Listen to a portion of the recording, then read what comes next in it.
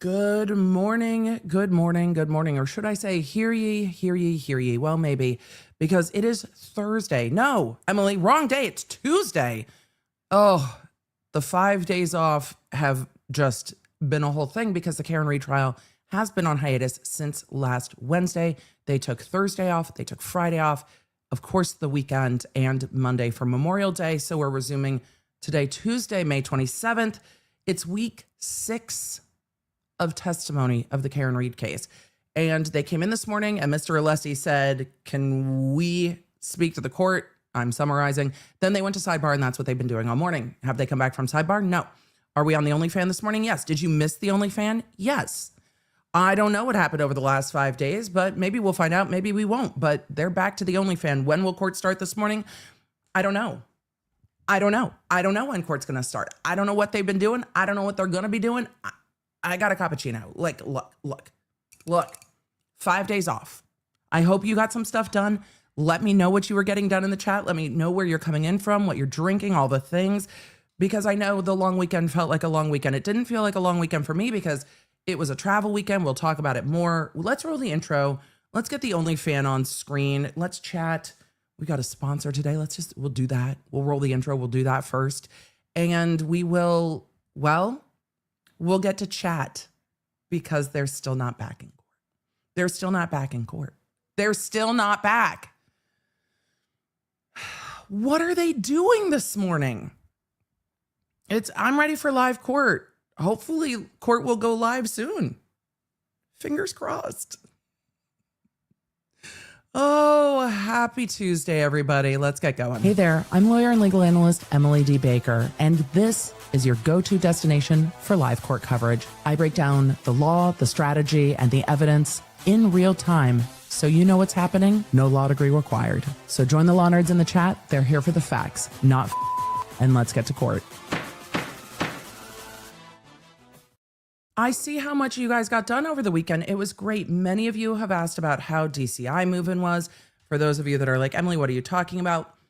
It is just the like Division I elite level of marching band, but not if you play a woodwind. So what does my kid play? He is in color guard. He throws things, heavy things, very high in the air while doing all kinds of things. So we had cool weather. Unexpectedly, it was like 40 degrees yesterday when I woke up in Michigan. It was chilly. It was lovely. I'm not going to talk about it much because I'll embarrass myself by crying. I am so excited for him. I am also so sad. I am also so sad that he is gone, but he is off for camp. If anyone asks, no, I'm not going to tell you what show they're doing. They haven't revealed their show yet. So I am excited. I am happy for him. I was given some words of wisdom by the senior guard members that were there when Travis moved in. We'll talk about that on a members only live. Don't worry, because there were a few senior guard members there. Travis and I came in a day early because we went and saw Rick Hogue and his lovely family and had a wonderful time with them. And it was delightful. Travis also needed a day to like calibrate and repack. It's his first year doing DCI. He's going to be a senior in high school next year. So he needed a day. He was like, if I get off a plane onto a bus with the entire color guard, because the rest of the corps is not there yet. It's just the guard and the drum line, because it's always just the guard and the drum line. It's always, so the guard and the drum line has moved in. The rest of the corps hasn't moved in yet. So they had to go pick up food for just the first few days for breakfast and lunch. But they pick up the corps at the airport all together and then go to like Walmart for like an hour and pick up their food. And my kid is like, this is so many decisions. This is so, and I'm like, I want to go see Rick. We'll just go a day early. You're going to have to fly there anyway. We're not driving to, we could, but we're not. We don't have time to drive to Michigan. I had the time because we were going to have a break from court. So I was like, we're going. I'm going to see friends. We're going to talk law. You're going to get to meet folks. We're going to have the best time. It's going to be amazing. So we did that. I did not cry where anyone could see me. So it was fine. It was fine. So Travis is in heaven getting to throw things and just do everything. So for all of you asking, He is marching Cavaliers. He is very excited. He fell in love with the Cavaliers when he saw them perform 2 times his freshman year and the summer before his freshman year. So he has been a huge fan of their drums, their sound, and their swagger. And he is like, let's go. So for all of you asking, yes, I love Carolina Crown. I love Phantom Regiment. There are lots of corps that I love. I had friends that were in Santa Clara Vanguard. I had family who was in Boston Crusaders. I love DCI, but I'm really happy that he got to pick the thing that was right for him. And I'm so excited. And they've got their own swagger.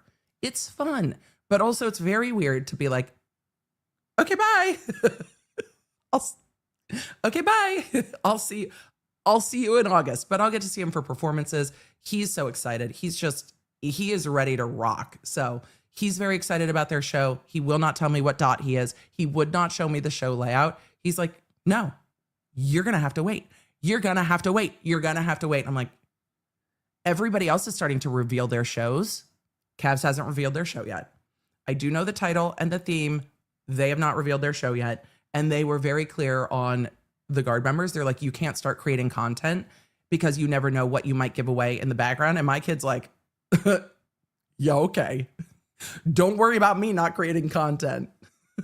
He's just like, that's not, it is a whole part. I don't know how kids like focus on DCI because again, I'm old. So back in my day, kids were just like, okay, I'm moving out of my dorm. I'm moving on to a bus. And then I will see you, mom and dad, when you come to visit me and bring me food, because there were no cell phones. There was no content. And I just reminded him, look, you've got a phone.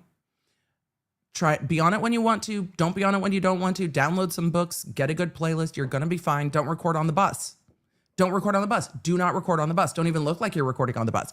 Look, if the Housewives had marched DCI, we wouldn't have had all this fighting in Real Housewives of Salt Lake City because everyone knows you do not record on the bus. And he's like, I won't record on the bus. I'm like, that's all you need to know. That's all you need to know. Betsy Johnson said, remember that one time at band camp? Yeah, DCI is like what stays, like what happens at DCI stays at DCI. Like what happens on the bus stays on the bus. It's more like Vegas. So, Valley Girl said, don't have a clue what Emily's talking about. It is marching band, like to the extreme. And they train like halftime shows, but halftime shows doesn't really sell it properly. They are massive band productions. The Carolina Crown Wave of Sound or Wall of Sound this year performed at Coachella. It is elite level marching band. During training, they had for Guard, I don't know if the rest of the Corps does this. I know Guard does this. I'm sure the rest of the Corps probably does. But the Corps had to do a 1 mile run for time to determine where their dot was going to be because they needed to know how much you could run across a football field while spinning and dancing and not looking exhausted. So it's a whole thing. So DCI, and then we will get into the rest of, well, the fan ages in at 16 and ages out at 21. So it is predominantly college band members and college band members from all across the country and the world. There's multiple kids that are, I shouldn't call them kids. They are under 21. Well, whatever, Emily, they're under 30. They're kids to you. It's fine. It's fine. There are multiple members of the Corps that are international. So he is just ready to go. He is just ready to go. And he's thrilled. And he has done other band camps. Number one fan said, do they still use dot books? Yeah. So Travis had gone to band camp in Indiana a few summers ago. He and I went to see Dave Matthews Band because Dave was performing at Deer Creek the same time that I needed to pick Travis up from band camp. I was like, this is amazing. So we went to Dave together. Dave played Halloween. There were severe weather warnings. We took shelter in our car. It was fantastic. And then we drove home. But at that camp, they went and saw DCI, and he made a few friends at that camp who went to high school all over, mostly the Southeast. but he made friends at that camp. One of the friends he made at that camp is also a new guard member in Cavaliers this year. So he was just, he's like, I know someone. And they had this whole moment. Like, it's really weird to see 17-year-olds have nostalgia, but he was sitting there and they were like, we were sitting in the stands together watching Cavaliers, like, as freshmen going into our sophomore year of high school. And now we're just here. So they were all just like, we sat and watched them and now it's us. It was so fun to see. Like, it is so fun to see how over the moon thrilled they are, because when you fall in love with the Corps, it is different. Like, it is just different. And there are many amazing Corps, but kids who are in band will feel that pull of the heartstring to the Corps that they love. So I'm excited. He's excited. He knows folks. There's folks that he's just over the moon about. So let's see. I don't think Bergen County's around anymore. Diana E said, I dated a guy who was in Bergen County and played the quad drums. Drummers. There's drummers and there's trumpet players, and they are two very specific things. And we're going to stop going deep diving on band because we have a sponsor today. And we're going to share our sponsor today, and then we're going to wait. But if you are interested in Drum Corps International, there are shows all over the U.S. in the summer. I will be at finals. I will keep you guys posted. I will be at finals. What else? I will keep you in the loop. So it's all the things. My ex-husband marched and played soprano for Phantom Regiments. Phantom Regiment's so cool. They got their own swag. What's happening in court? We don't know. Trumpet players, man. What's happening in court? I don't know. We're waiting. We're gonna thank our sponsor. Aaron in the chat said, I found Love and Pies from EDB. Still love playing it. Aaron, guess what? Guess who's sponsoring today's show? I play this game all the time too. So let's take a quick moment to thank our stream sponsor. If you need to download a casual mobile game while we're waiting for court, may I suggest today's sponsor, Love and Pies. Leonard, I know that trials can be stressful, but if you are looking for a case to solve while we are waiting for this case to resolve, I've got a game for you. You know that I love a cute and cozy mobile game, and Love and Pies by Trailmix is exactly that, because you're trying to solve the mystery of what happened to your mother's cafe while rebuilding it without the sore muscles of actually doing it yourself.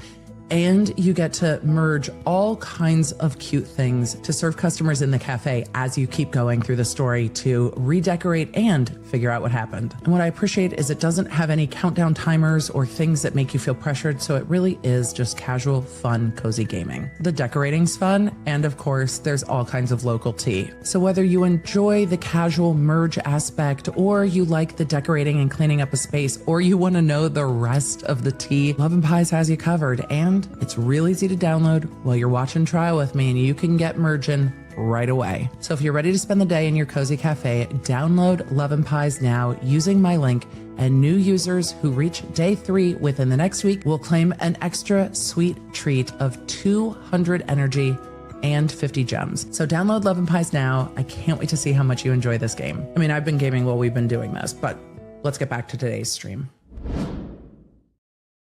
I knew when it was going to end, so I put my phone back down. But we're just waiting for court to resume. They went to an extended sidebar this morning, and that's what they have been doing since. I think they went to sidebar 45 minutes ago, a little bit more than 45 minutes ago. So we're just here. We're going to just do the things. You know what though? Emily, are you ready to just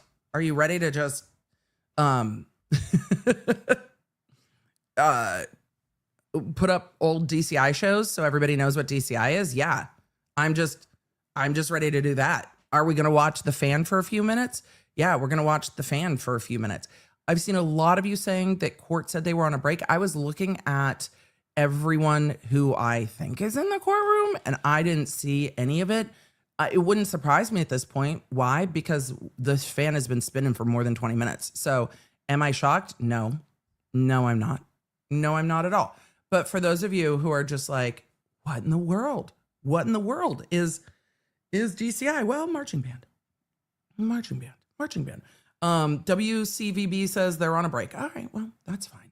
I saw the new filing. It's a supplemental witness list of custodian of records. It's not this big of a deal. It's really not. It's really not this big of a deal. So they were at sidebar, and we're going to just wait. We're just going to wait. I'm going to drink coffee. We've got stuff. We're going to chat. I'll tell you about the weekend. Got to go see Rick Hogan and his family. That was lovely. Got to go to Kura because there are a few of those in Michigan. That was lovely. So that was fantastic. Sing Blue said, I just got tickets for DCI in Allentown in August with the Cavs. So excited. Cavs are at that show. There's a lot of people at that show. There are some great shows. And then the band camp that Travis has gone to here locally, Cavs, Phantom Regiment, and Carolina Crown are performing mostly for that camp. Like I will also be going, but mostly for that camp. And it's a camp that all the leadership from the high school marching bands in our area and others go to. So his friends will get to see him perform at the beginning of the season, which is really exciting.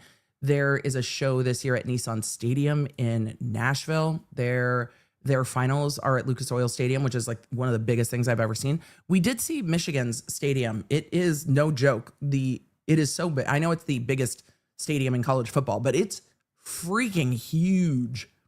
Lucas Oil, though, is huge. Lucas Oil is huge. It's such a big stadium. Gabriella said DCI Atlanta is always fantastic. I know Cavs aren't there this year. I'm bummed. Amy said, is it a new witness? Not yet. It should be a new witness. But no witnesses have been called. Nothing has happened. They've went to sidebar, went to break.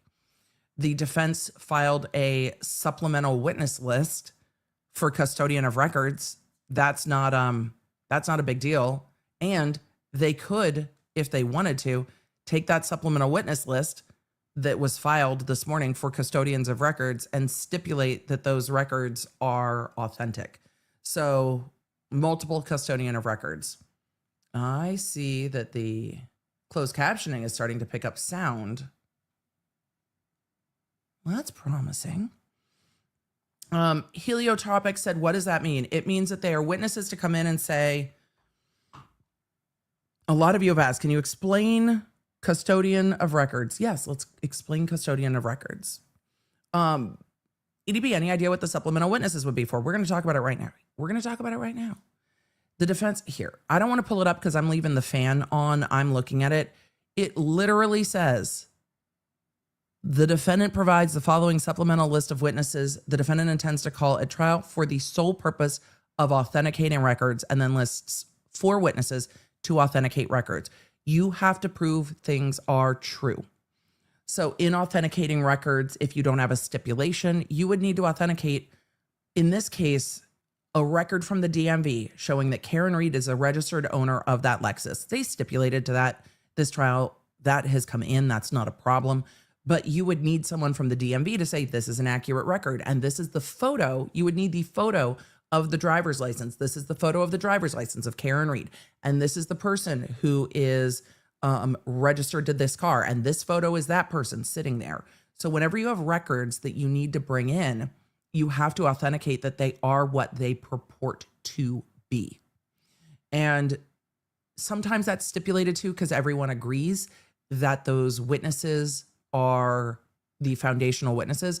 But if you're going to bring in cell phone records, you generally need a custodian of records. And we saw this in the Murdaugh trial at length. You had all these witnesses come in that were custodian of records. Are you the custodian of records for, name a cell phone company? Yes. And did you provide cell phone data from phone, this IMEI number, this phone number? Yes. From what date? This date. Is it on this disc? Yes. Here's the disc. And they don't even go through the records. They just say, these are the records the company grabbed for this phone, this IMEI number. That's it. That's all. So that is it. Those are the witnesses for authentication of records. Now, when will we be getting into the defense case? Probably soon. Probably soon. So we will see what happens. But when you are talking about, and a lot of you are asking, what about Proctor's texts? Could it be friends that Proctor sent the text to? It would only get in their side of the conversation.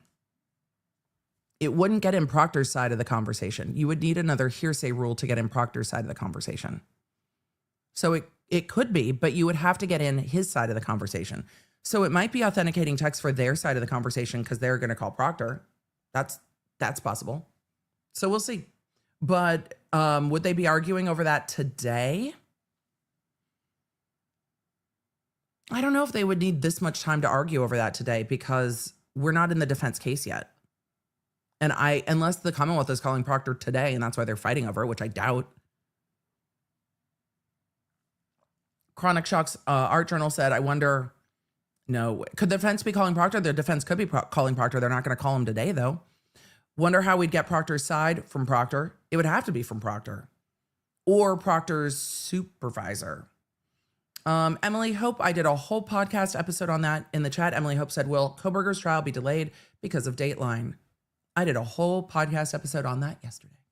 So I'm going to defer to the Emily Show, and you all can go watch the Emily Show. It's on the Emily Show channel. It's also on your favorite podcasting feed. I mean, YouTube is now the #1 place to watch podcasts, so it's there, but it's also on podcast audio. So you can check that out. So let's see. Cynthia said, morning, EDBR family is a DCI family as well. Our oldest son, Isaac, was drum major for Blue Knights. Awesome. That's awesome. And a lot of work. I can't imagine how much work drum majoring in DCI is. So if DCI doesn't do something emo, I will riot. I feel the same way all the time, like all the time. But there has been a reveal for a Back in Time show. I forget which. Emily, are we just going to talk about Drum Corps? Sure. Why not? We're sitting here looking at the OnlyFan. Hold on. Who just revealed their Back in Time show? I don't want to get it wrong, but their logo is the Back to the Future logo, and it says Back in Time. So it was revealed like yesterday, I think, on I think it was announced yesterday. Let's see. I don't remember what day it is though, so I'm just it was the Blue Devils that announced it yesterday. Perfect. But the Back in Time logo is very much the logo from Back to the Future. So I'm very interested to see what 80s music they come up with. Emily, have there been lots of show teases? Yeah, there have been. I think it might be Blue Coats that's doing an Alanis Morissette show. Somebody was looking like they were going to do an Alanis Morissette show. There have been lots of teases. Emily, what do you mean teases? Yes, it's a whole, like, show reveals are a whole thing. Show theme and music is a whole thing. People tease what their shows are going to be. They drop hints and clues. It's just, it is an entire world. And if marching band is like not something that you are familiar with, just know it's an entirely separate world. It's a whole separate world. So, Victoria, yeah, as we get closer, I will let you know, but you can stream performances. So, Brandon Kirk said, Emily's vamping for time all over the place. Oh, the ADHD today is ADHDing. I got home yesterday from Michigan, and I am just like, oh my God. And then we gardened a little bit, and I'm just ready to go. Lyndon said, Alanis Morissette drum corps is a bold concept. I know. Tony said, Crown isn't announcing until the 3rd week in June. Of course they're not. Crown's like, you know what, bitches? You're going to wait. And you're going to like it. I don't know when Cavs is going to reveal. They have teased their show a little bit on the official DCI, because the official DCI website or Instagram account's been doing little things. So It's fun. Tiffany said, Emily, my brother, is one of the trumpet coaches for Carolina Crown. I mean, if you're going to be a trumpet coach anywhere, Carolina Crown is the place to be. And his fiance is one of the guard coaches. I love it. Our high school band director and his husband work together too to create our shows because his husband writes music. I love band so much. Emily, are you going to be just running around all summer at band shows, sweating in stands? Yes, I am. So it's just fun. But if you are noodly Googling around the YouTubes, who did Wellerman? I think it was Boston Crusader that had like a Wellerman interlude in their Moby Dick show. Just put in the name of one of the things you've heard me talk about: Cavaliers, Phantom Regiment, Blue Coats, Blue Devils, Carolina Crown, Boston Crusaders, and DCI, and a year, and it will pull up video of the show. So I know I miss marching band too. What instrument did you play? I played drums. This is going to shock you that the ADHD kid who has no visual memory played drums, because I could remember drum beats by ear, still can. And then I switched to color guard. Emily, why did you switch to color guard? Because we had really fucking cool spangly skirts and cheerleader adjacent uniforms, and I liked throwing things. And I played water polo, so my shoulders were very strong. So also, if people gave you shit when you were in color guard carrying your equipment, it's not a problem for you. It's a problem for them. Is anyone else surprised that Emily had like move bitch, get out the way energy from the time she was a child? No. But the uniforms were so cute. We had like, some of you have seen them on Members Only Live. They looked like they were very 90s. They were giving figure skater. They had spangles and sparkles and boots up to our knee. I loved it. I picked it for the uniforms. Why? Because I played on a men's water polo team, and I just wanted to be glittery and shiny and wear makeup and have dry hair. So color guard, water polo, two opposites. And the skirts were so spangly. It was so much fun. All right. So we talked about it. It was so much fun. But also, when you're in color guard, you don't want to get too close to the color guard, man. You don't want to get too close to the color. You don't want to get too close to the color guard. You are going to get taken out. So where is court? I don't know. What else are we going to talk about? Band, apparently. We're going to talk about band. And then the replay crew is going to be like, thank God for the timestamps. Emily, is this why you don't go live until court's live? Generally, but does it matter? No, we're going to just chat. It's going to be fine. It's going to be fine. Because what in the world is going on? A few of you asked, is color guard like dance team?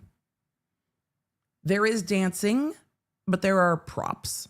So there are flags, there are sabers, there are rifles, big wooden rifles, and occasionally there are other things. So it's all this stuff. So are we just chatting? Lyndon, you've clocked it 100%. Mm-hmm. I could have slept in. But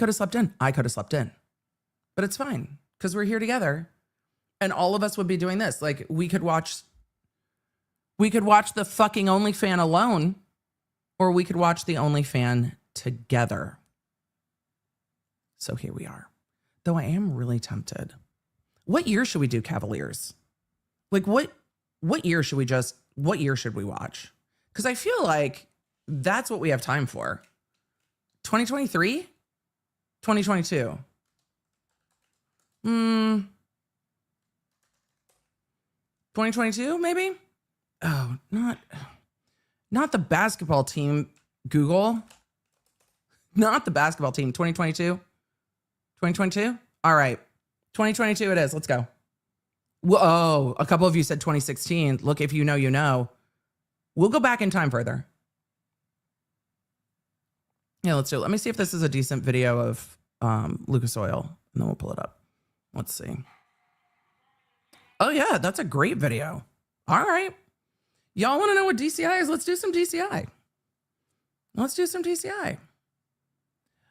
Yukon AML said, what's happening? Why is there no trial yet? the fan missed us, and the fan wanted its time in the spotlight. And so the fan is fanning, and the attorneys are chilling, and they went to sidebar, and now they're here. They went to sidebar, and now they're here. Allie B said, how is the Hogue fam? Hope Rick is healing well. Rick is great.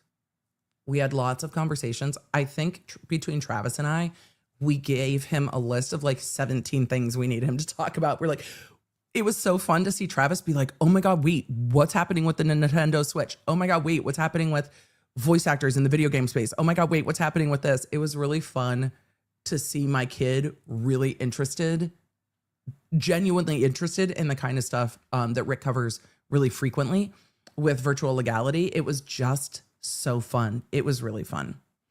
So again, while we wait, we're not going to speculate. We're just going to hang out. Melanie said, I think the fan is an attention seeker. I think the fan missed us. I think the fan was just like, I miss you. I miss you. And we missed the fan too.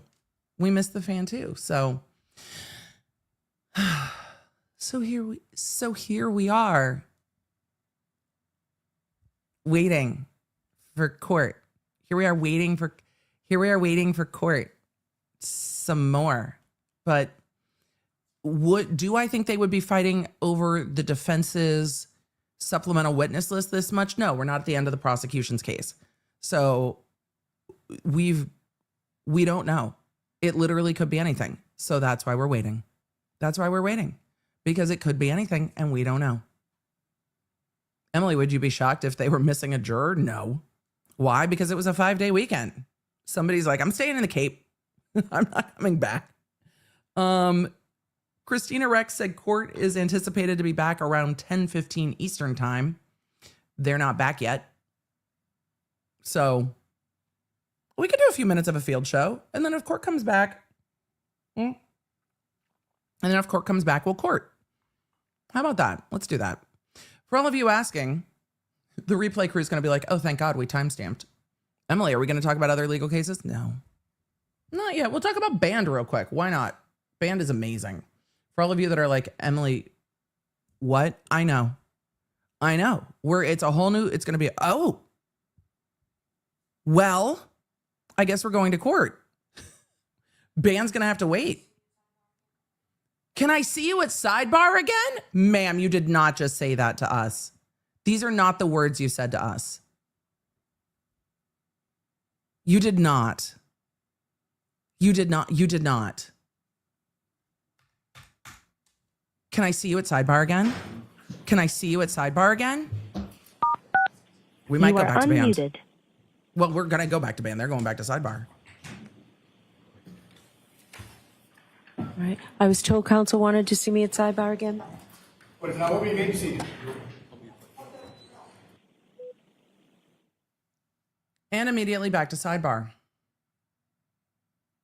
All right, fuck it. We're doing Band. We picked the Cavaliers 2022 from finals, Lucas Oil.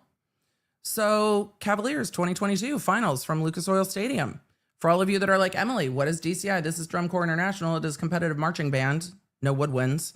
Color guard, you will see on the field spinning white things as are rifles, big flags, and other things. And yeah, if we don't get through the whole show, we don't get through the whole show.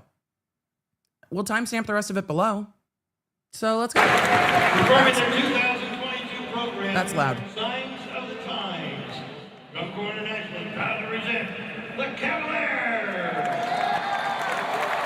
No one has a better intro than Phantom Regiment. I love the Cavaliers, but the way that they introduced Phantom Regiment is a whole fucking vibe. It's a whole vibe. So yeah, we're taking a band break. Don't worry, we'll get back to court when court's back to us. I'm keeping an eye on court. So yes, there are people actually doing aerials on the field.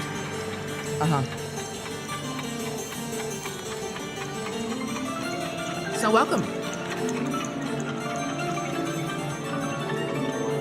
Why do you have to be up high? Well, you can't see the shapes on the field if you're not up high. If you're down too close, you can't see all the shapes they make, which is important.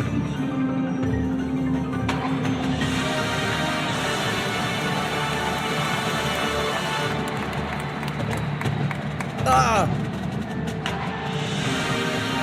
So good. So good.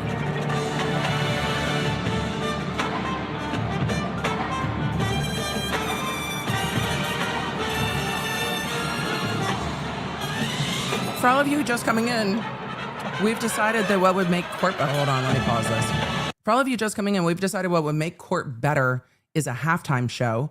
And so we're going to just start going through DCI shows because they're still at sidebar. They're still at sidebar. They're still at sidebar.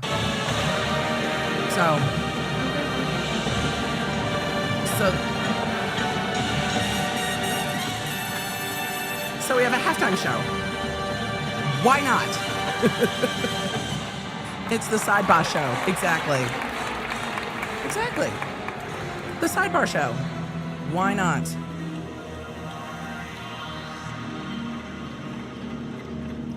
They're still a sidebar, by the way. Yes, they are. That flag shows up so well against the field. It's such a good, it's such good show design. Because you can see them so well.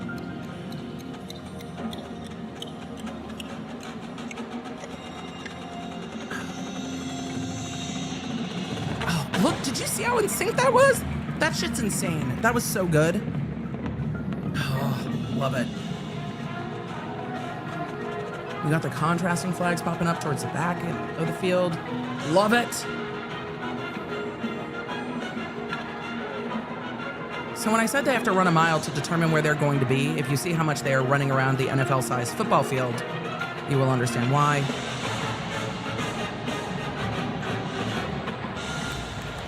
Those sabers were just like, immediately.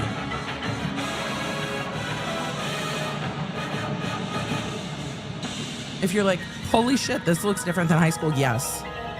DCI is intense. Is the whole thing.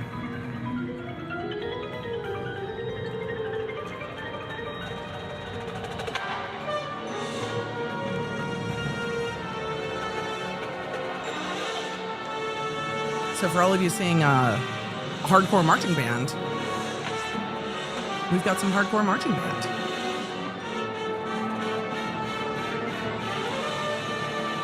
With that note and the show design is so freaking good. It's so freaking good. I know all of you are ready for court to start. I am too. They're still at sidebar. So we're as we were talking about drum corps, we're just drum coring together. We'll have to pull up the Moby Dick show.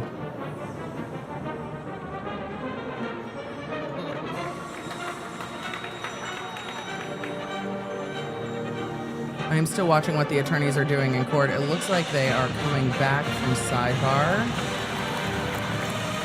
So, the formation on the field is so fucking good.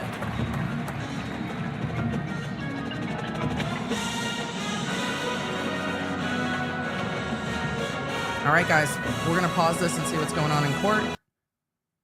We're gonna take an interlude real quick from our court halftime show to go back because stuff is happening in court. The attorneys all came back to the table. Court is still muted.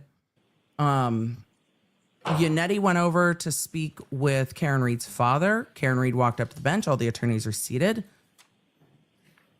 They just unmuted court. They have done nothing yet this morning.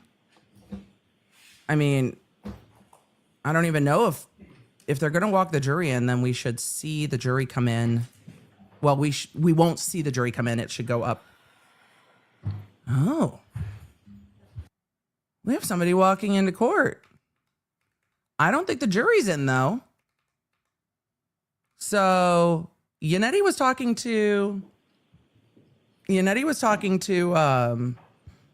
Karen Reed's dad. Alessi looks pleased. I might be reading into it. But we have a witness coming in onto the stand. Oh, great. And I don't think the jury's here yet. So maybe we're going to end up with a voir dire. So now that we've seen everybody chat with everybody, let's zoom back into real time. Yes, sir. All right. Let's Good morning, sir. see what happened. So we're going to have a short voir dire. Yes, we are. So we are going to have a short voir dire with this witness outside the presence of the jury.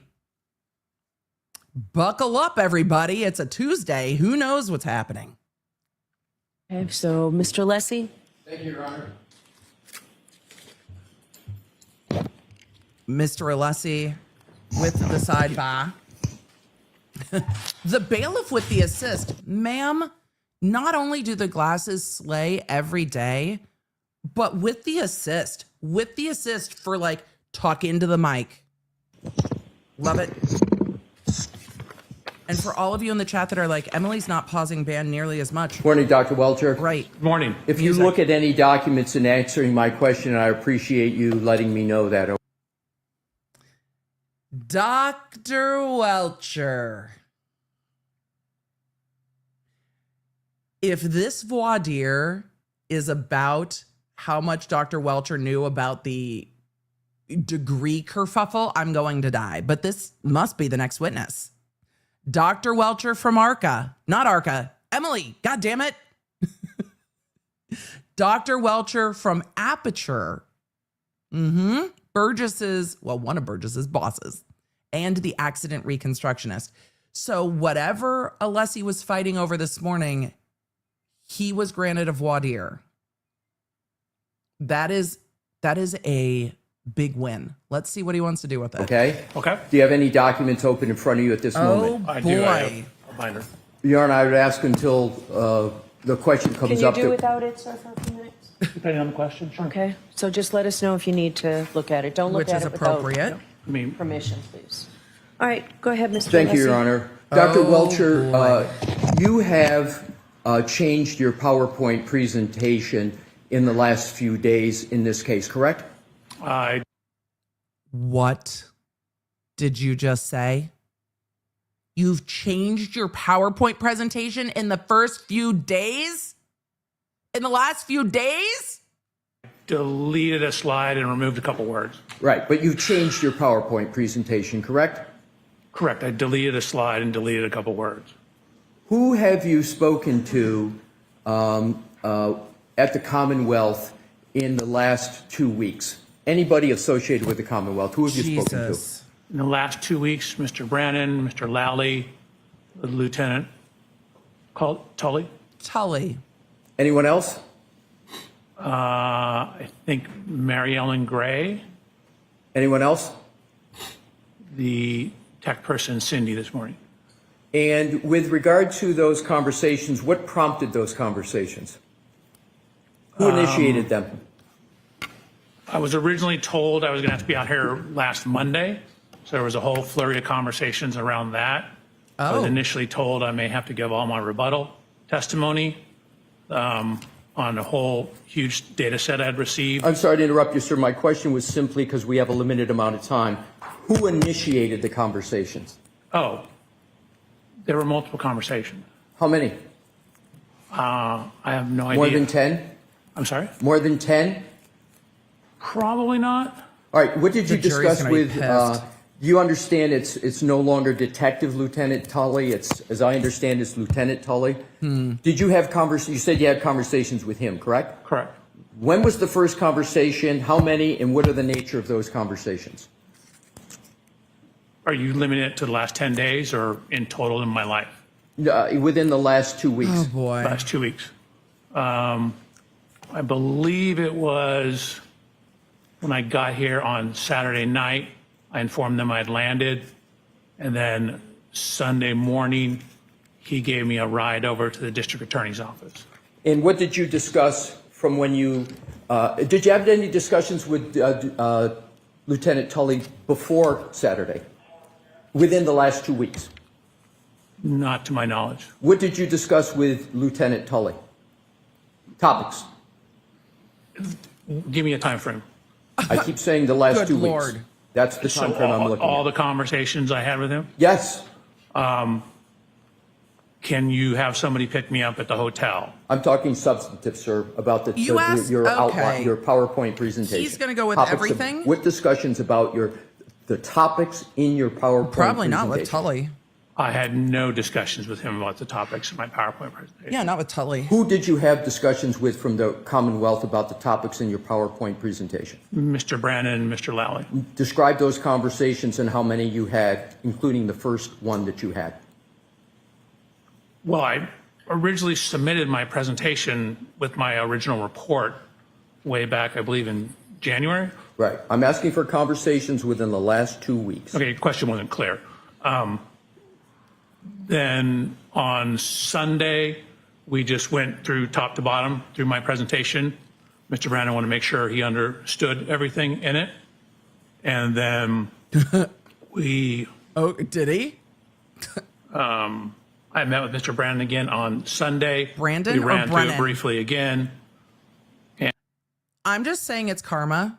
This witness not pronouncing Brennan's last name properly is just karma for the entire fucking trial of Mr. Alessi. So Mr. Brennan, B-Dog, whatever. It's funny. It's just funny to me at this point. Mr. Brennan. And then Mr. that was largely it. Brennan. Who suggested the changes to your presentation? I'm going to stick with Brennan. Mr. Brennan. I'm Mr. sticking Brennan with suggested Brennan. the changes that you make. He indicated some of the things on the, for example, the slide I deleted. Emily, don't make fun of Brandon's last name while this witness is saying that Brandon suggested you change your fucking testimony. Let's back that up. This is why Alessi's pissed. Listen to this shit. Top to bottom through my presentation. Mr. Brennan wanted to make sure he understood everything in it. And then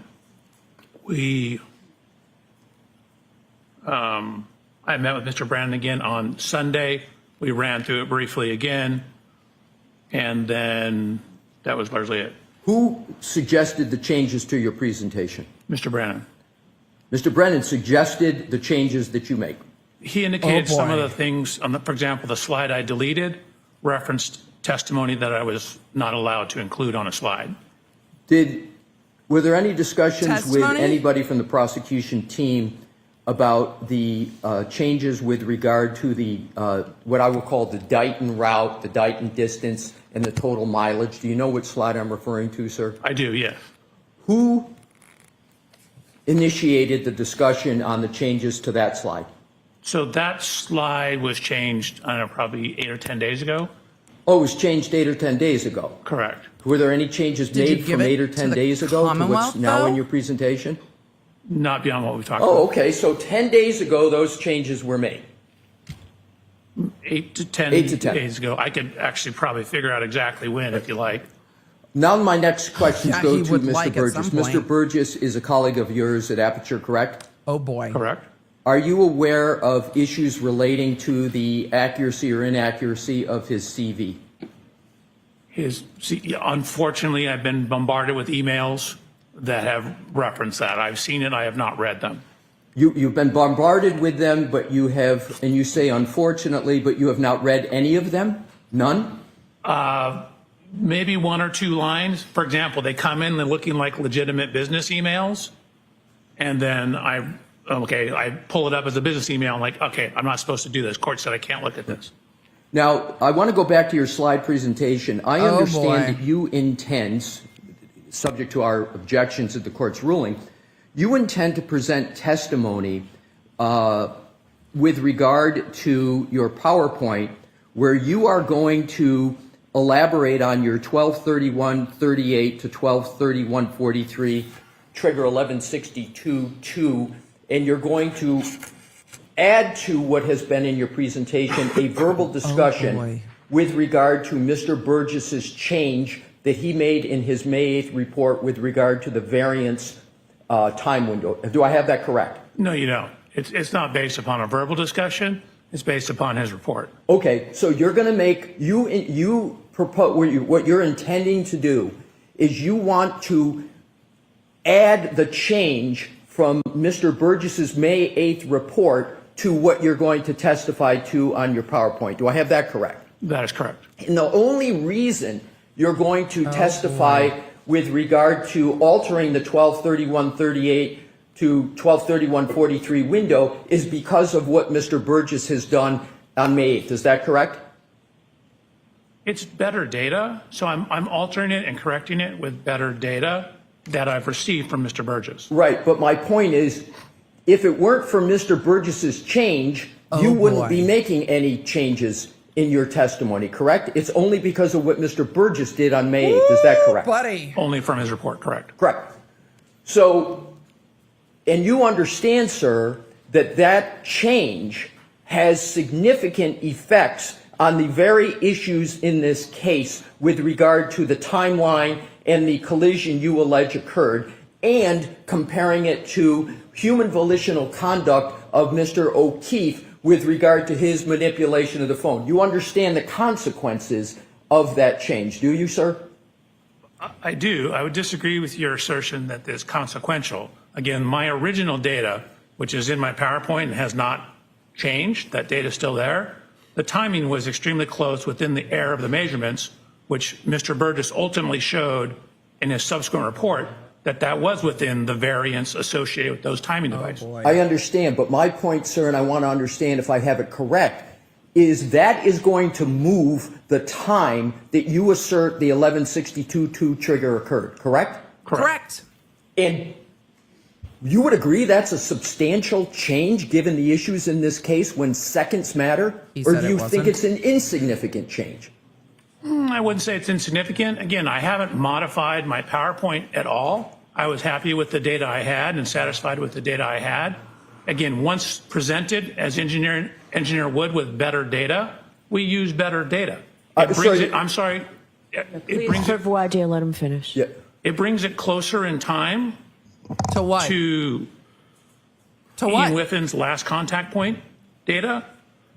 But even Bing, if we bing, don't bing. have that, given what I knew about the variance in the cell phones, my time was still within that window anyway. Sir, you've just answered my question, Ding, which ding, is ding. you agree that it affects the timeline in the activity of Mr. Whiffin's report. You said brings it closer. Did I have your words brings it correctly? closer. Correct. in What I was time. concerned about was your word about significant change. It brings it closer. It doesn't necessarily bring it significantly closer. My original timeline was very close, within the range of the accuracy of those types of cell phones, infotainment system data. So even if I didn't have Mr. Burgess's subsequent report, the data is still within that time window. Sir, isn't it a fact that with the variance saying of with the Mr. Burgess previous that you're variance, now it's still going the to, you same, want same. to testify to, that there is a change because He's your saying it's same, 1162-2 trigger 12/31/38 to 12/31/43, you know that there's a device lock event on the phone of Mr. O'Keefe after that time period. You understand that, correct? So again, there's a window of plus minus on that. Technically, those timestamps on that are, as you indicated, again, there's literally, I wrote that on my slide. It includes my slide where I have that exact comment. But my question, sir, is the boy. change means now that with the Mr. Burgess variance moving, you now have part of the moving range that occurs after the device lock, whereas before your change, the device lock occurred after every bit of your range of 1162-2. I have that correct, don't I, sir? You do. Okay. Okay, so Your Honor, that's it. that's all I needed. Thank you. All right, so we're going to bring the jury in. Not today, Judge. Oh, wrong one. Bring the They jury. outside the door. Bring the jury. You may as well stay Bring the jury. right there. Welcher, okay? Commonwealth's next witness. Commonwealth's next witness. Commonwealth's next witness is I'll see Mr. you outside. Welcher. Oh boy. Well,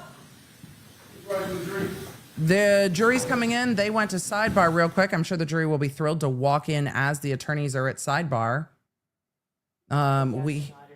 We had the scantest amount of Zoom room. Let's hear the judge ask the jury those three little questions.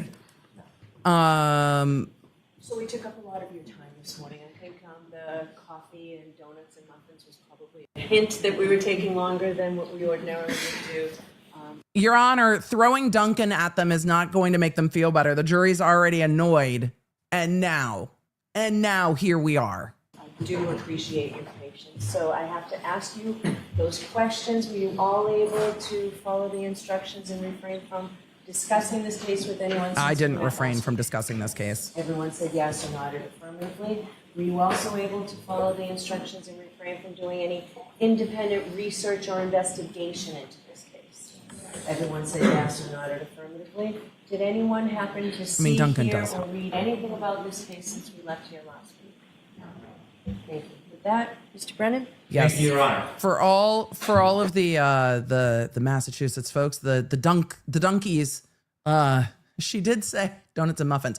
Am I assuming that it's Duncan's? Yes, I am purely speculating. So what was going on this morning? Well, now we know a little bit about what was, that is the worst pause ever. What do we know about what was going on this morning?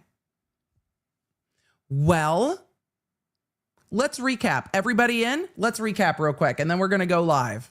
Well, Emily, you've been live for like an hour, and we've talked about band, and we've talked about, well, donkeys.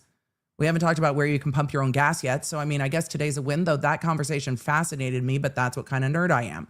What the fuck is happening this morning? Well, court got started with the most extended. Well, let's just start from the beginning. Emily, shake it off. Let's just start from the beginning. It is day 21. It is week 6 of evidence in the Karen Read case. We have just had a 5-day break from court. They were dark on Thursday. They were dark Friday for the holiday, Saturday, Sunday for the weekend, Monday for Memorial Day. It is Tuesday, May 27th, 2025, week 6, day 21. They came into court this morning, went to sidebar, then went on a break, then came back with a voir dire outside the presence of the jury briefly of Mr./Dr. Welcher from Aperture, the company that Burgess is from. This might be the Commonwealth's last witness. I actually suspect that it is. This is the accident reconstructionist for the Commonwealth. And Alessi was freaking heated during this voir dire. He says that Welcher has updated his slides in the last few days.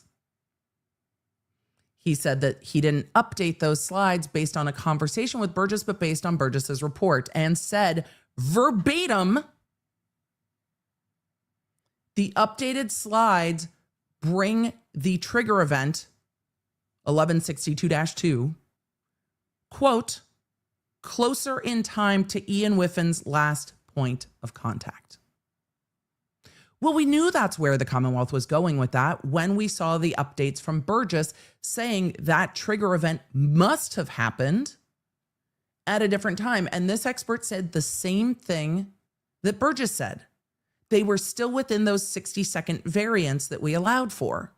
This just narrows the time. It brings it closer in time. It narrows down that 60-second variance. And then he asked, who did you talk to about it? Well, I talked to Mr. Brennan. And he said I needed to take out this slide because that slide had testimony that I couldn't include in a slide. So Brennan suggested changes to the PowerPoint. You know what Brennan should have done? He should have sent it to the defense and said, I think this slide needs to be redacted out, and let the defense go from there.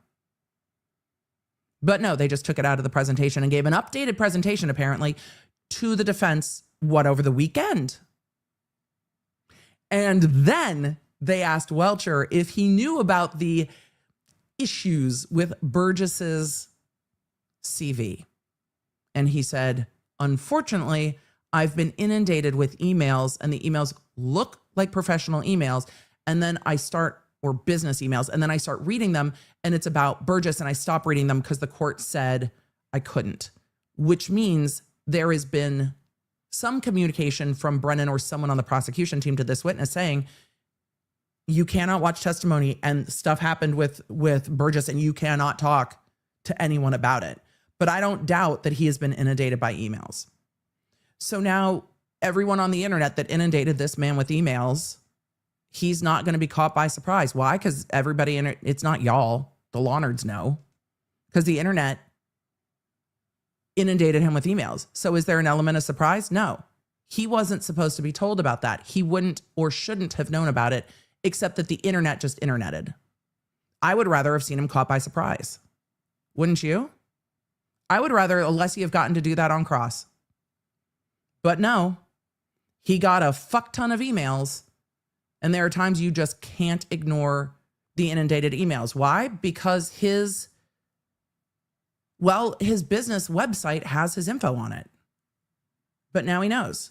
So everybody who's like, meh, and I don't doubt it. I don't doubt he probably got hundreds, if not thousands of emails. But now he knows. So, well done, everybody. You gave this witness a heads up that he shouldn't have had. And if he did have the heads up, you gave him a way to explain it that doesn't involve the prosecution. That's annoying. But what can one do? Because if he hadn't gotten all the emails, which I'm sure that he did, and his company told him, that would be another problem and a violation of the court order. So, what are you going to do? What are you going to do? This is why you just let the trials play out, man. Let the trials play out. Karen, if that had happened, Karen said a PR crisis team probably explained, if that had happened, it would have violated a court order. His company can't talk to him about it. He's a pending witness. So no, they can't. And stuff came in voir, but they're going to get a chance to, it's not the law nerds. The law nerds know. Let's see what the court does with this witness on the stand. I think this is probably the Commonwealth's last witness. Oh boy. Well, the jury's in. The witness is on the stand. Nobody even said hear ye this morning. So hear ye, court's fucking back in session. Coming in hot this morning after a break. And for all of you that are just joining, don't worry, you can go back and watch us talk about, well, mostly band because it's summer. We'll talk about the set list from Dave Matthews' opening of tour later because, oh my God, the set lists are fire. Rashawn is singing Word Up. It's been so cold. Everybody's in like scarves and jackets. Emily, are you ready for summer? Yeah. Yeah, I am. So court's just getting starting. So if you're just coming in now, you're not late. Court's just starting. Court's just starting with witness Welcher. I think this is the last witness. I think it is. That dude has just eaten up the microphone with his suit jacket. All right, Mr. Brennan. This is Thank what, you. witness Whenever you're ready. 38? Good morning, sir. Morning, Mr. Brennan. Could you please introduce yourself to the jury and spell your first and last That's name better. for the court reporter who's next to you? Absolutely. My That's name much is better. Judson Welcher. My first name is Witness Judson. Last name is Welcher, Welcher. Sir, what do you do for a profession? I'm an accident reconstructionist and biomechanical engineer. I'd like you to explain to us a little bit about what an accident reconstructionist does. I'd like you to explain to us what the fuck. Sure. You can think of accident reconstruction and things such as this as the physics and engineering that happens in car crashes. So accident reconstruction tends to deal with everything that happens to the car and outside the car, skid marks, vehicle damage, the electronic recording systems in the vehicle, things that have to do with the motion forces and how the physics of everything occurred and how that affected the motion of the vehicles. You said that you were an the Baker accident household Blue reconstructionist, Jay but also a outside is just biomechanical going engineer. nuts How over is something. your work as a biomechanical engineer different So than that's what an I'm looking accident at outside the. reconstructionist?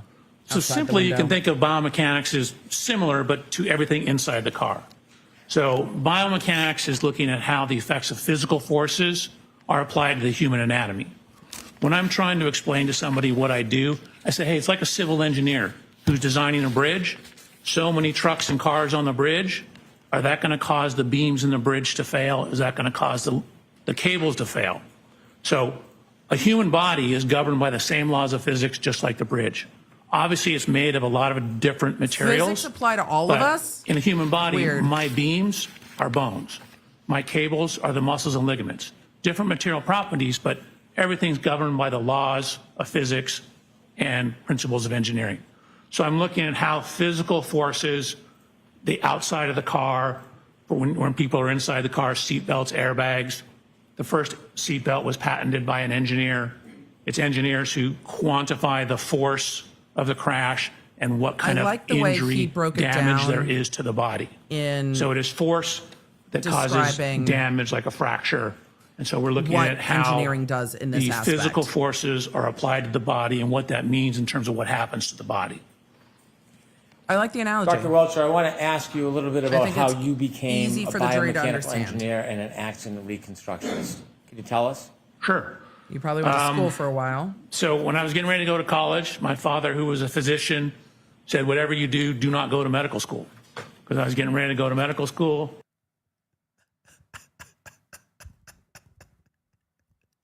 Does everyone tell their kids this about their profession? Look, whatever you do, don't do X. Is that everyone? Is that everyone? Just everyone who says don't, just don't. Oh my goodness. So this was 39 years ago, I believe. 35 years ago. 39 years ago. He said it's just not worth it. Did I say biomechanical, okay. not So then biomedical? I Sorry, entered Chad. into the mechanical engineering. I Biomedical grew up engineering. riding motorcycles, taking things apart, frequently pissing my parents off when I couldn't put it back together.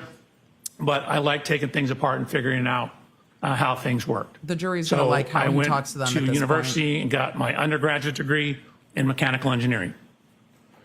From there, I happened to be at a Thursday meeting of the American Society.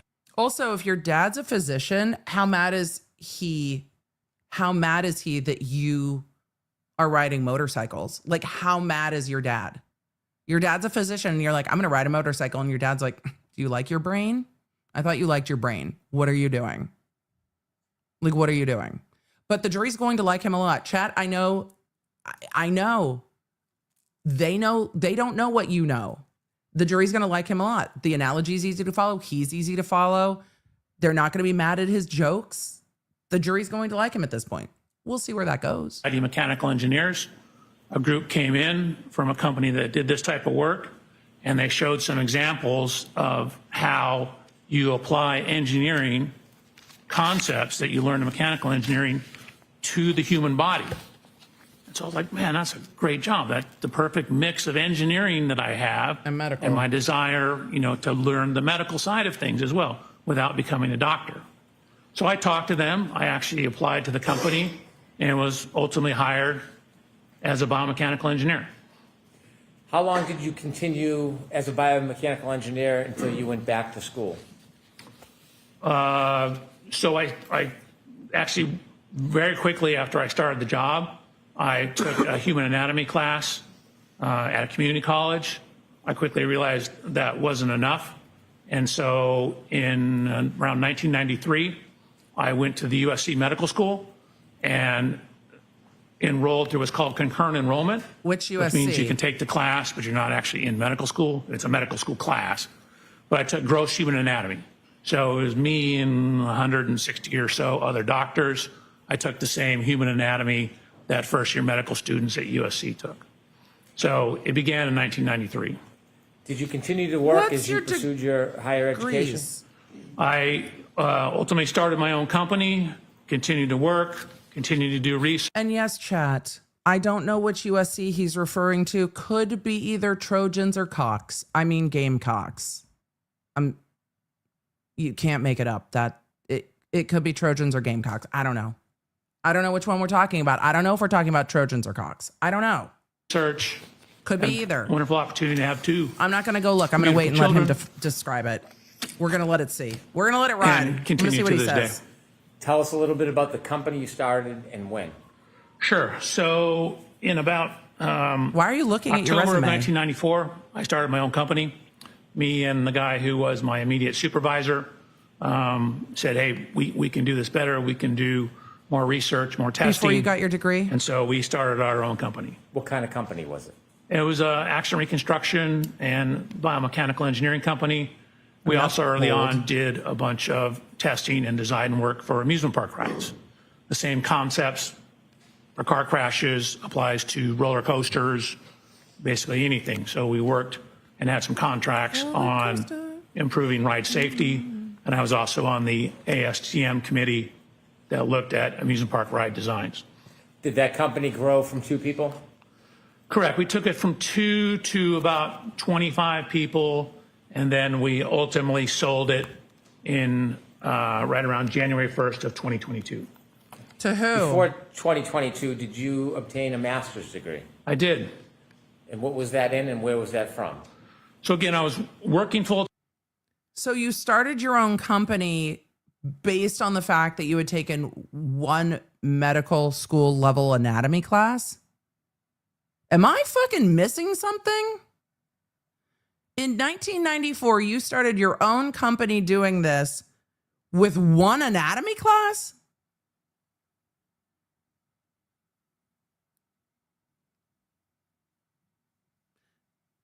Look, I do not think you need a degree for everything. This happens to be one of those fields where the degrees are needed.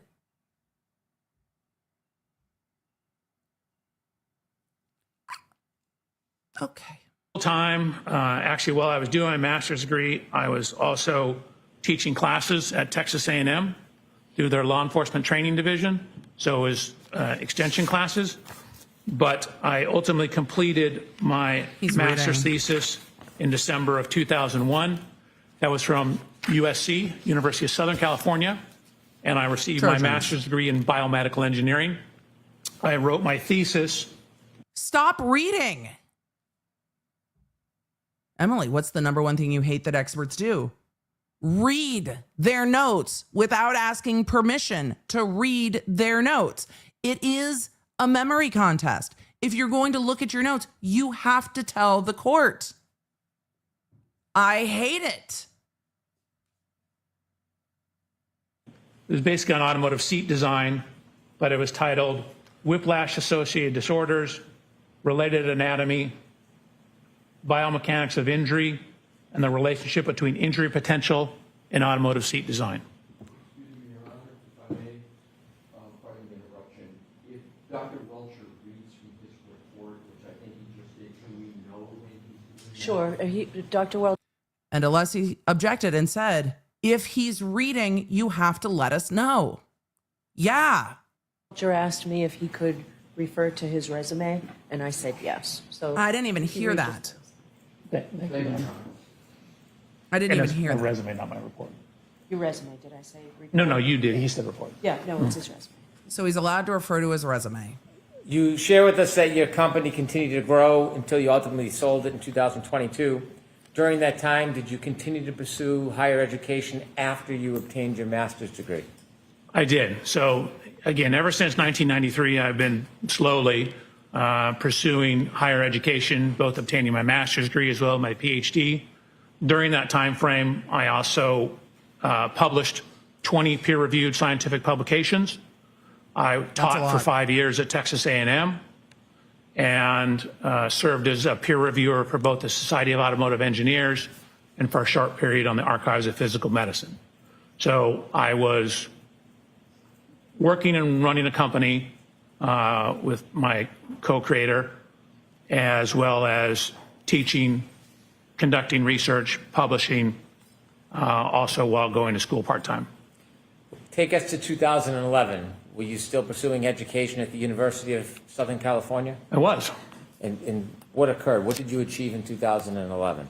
So in August of 2011, I finally obtained my PhD in biomedical engineering. I wrote my dissertation, reading from my resume, titled Development, Validation, and Testing of a New Sensor Array for Intra-Articular Pressure Measurement, In Vitro Human Lumbar Spine, Intra-Articular Facet Testing, which is a lot of big words to say. I was testing cadaver spines, looking at the loads inside the spines associated with various motions of the spine. Okay. Did you achieve your PhD in biomechanical engineering? It's actually in biomedical engineering. Biomechanics is within the field of biomedical engineering. So you have a PhD in biomedical engineering? Correct. You mentioned that you have published many articles. Have there been articles that you have published that are relevant to some? Emily, are you blaming Brennan immediately for you saying biomechanical instead of saying biomedical? Yes, because Brennan kept saying, I think biomechanical, and this witness kept saying biomedical, and then Brennan went back to biomechanical. So if Brennan doesn't know the title of his expert, what is even happening? It's different.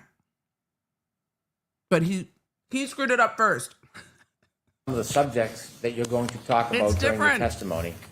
I mean, I have a number of Emily, finish reading and then talk. Again, I know. peer-reviewed scientific publications. Peer review just means you submit it to a journal and they have other people review it, give you comments, Validate your peers it. in the field. I do believe there are a number of them that could certainly be relevant to both the physics and, for example, pedestrian injuries. If I could mention a few. You wrote an article on sideswipe collision dynamics. What's sideswipe collision dynamics? So I was actually an invited speaker at the World Congress, or sorry, not the World Congress, the World Reconstruction Expedition. They asked me to give a presentation on the theory, science, and mathematics behind sideswipe or side impact collisions. That would include side collisions, glancing collisions, shallow angle impacts such as like a corner of a bumper goes into the side of a car, any kind of glancing or clipping type impact. Similarly, in many of the articles that you wrote, is one of them That's why about he's methods here. for quantifying the impact severity of low-speed side impacts at varying angles? It is. Tell us a little bit what that. So that was a Society of Automotive Engineers paper. Again, another peer-reviewed paper that we worked on. It was kind of an extension or continuation of all that research, where we just looked at the physics and the mathematics, basically the reconstruction of glancing or sideswipe type impacts. Similarly, methods for quantifying the impact severity of low-speed side impacts at varying angles. Is that similar to the other papers, or was that different? Yeah, I thought that was the same one. Who's confused? Probably Brennan. If I can continue, another article or publication that you wrote, Occupant Kinematics and Loading in Low-Speed Lateral Impacts. What does that mean? So in the course of my career, I've done probably 12 to maybe 1,300 actual crash tests. I've crashed everything from skateboards, mopeds, up to trains, motorhomes, and ambulances. I've conducted relative to this case, I mean, probably, crash tests or been involved with seem cool. 50 to maybe 70 pedestrian impact tests. So the low speed side impact one is we actually put human volunteers in side impact collisions. And what we did is we had accelerometers, which are things that Human volunteers? I mean, I'm here for it. If you're, inspired into career choice by Limp Bizkit and you want to break stuff, biomedical and biomechanical engineering seems like the place where you get to go break stuff. But human volunteers, it's like, hey, do you want to come get in a car accident? No, not at all. No. Hey, do you want to drink and then do FSTs? Yeah, probably. Yeah. Mm-hmm. Yeah. I'm going to back it up a little bit. I'm very curious about the human volunteers. I've never heard that before. 70 pedestrian impact tests. I'm very curious. I have to back that up. The low speed side impact one is we actually put human volunteers in side impact collisions. And what we did is we had accelerometers, which are things that measure acceleration. If you had physics or memory, Newton told us force equals mass times acceleration. So knowing the acceleration of something, you can get an idea of how much force is applied to it. So we have various sensors on the body. We have various sensors on the car for the reconstruction aspects of it. So that study was the biomechanics portion. And the first paper you read about the reconstruction was the reconstruction portion. So the first paper you discussed was everything outside the car. Then we looked at how the forces applied to those impacts to people inside the car. Have you had a lot of publications and studies about the force applied to people outside of a car? I don't know if I'd say a lot, but I was an invited lecturer to the Accident Reconstruction and Collision Safety Institute conference, where I specifically gave a paper and a series, or basically a lecture on what's called pedestrian impact biomechanics, which was exactly as the name implies, what happens to pedestrians when they're impacted predominantly by cars and vehicles. How much of your work involves pedestrian impacts? Probably maybe 10%, 5 to 10%. Most of it's car to cars. Well, do you predominantly work Biomechanics for of low-speed insurance? Because impacts. if you Is that another predominantly work paper for that you insurance, wrote? car to That car is a is going to be paper I much wrote. more common. I don't want to read all of your papers and all of your publications, but on a different topic, did you write a paper on the study of the measurement of Generation 2 Toyota event data recorders and low-speed side impacts? Yes. Could you tell us a little bit about what measurement of event data means in this article? So Toyotas, newer Toyotas particularly, have two types of electronic equipment on board that can record crashes. There is what's referred to as an event data recorder, or EDR. It's somewhat commonly referred to as a black box. That's not exactly right, but it's close. And then there's a secondary system, which is really more closely tied to maintenance. That's called Techstream, but it will pick up data that you can frequently relate back to various events.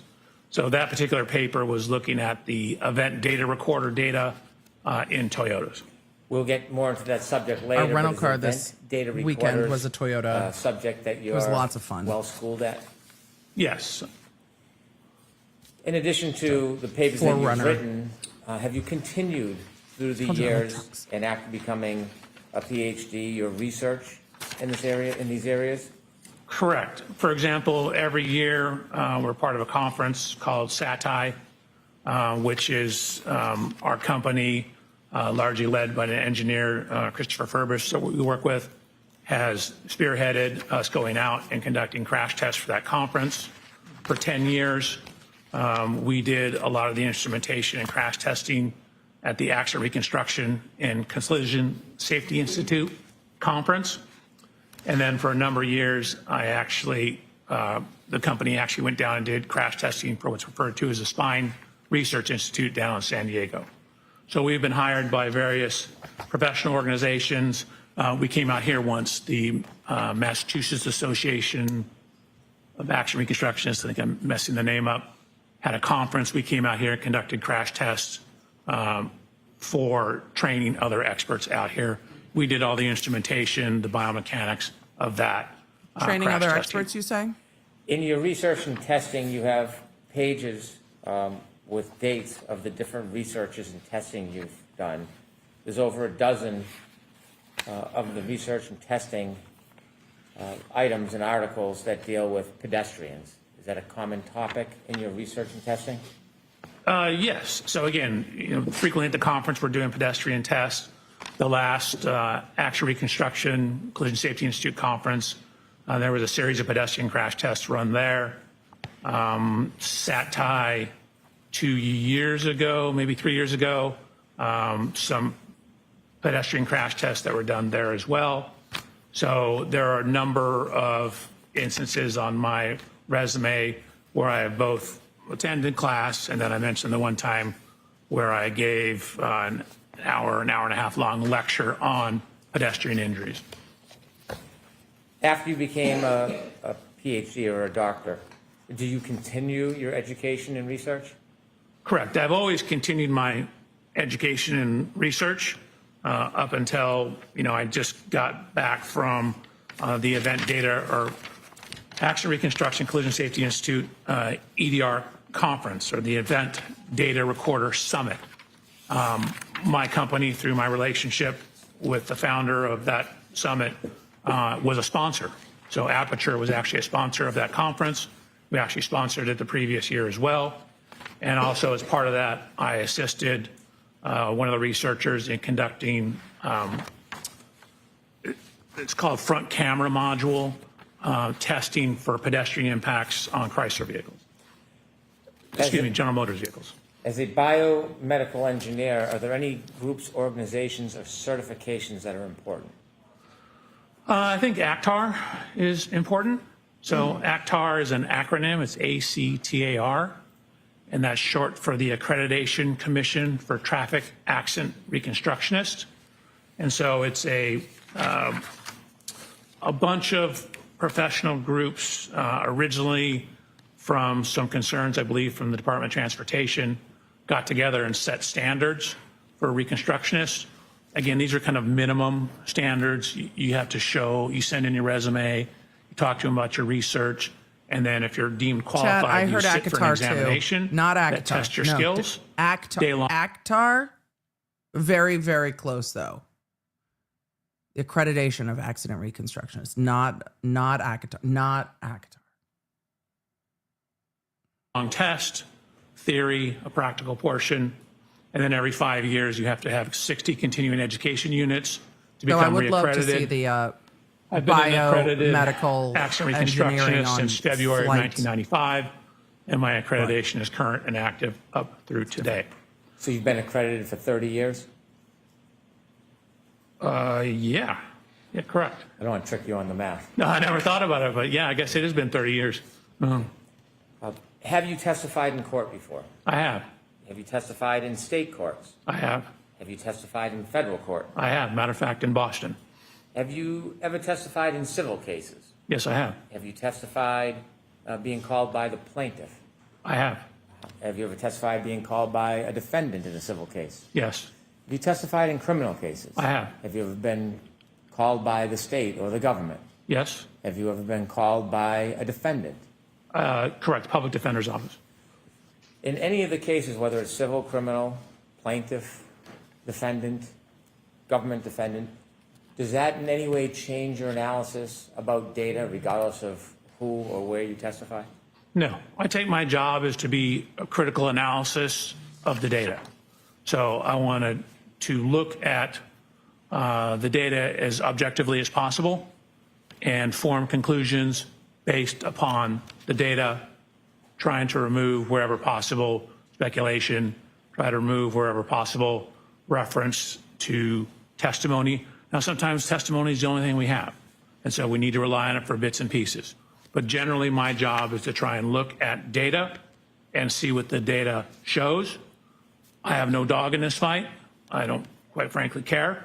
What I'm doing is trying to do a good engineering job, which is looking at the data and drawing sound would like you to principles care and about sound your conclusions from the data. job. I don't know if I love the way that was answered, but that's probably me just being hyper picky. So I saw a lot of questions in the chat about why is he talking about Toyota? Toyota, Lexus. Lexus is a division of Toyota. I don't even know what the umbrella company is, but most Lexuses are just reskinned Toyotas. So the sensors and the internal mechanisms are probably the exact same in a lot of the cars. The sensors, the black box, the Techstream data, all of that is going to be the same. So it is just really a reskinning and a logo change. So yes, Lexus, Toyota, same, different logoing. So is the umbrella Toyota? Yes. So that is the higher end of the Toyota, if you will. So the badging is different. But yes, like many other car brands that have their line of cars and then their luxury, I guess, line of cars. So let us continue. So that is what it is. A lot of you in the chat were like Acura to Honda. Exactly. Or what is the Nissan one? I should know this, but I don't. But the Nissan one, it's same. The chat will know. The chat will answer it. Thank you, chat. You are bae. Infinity, thank you. My brain has just stopped. So that's what it is. Continuing on. So that's why he's talking about Toyota, even though the car here is a Lexus. Presently, you said you had a company and you sold it. Where do you work? It's a company called Aperture. I guess we were acquired or merged into it technically.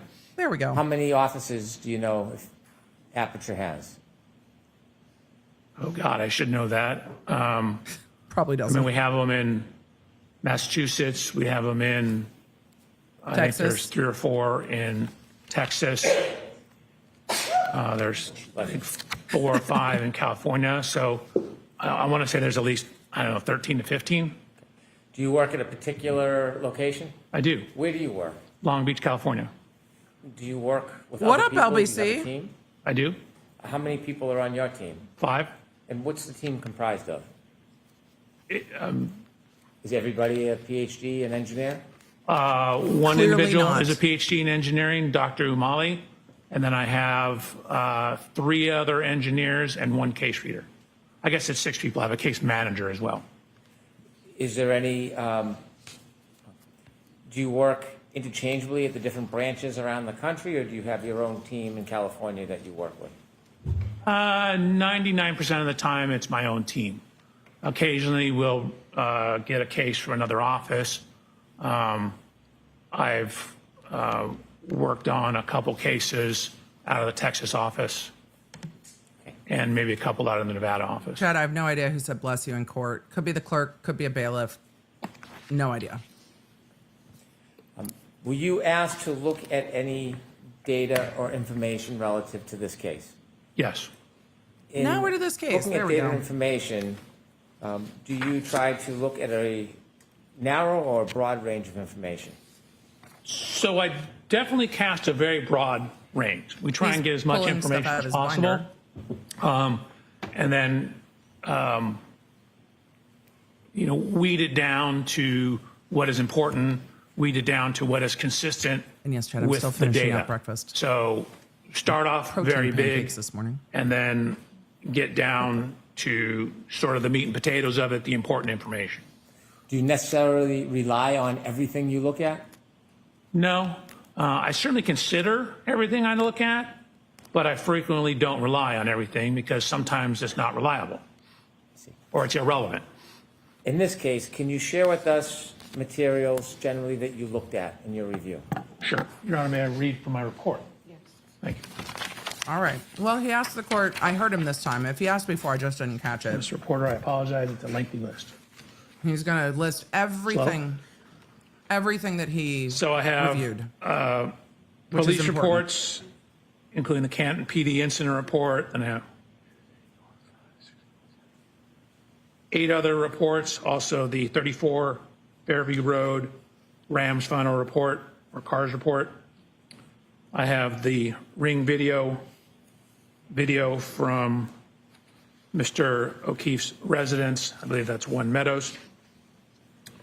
I have the cruiser cameras, which are the police vehicles, onboard cameras, both front and rear cameras from 1, 2, 3, 4, 5, 6, I believe 10 different videos. I have photos and videos of the scene from Sergeant. I have photos of the vehicles, 140 photographs of the vehicles lined up together. I have 25 additional photographs of the scene, 18 separate photographs of the scene, 2 photographs of the scene, one group of 92 of the scene, Okay. one group of 50 of the scene, another video showing the cars lined up bumper to bumper, 4 videos of the scene. I have a video showing Miss Reed's vehicle being pulled into the Sally Port at the Canton Police Department. Okay. I have a 360 diagram, surveillance video files from McCarthy's, surveillance video files from Waterfall Bar, Canton Police Report, Sally Port videos from Dighton. I have the Lexus Connect Verizon records. I have the alarm.com videos. I have a video of the tow truck arriving at the Canton Police Department. One titled Native Location, John O'Keefe's phone. Past witness statements. The report of examination from the coroner. Jennifer McCabe Cellbrite data. Something called Lexus Infotainment. Different past summary testimony of numerous witnesses. Summary.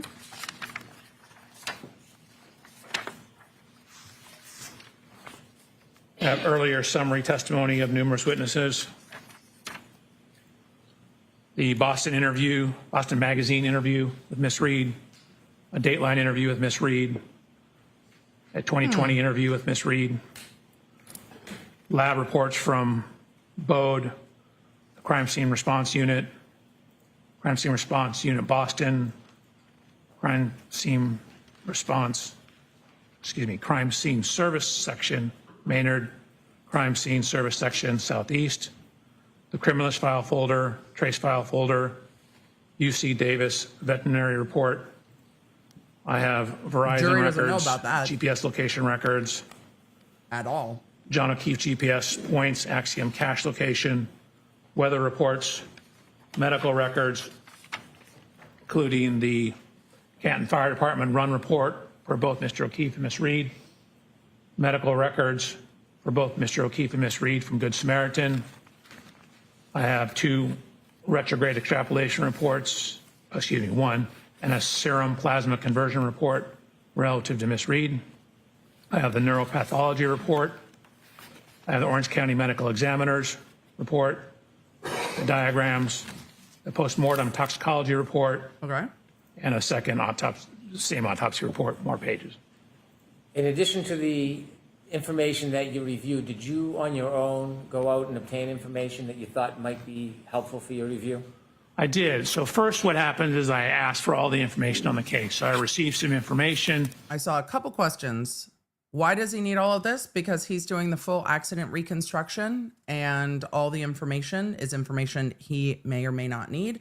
So he's going to review basically everything. And because he's looking at the biomedical side and the accident reconstruction, he's going to want to know all of the different information on that. I saw a few of you asking, and I think I grabbed one of them, why Karen Reed's interviews. Because in Karen Reed's interviews, she talks about this collision. She talks about other collisions. She talks about what she did. She talks about what she saw, what she thought, and other information. So Karen Reed's interviews give context to the way she said things went down. So he's absolutely going to look at the way she said things happened if he's trying to reconstruct what happened. So that doesn't surprise me at all. And then what we do is we start doing our homework. So we start doing the groundwork. So once I received some of the information, what I did was, modern cars have what's called a VIN number or vehicle identification number. Yep. It's a unique 17-digit number. So what we'll do is we'll decode that VIN number, and that gives us information about the vehicles. So I did that for Miss Reed's 2021 Lexus, as well as Mr. O'Keefe's 2019 Chevy Traverse. So Okay. ran the VIN numbers, use the VIN numbers. It tells us year, make, model, safety equipment, things like that. I then got dimensional data. Safety equipment. Like braking systems? Or automatic braking systems? Or accident avoidance systems? From a program called Expert Auto Stats. Like that? And then Any I have questions? complete parts diagrams for the vehicles. So I have literally bumper-to-bumper parts diagrams from something called the Mitchell Collision Estimating Guide. And what that is shows parts, involved in the vehicle. So for example, in Miss Reed's vehicle, I have bumper-to-bumper. I certainly have all the parts around the rear bumper and tail light of her vehicle. And then, of course, I started additional work on top of that. After you began your study, sir, did you have an opportunity to personally look at items that were involved in this case? Yes, I did. And what did Probably. that include? That included looking at Miss Reed's vehicle, looking at Mr. O'Keefe's vehicle, going to the scene of the incident. I Did you go to ultimately One Meadows? purchased a 2021 LX 570. You bought it. exact year, make, and model of Miss Reed's vehicle, and conducted testing with that vehicle, as well as doing a whole bunch of research and compiling data for my report and slides. I'm glad they did that. You mentioned I slides. really, really am glad that they did the reconstruction, not the reconstruction, but that they did the testing on the test vehicle that was a duplicate vehicle. I'm glad that they did. I'm really glad that they did that. It's something that was missing last trial. and it gave quite a lot of information. When you went through your investigation, analysis, and ultimately led to whatever conclusions you have, did you provide and create a PowerPoint presentation that could assist you? I did. I provided a PowerPoint presentation on January 30th. And then May I approach, Your Honor? Yes. I'm glad that they did that. It'll be interesting to learn more about it. This witness is going to be on the stand for a minute, probably today and tomorrow. For all of you asking who paid for the Lexus, I would imagine that's a discussion with the Commonwealth, because I would think that the Commonwealth would pay for it. This is their experts, and the experts would say, we want to do this. But somebody's got to pay for it. They're not going to pay out of pocket. So, who gets the Lexus after testing? That's a very good question. I don't know. I don't know who would get the Lexus after testing. I'm going to answer I'm going to thank some of y'all for gifting memberships. So does that appear We'll to be doing a a members only live PowerPoint presentation that you prepared for us today? sometime It this appears, week. right? 141 pages. Didn't look at every page, but it looks right. I'll let you know. All right, I asked to mark this for identification. Okay. B2, thank you for the gifted memberships. Good to see you in the chat. The username not found, thank you for the gifted memberships. Tamara, thank you for the gifted memberships. I'm going to try to get through everyone who Board's gifted permission, I'd memberships. like Thank to you. Welcome have new members. Dr. Welcher use his PowerPoint presentation Enjoy to no walk us slow through mode. some of the information he'd like to share today. Okay. Thank you, M, for the gifted memberships. Thank you, Kersey Nursey. Thank you, Your Honor, username not I'm found. looking at a paper version in front of me. George not Is the found. paper version the same as what we're going to see up here? It is. Welcome. Okay. Enjoy That's no fine. slow mode. Thank you. Also, And Dr. with Welcher is going to manage George not found PowerPoint yesterday when I got presentation. home. Sir, you mentioned that you wanted George the to cat look at the area. and was look at the hiding up in scene. Travis's Your bed. office is in California. He's not It is. happy. Why was it important to come all the way out to this area to see the scene firsthand? Hold on a second. I'll let you set up before I start asking you more questions.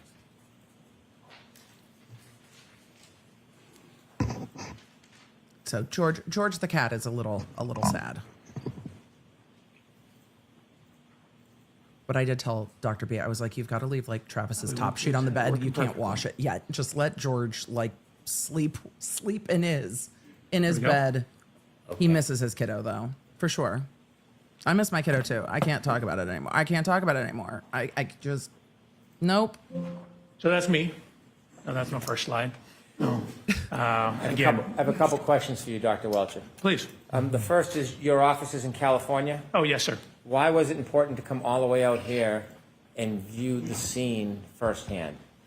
And you want to have as much information as possible. So I wanted to, physically look at all the things so I can actually see with my own hands, my own eyes, lay hands upon it, look at it as best I can.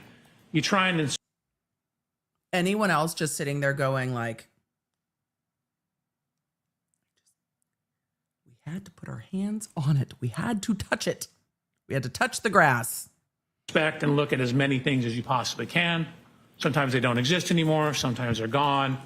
And you have to make a best approximation if you can't do that. In this case, I was able to look at the scene and both vehicles. It's easier if you're just Was that hands an touching important part hands of for your it to study, speak Doctor? to you. I think so. Again, it's always good if you're going to talk about what happened to the cars or what happened to the people to look at what happened to the cars, meaning to actually See look the at the cars. cars, not just look at photographs when possible. So I have That's fair. physically looked at the cars. For example, on the Lexus, I climbed in it, over it, underneath it. I downloaded data from it. I did a whole bunch of things Over it looking at seems Ms. Reed's aggressive. Lexus to assist in my analysis to try and add some further objective data to what we're doing here. So same thing with Mr. O'Keefe's vehicle. Looked at the rear bumper, took some pieces off the rear bumper to see what was behind the cover, to see what kind of damage we did or didn't have. So I'm glad he did that went to too. the scene, looked at the measurements of the curb, looked at where some of the lines are on the road because you can see them in some of the photographs. I like that he did that too. Again, it's always good when possible to inspect everything you can. Sir, the photographs in this case are shit. So I am not surprised you wanted to go see the curb, see the road, and try to see how things line up, look at the cars. I appreciate that they did it. It's something that the Commonwealth probably also wanted them to do because ARCA didn't do that. And ARCA couldn't do that last case. So they're going to say, okay, but ARCA, you didn't do this or you didn't do that. So it's something I wouldn't be surprised he would want to do. I would want to see it too. If you're trying to reconstruct something and you're just looking at photos, it's really a very different thing to see it in person. So I appreciate that he did it. It's incredibly thorough. Inspect. If you could now begin and tell us how you started your investigation. Oh, they will definitely question ARCA So about on not September physically seeing the 23rd, cars, I had an opportunity. unless ARCA has since seen the cars. And that could have happened between last trial and this trial. ARCA can also get the 3D scans of the cars. So yes, it will definitely come up in the cross. Look, you use your expert to bolster your case, but you also use your expert to bolster what you're going to argue the other expert should have done. It's why there's expert disclosure periods, and then the work stops because we did this, they did that. So we are going to see them argue about that, but we've also seen Alessi in cross-examination bolstering his own experts using the Commonwealth experts. To come out. Mr. Brennan, was the first time I ever met you on that day, I believe. And I had received material before that. And what you see here is, this is my inspection. I'm going to back this up a little bit because I have the closed captioning covering the top. So the closed captions are going to move, and I'll be moving around so we can see the pictures. Let's get to the pictures. First time I ever met you on that day, I believe. And I had received material before that. And what you see here is 9/23/24. This is my inspection of Miss Reed's vehicle. In the upper left photograph, you'll see, oh, this doesn't work very well. Yes, Reed's vehicle is still in law enforcement custody. Yes, this is part of the reason law enforcement keeps Reed's vehicle in law enforcement custody, because it's staying in law enforcement custody until they are done. So this inspection was from 9/23/24, and they inspected Reed's Lexus, O'Keefe's Chevy, and 34 Fairview. Upper left photograph. That's Miss Reed's vehicle. That's Mr. O'Keefe's vehicle, the Chevy Traverse. And then what you see here is a laser scanner. You can see it on the ground here. Lasers! Laser scanner is creating a 3D model Cool. of the vehicles. So I used that to create a 3D model of the vehicles. And those were You can provided to see the defense me after they in were the done. upper right photograph. That watch is this watch right here, my Garmin watch. And what I'm doing is looking at Not sponsored. the construction composition of that right rear corner of the bumper. I'm looking at things such as the dimensions, where various lights and components are, and how does the geometry of that bumper relate to things that would be hit when backed into. Dr. Welcher notes this is 9/23/94. Is that an accurate date of when you came and first started looking at the vehicles in the area? You said 24, correct? I did. You said 9/23/24, correct. And then on the slide, what I Correct. tried to do is underline what I'm doing. So this is inspection of the Reed Lexus. And as noted, I'm only showing you a couple. I actually took 445 photographs. Do you remember when you began What? this case? The month or the date? No, it was obviously before this, I had material before I came out to look at the vehicles. You think it was months before this? I don't think it was months. Oh, did he no, it say may be 94? 8 months, I if- heard if not 24. less. A lot of you were saying you heard 94. I mean, it's fair. This week, because I had a rental car as I was dropping Travis off, I was traumatized listening to Sirius XM. I was listening to their countdown for the summer of 95, and they just kept saying 30 years ago. I'm like, you are liars. The summer of 1995 was not 30 years ago. That's time is a construct, and that's not how math works, because I was in high school in 95. And I'm not old enough for that to be 30 years ago in my brain. So stop it. Traumatized. So when this witness was like, oh, I have been certified for 30 years, same. But I heard 24, but I'm also looking at it. So my brain's going to fill in the gaps. You began your work in the fall of 2024? Correct. And I just want to ask you about the picture. For all in the of you middle. who are turning see the 30 right this year because you taillight were housing born is in missing. 95. Do you understand that had been removed I hear prior to you. looking at the car? I hear you. It was, yes. 7 years ago. You're welcome. However, some of the evidence stickers, these white stickers here, were still on the vehicle. You did not place those. The casing, and you can see it in the middle. I don't know if you can see my mouse pointer or not wiggling around the middle picture. That is where the light housing they took off the vehicle is. That housing is evidence item 3-3 that they had taken off of the Lexus. One of the things I hope we see is them turning on the vehicle so we can see what the Lexus taillight looks like that is still intact down in this lower left corner photo. I would very much like to see what that looks like intact.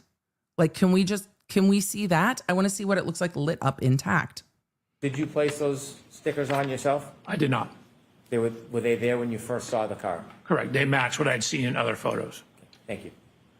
3-3 is continuing not the on, bumper glass. 3-3 so what you is see the is, again, I mentioned looking the underneath casing. the bumper. So we wanted to see Unless what, 3-2 is if the anything light, was 3-3 damaged is on the glass. corner. So one of those I'm 3-3s. putting my hand to show where the frame rail ends. This is me looking up underneath to the back side of this taillight. If you can see, this red the bottom taillight taillight. actually sticks out. And so I'm checking the front here for damage. I'm checking the back for damage. 1 second, please.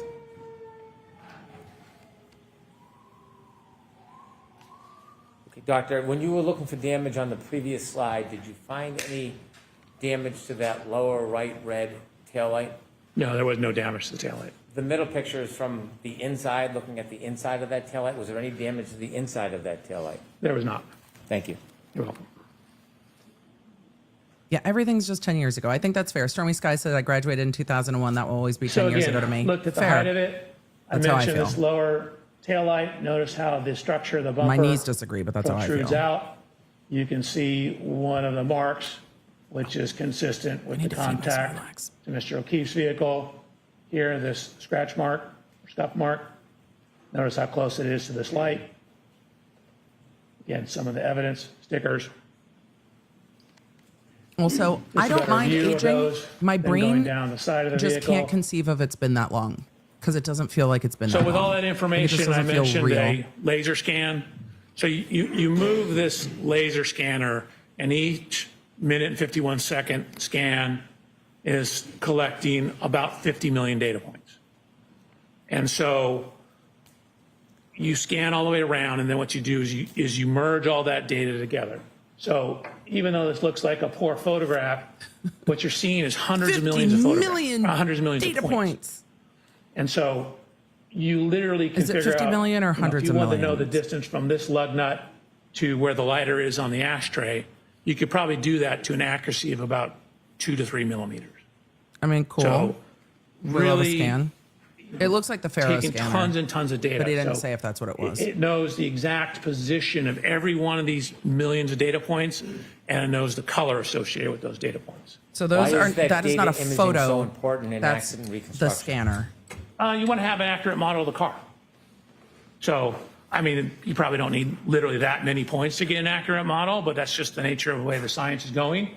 more Computers is are getting more. better and faster. Scanners are getting faster. So you get an enormous amount of data when you use these scanners nowadays. So then, as indicated on the underline here, I did a CDR.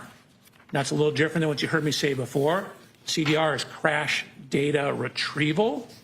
So that's the hardware and software. Emily, did you hear him say PBR? That you use Yes. to download or actually copy or take an image of, which means you're just taking an image off what's on the vehicle, the EDR, which is the event data recorder.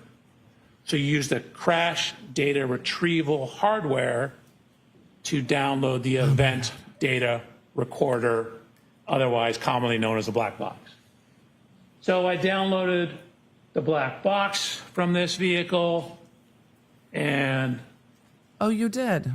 although you can hardly read it here, again, I mentioned there are two systems on this vehicle. This is the CDR system. I hate everything about these slides, and I really fucking wish they just had one thing per slide because it feels like a sloppy hodgepodge and it's pissing me off. Like they don't line up accurately. It's just, I'm probably being too critical, but if you are doing accident reconstruction, what I want to see is meticulousness. I want it to be neat. I want it to be meticulous, and I want it to be linear. If that means more slides because one data point is on each slide, fine. But this is just a mess, and it's hard to look at. And it's like, what is this even? It's just messy, and I do not like it. Or EDR system. There's also the Techstream. The EDR system. This system is primarily to manage the safety components, protect the occupants of the Lexus. So things like fire the airbag. Fire was called a pretensioner. Like the jury's not going to the severity be of the able to crash read to any of decide that. whether we need to fire the airbag. So it's not really designed for pedestrian impacts. So when we downloaded this vehicle, we got what's called a none file. A none file simply means that there's no data there. The system's working properly. We had no fault codes. But for a car hitting a pedestrian to cause a file here, this is really more designed for car-to-car impacts, something that's going to have a significant impact on the occupant of the Lexus. And again, the Lexus is a 6,000-pound vehicle. Mr. Right. O'Keefe's only 216 pounds. Right. So it's not going to register from hitting a pedestrian. Were you surprised that there was no information about a collision? It's not going to register from hitting a pedestrian. Let's back that up. What about hitting another car? But for a car hitting a pedestrian to cause a file here, this is really more designed for car-to-car impacts, something that's going to have a significant impact on the occupant of the Lexus. And again, the Lexus is a 6,000-pound vehicle. Mr. O'Keefe's only 216 pounds. So it's not going to register from hitting a pedestrian. Were you surprised that there was no information Right. about a collision in the EDR? No, exactly what I expected. They're going to, Okay, I imagine I the mentioned defense the is going to second system. emphasize it's a So, as underlined up 6,000-pound here, car this on is the cross. Techstream.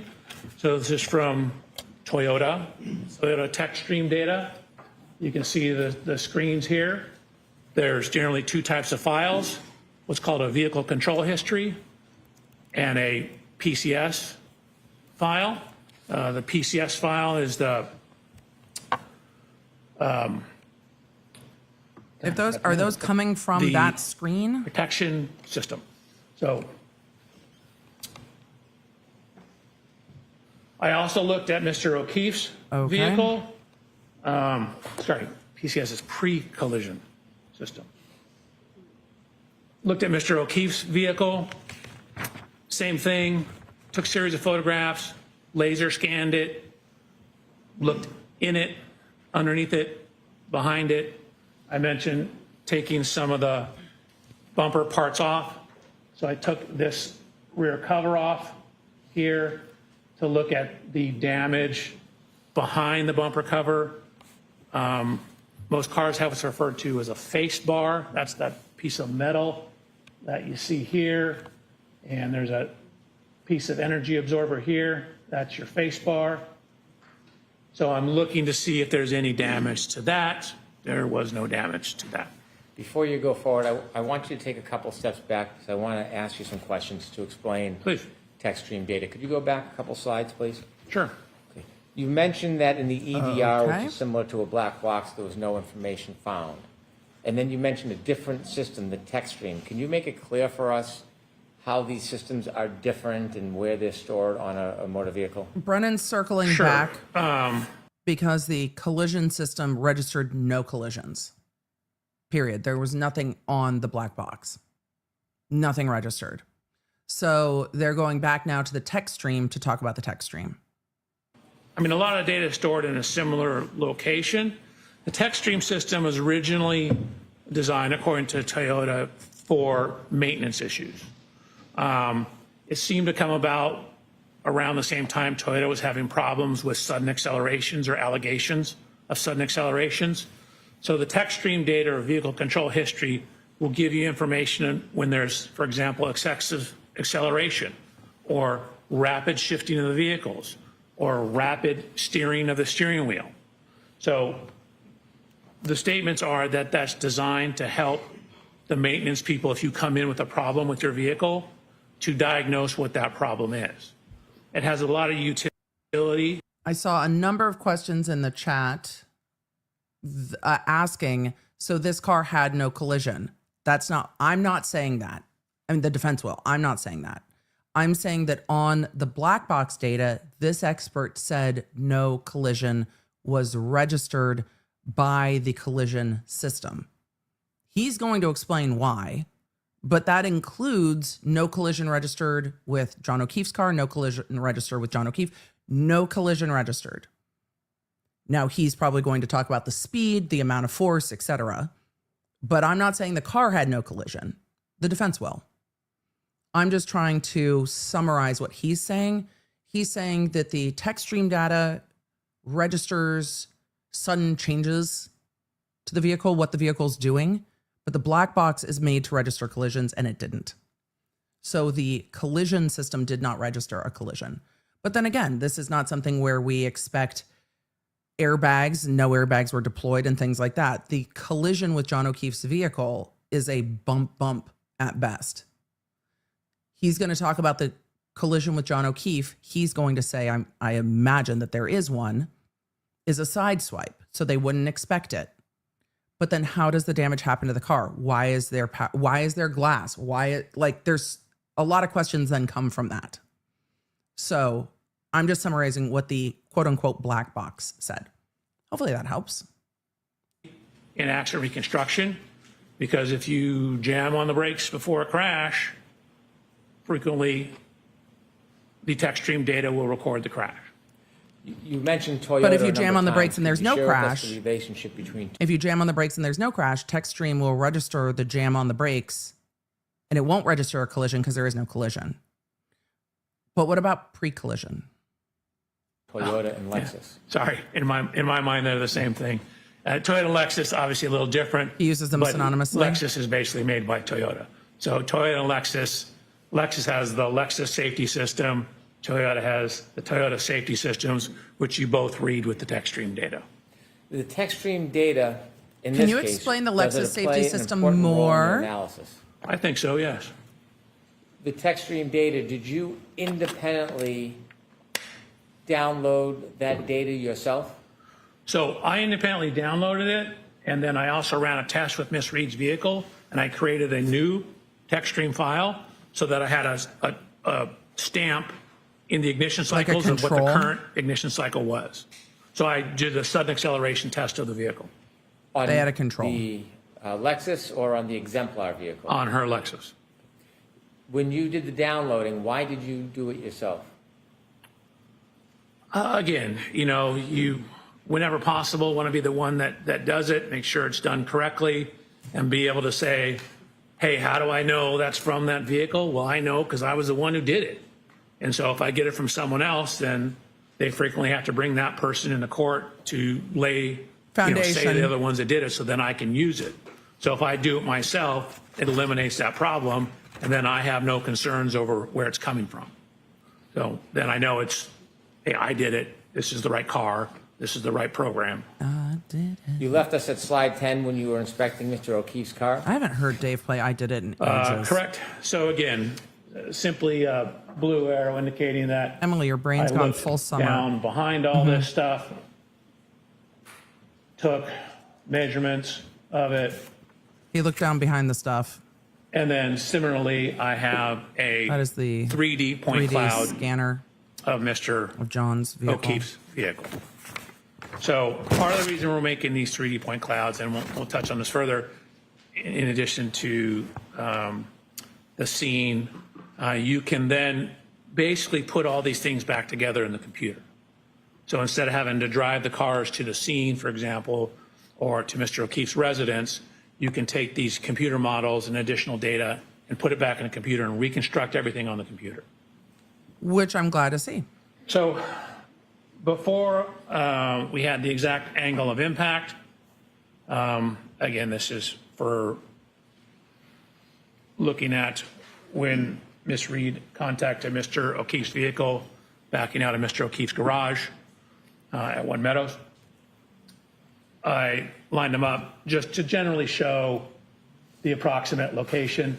A couple things. You notice how, again, this lower portion of the Lexus bumper sticks out. Notice how the side of the Chevrolet slopes in That's as you not get higher up. How So the video shows this that, portion though. sticks out more than this portion. And this is where you would expect any contact damage to occur, assuming there was an impact. So again, looking at Okay. the measurements up the height of the vehicle, of course, as you indicated, Mr. Brennan, the taillight's gone, Okay, but that. and then went to the scene. Oh, okay. So same thing, went to the scene, took, again, 297 photographs of the scene, had our people scan it to create a computer model At least somebody of scanned the it. scene. So, literally, if you wanted to know the distance from this window to, say, some manhole cover on the road, we have the data to figure that out, down to a couple millimeters. I'd like to know the distance from the window just to the curb. I'd like to know the distance from the flagpole to the curb. I'd like to know the distance from the fire hydrant to the curb. I'd like to know the distance between the fire hydrant and the front door, the flagpole and the front door, the flagpole and the side yard gate, the bushes to the, what else would I want to know? Bushes and or trees to the flagpole, bushes and or trees to the fire hydrant to the curb. And then I think I'd want to know the distance between the fire hydrant and the driveway where everybody parked. And then I'd want to know, yeah, there's a lot. I have a lot of questions. There's a lot I want to know. But I'm glad there's a scan. In addition to going to the scene, Can we see and more of doing that scan? the I want to see digital more of that. mapping, you mentioned other. Other solo, yes. I'd also want to know the distance from the window to the walls. Yes. Chat, again, 10 out of 10 unparalleled. The amount of you that said from the window to the wall, yes. 10 out of 10. 10 out of 10. But I'm glad there's a scan and some more photos. Y'all are the wittiest chat on the internet. It is one thing people comment to me all the time when they talk about coming into our chat for the first time. They are just like, oh, that is not the way to phrase that. When they talk about joining the chat for the first time, we're getting into crash into me now. When they talk about joining the chat for the first time, they're like, chat is witty. I'm like, chat is fast, chat is funny as fuck, and chat is bae. Chat is hilarious. The review of materials. Did you have an opportunity to review dash cam footage from Canton Police Department police vehicles to see the general location of where Mr. O'Keefe was when first responders were assisting him? Objection, Your Honor. So that's just a yes or no? Yes. Thank you. It was compound and kind of leading. So the Techstream download. So this is a I want to see more of those screenshot photos and scans. from the Techstream download. Keep in mind, this is kind of maintenance software. So He explains well. we're looking at a number of things For an expert in the witness. maintenance software. What we see is, and this is noted in the report too, that when the vehicle gets into the Canton Police Department after this event, you can see the mileage is 12,665 miles. So that shows up in Trooper Paul's report. It shows up in the photographs, Look at and Great. it shows up as matching the mileage in the Techstream data, both at triggers 1160. That's really helpful information. I know I'm singing and he is explaining this well, but a lot of information is being presented with no like buffer period for the things that are actually really important. And there's not a lot of, there's actually literally highlighting on this, but there's not a lot of highlighting on what's important. They are connecting the mileage on the vehicle to the trigger information. And the trigger information from 1162.2 is the critical one up here. I don't know if you can see my mouse on the screen where there's that red circle that says 12.629. And then down below, you have 12.665 and 1164. So they are taking the mileage and connecting it to the different triggering data, which is one of the ways they are trying to correlate the 1162 dot dash is dosh, the 1162.2 trigger data from the Techstream to a point in time to a mileage on the vehicle. And the more information they have, again, the more there is to cross on, but at least it starts to correlate between the vehicle and the Techstream data in addition to the time. 4 and triggers 1167. I'd ask you if you can enlarge the data on the right and break down what it actually means, the different columns and the... Is it possible for you to enlarge that?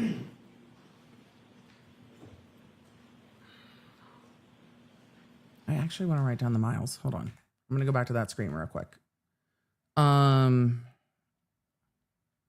So I'm just writing down the trigger information 1162.2 because we know that that's critical, and miles, because this is going to come up again and I want to have it written down. I don't want to have to stream backwards. All right, let's continue on. Break down what it actually means, the different columns and the... Is it possible for you to enlarge that? All right, we're going to look at other mileage data.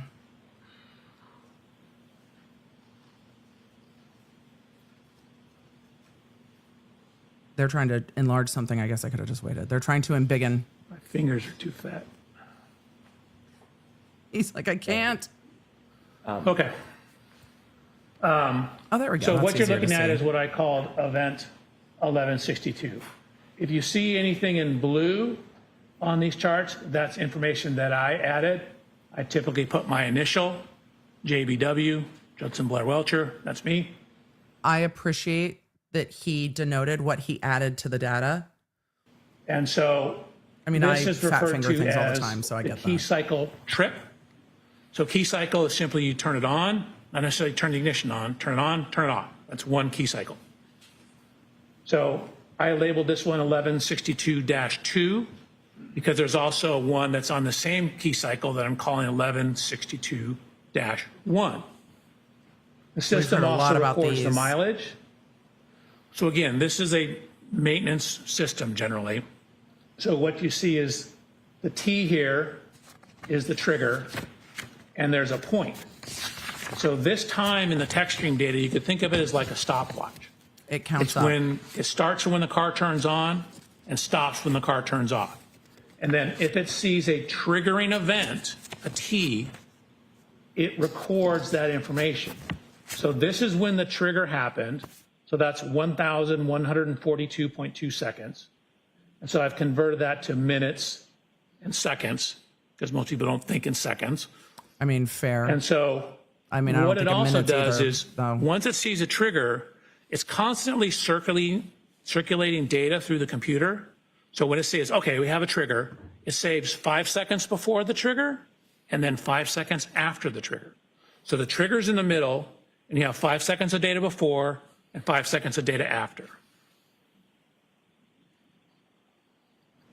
I appreciate I have a couple that. of questions for you, Please. Dr. I mean, we are now 5+ days out from when Burgess testified about this, but Burgess did cover a lot of this. So this is the second time the jury's hearing it. For some of us that have watched the first trial, we've been listening to this for quite a while.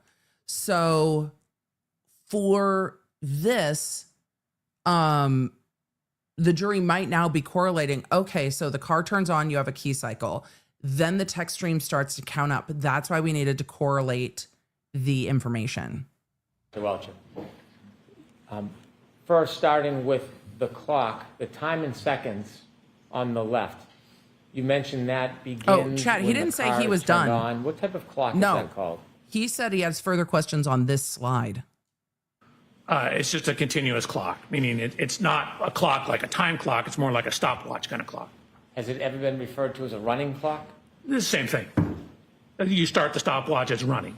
Based on the Techstream data alone, found in that one spot, can you tell from the data in the Techstream alone what time the power was turned on? No, not alone. Trying to It move the simply closed tells you how caption so long they it's don't been block on. anything. It doesn't necessarily immediately tie it back to a clock time. You need additional information. And so this in and of itself, the Techstream data doesn't give you a certain time on a clock, like 1 o'clock or 2:30, anything like that. No, it simply tells you in this case when the trigger occurred, it's been on for 19 minutes and 2 seconds. You also mentioned that there's a 10-second window of information this captures, 5 seconds before the T and 5 seconds after the T, the triggering event. Correct. Sustained, ask it differently. That window of 10 seconds, what happens if that doesn't capture the entire event? What if there's something before or after? What does the Techstream data do? So it depends on what the something is. So if there's another trigger, then it will record more data. Here's what I want to know. Because they moved on to the 5 seconds before and after. But here's what I want to know. Given this, he says that the 11, oh, the hair is just summering. He said that the 1162-2 trigger event happened 19 minutes and 2 seconds into the key cycle. I'm curious now as to when we see John O'Keefe. Like, I need the rest of the timing now because now I want more timeline together. When we see John O'Keefe and Karen Reed leaving the waterfall, how long the car was turned on. It doesn't take very long to get from the waterfall to 34 Fairview, but from the time the car was turned on and then they went to 34 Fairview, and they are going to correlate this with Karen Reed with a backing event. So at the 1162-2, that is being recorded at 19 minutes, 2 seconds into that drive. So now I want to go back and look at some of the other timing with that. I want them to do it though.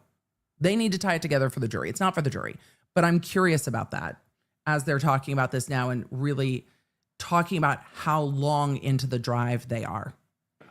So you can have two triggers that are recording things on the same time window as well, or very close to the same time window. So you need another trigger to keep it going. But in essence, what it does is when it sees a trigger, it saves that 10-second window and then just keeps monitoring things until it sees another trigger. If the data captures a trigger, it has a 10-second window, and an event continues past that 10 seconds, so past the 5 seconds on either side, and there's no further trigger, do you get any other information from the Techstream data? No. For example, in the trigger event, and say 5 seconds later the vehicle's still moving, well, the data just ends. And it says it's going, 17 miles an hour, for example. It doesn't continue on. We just know that when the trigger ended, it was going 17 miles an hour. Thank you very much. Okay. So Is we there a question have pending? mileage recorded in this system. No? Okay. So what we're trying to do is use the available data to see if we can determine like what event this is, or is this the event, or is this something that could have occurred outside 34 Fairview on the evening of this event. Okay. And so one of the things we're utilizing is the mileage. Okay, so Numbers, the 3-point turn was a 1, trigger. 2, It's 629 1162-1 because there's two is triggers in this drive at that the they're talking event about. end of event number 2 on the 1162 So there's ignition event cycle. 1 and then event 2. When the vehicle ultimately comes into the impound yard, and this is actually before that, comes into the impound yard, it has 12,665 miles. That's a difference, did the math for you here, of 36 miles. Okay, let's consider where that could have come from. So we looked at the various paths and descriptions of where How to Ms. get Reed's from Fairview Lexus to was Dighton. driven after leaving 34 Fairview on the night of this event, up until the point in time, the vehicle ended up I mean, it at the wouldn't be at Canton Police night. Department. Oh, So no, it would be. we used He's talking about Karen Reed's vehicle, Karen Reed's vehicle at 34 Fairview after midnight on January 29th, 2022. Then we know that Karen Reed's vehicle goes to One Meadows and Karen Reed at some point falls asleep. Then we know the vehicle leaves One Meadows and then ends up at leaves One Meadows in the morning, drives, goes to Jen McCabe's house, goes from Jen McCabe's house back to One Meadows. And then they're in Carrie's car. And then after the hospital, back to One Meadows, and then from One Meadows to Dighton. Those are all the different places that the car went in or from the time it left 34 Fairview after midnight on January 29th. Google Maps. We adjusted for the correct date and time of the year. And then what you'll also see is we adjusted for the correct time of day. There's a map. Hold on. It's horribly not in focus. And that's probably due to just the camera in court not focusing on it yet. I'm going to grab this so that we have it. But let's see if I can read this moderately. 34 Fairview, Canton to One Meadows, Canton. One Meadows, Canton to Waterfall. Waterfall to 12 Country Lane. That's helpful that that's not redacted, I guess. 12 Country Lane to One Meadows to Dighton. So that is a chart of everything we just talked about. There are multiple suggested routes. One suggested route is 37.9, one is 39.7, and the last suggested route is 36.1 because they took the drives or the different routes and put the mileage for the different routes here next to when the car is driving around at 12 a.m., 5 a.m., 5:30 a.m., 5:45 a.m., and then 1:30 p.m. I think that's incredibly helpful visually to see that information. I just wish it was larger. So, although you can't really see that, let me see if I can blow it up. Yeah, it would help if it was just larger. So you can see that's looking at the mileage and time. Again, really didn't use the time, just used the mileage on Saturday, January 29th at around 12 a.m. That, of course, does not take into account the weather. And what are the addresses? Right, It's the hard to see distance on the doesn't top from change, where but to the where. speed does. Oop. Oh boy. So this is from 34 Fairview Trial is dynamic. to One Meadows Avenue, which is Mr. O'Keefe's residence. I vaguely remember them doing something like this last time. And there This are is other helpful, I mileage that think. you have there? Correct. So we basically ran through the entire path as we understood it. Again, we didn't have complete information. We didn't know the exact roads. We didn't know if turned around, stuff like that. So you're seeing the suggested available paths, and we end up with a range of data. So we go through all the paths, and you can see that this is what we end up at the bottom here, which is very hard to see. It is hard to see. So the minimum suggested route is 36 miles, 36.1 technically. You have a range of 37.9 to 39.7. But again, that's right in the range of the 36 miles. So that's a data point that's starting to build our confidence in what is in the Techstream data being related to our event. This is all an effort to match whether or not the 1162 data is relevant to a particular event? Objection, Your Honor. Sustain. It's Let me leading. ask it this way. In a non-leading Matching way. all the distances by miles. Is this the Why did you look at the distances? That's the question. Why did you look at the distances? the only way you're trying to determine whether 1162 is the event in front of 34 Fairview Road? Now compound and. No. So again, these things are all tools. You can't take necessarily one data point in a vacuum. You need to consider the totality of the data.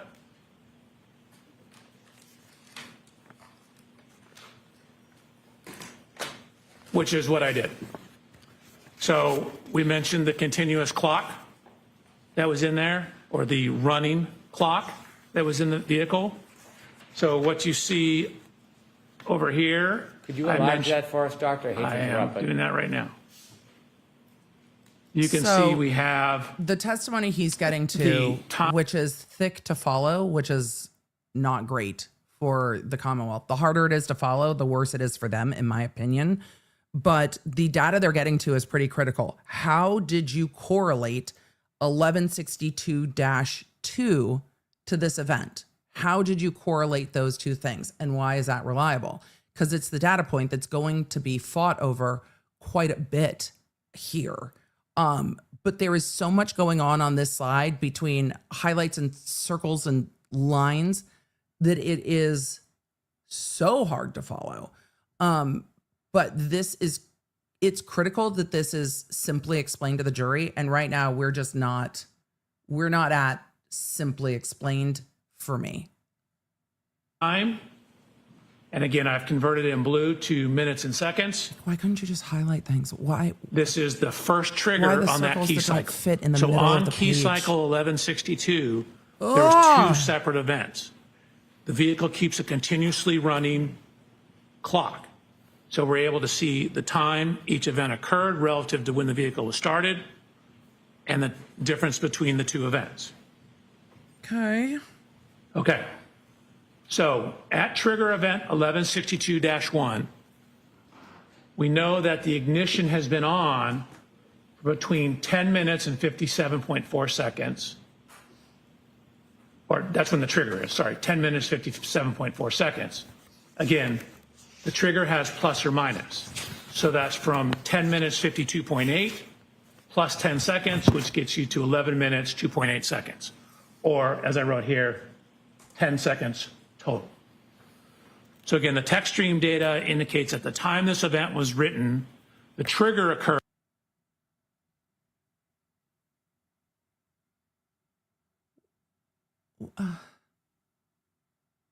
What is happening on this slide? What? Just what? Occurred again at 10 minutes. And I've heard this before. Chat just You see we have the T, we've heard this. 10 minutes, 57.4 seconds. A lot of us. For those of you that are like, what the fuck? I know, especially if you haven't watched this trial before. This is not easy to follow. Earlier on, we were at, oh, this is easy to explain. This is easy to follow. Now, there's just lines to nowhere. There are circles that are circling things that I can't tell what's being circled. This is just a mess. This is a mess. So for those of you that have watched this trial before and are like, what the fuck? Fair. For those of you that haven't watched this trial before and are like, what the fuck? Fair. If you are lost, it's not you, it's the witness. If you're sitting here and your forehead hurts from knitting your brows together, it's not you. The Commonwealth has to explain this clearly. This is not, I think, being explained clearly at this point. Maybe I'll change my mind. Dr. Welcher, if I could ask you a couple Maybe I background won't. questions. This block of time that you're reviewing Oh my God. that mentions two triggers, can you tell whether those triggers are immediately related or two separate What's going to get events? triggered is a migraine So you from can my tell they're eyebrows separate events residing in my because hairline. there's a separate amount of time between them. There's about 8 minutes between the events. And so they're on the That's same ignition interesting to cycle, meaning know. the vehicle hasn't been turned off in between. And we have this continuously running clock that records when these things occurred. So it tells us when event 1 occurred, when event 2 occurred. We know it's on the same ignition cycle. So if we have some idea of when the car was turned on, we can then tie that back to clock time or real world time.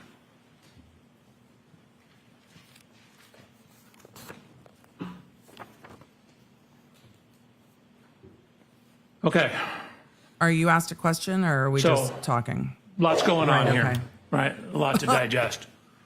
This is trigger event.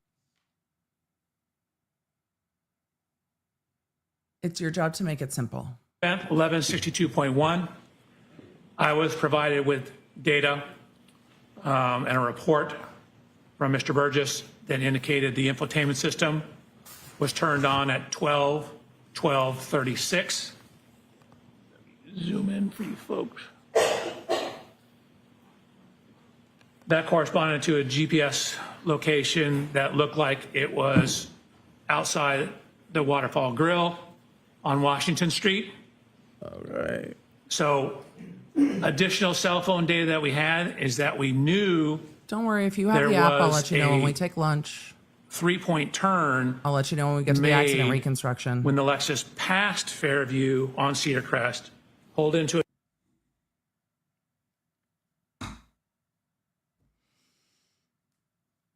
Anyone ever take a test where your teacher, professor, whoever said, okay, you can have one 3x5 card, one 4x6 card, whatever. And instead of putting key information on it, someone was determined. It was never me. My handwriting was too big. But some people are determined to cram every single thing from an entire book onto a 3x5 card in the most minuscule type print you've ever seen. Multiple colors, underlined, all of it. My handwriting was big. I had to go with bullet points.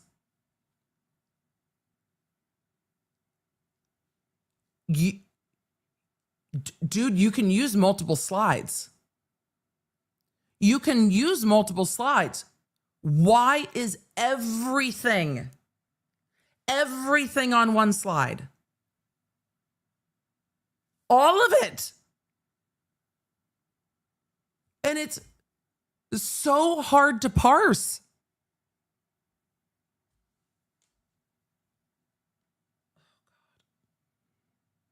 And for those of you that could read it, the only reason you could understand it is because you made it. No one else would understand your card, right? He's the only one that understands because only the person who made it gets it. This is the expert with the 140 slides.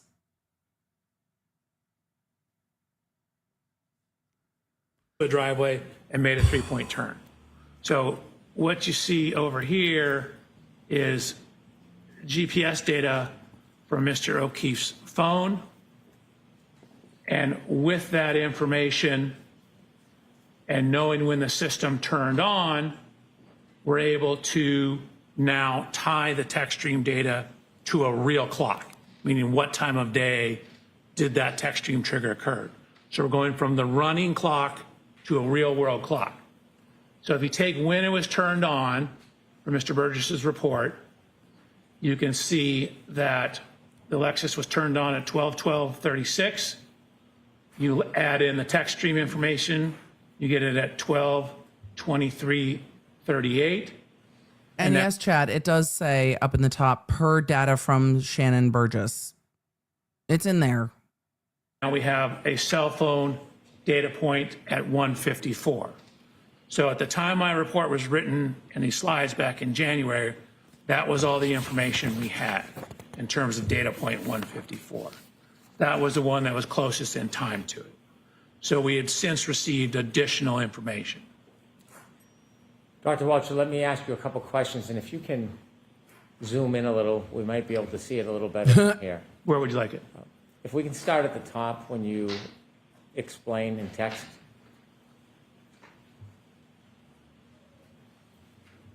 You told us that the Techstream data does not have an actual clock, it has a running clock, like a stopwatch. Correct? And then you mentioned that after you received information from Mr. Burgess, you could put an actual time onto it. How do you do that? Sustained. You shared with us that the Techstream data runs on a running clock. Correct. And then you received further information so that you could actually identify a time. I'm having a hard time reading Where this did you receive slide. that information from? Did he spell Shannon Burgess's name wrong? I didn't even catch it, but I'm very dyslexic, so. That was from Mr. Burgess's report. And do you know where that information came from? That came off the SD card, I believe, in the infotainment system. Do you know when Mr. Burgess found the SD card on the infotainment system? No, I'd have to go back to his report. But it was in it, this information was in his original report. Based on the SD card information about when the car was turned on and off, how do you match that with the Techstream data to get a time?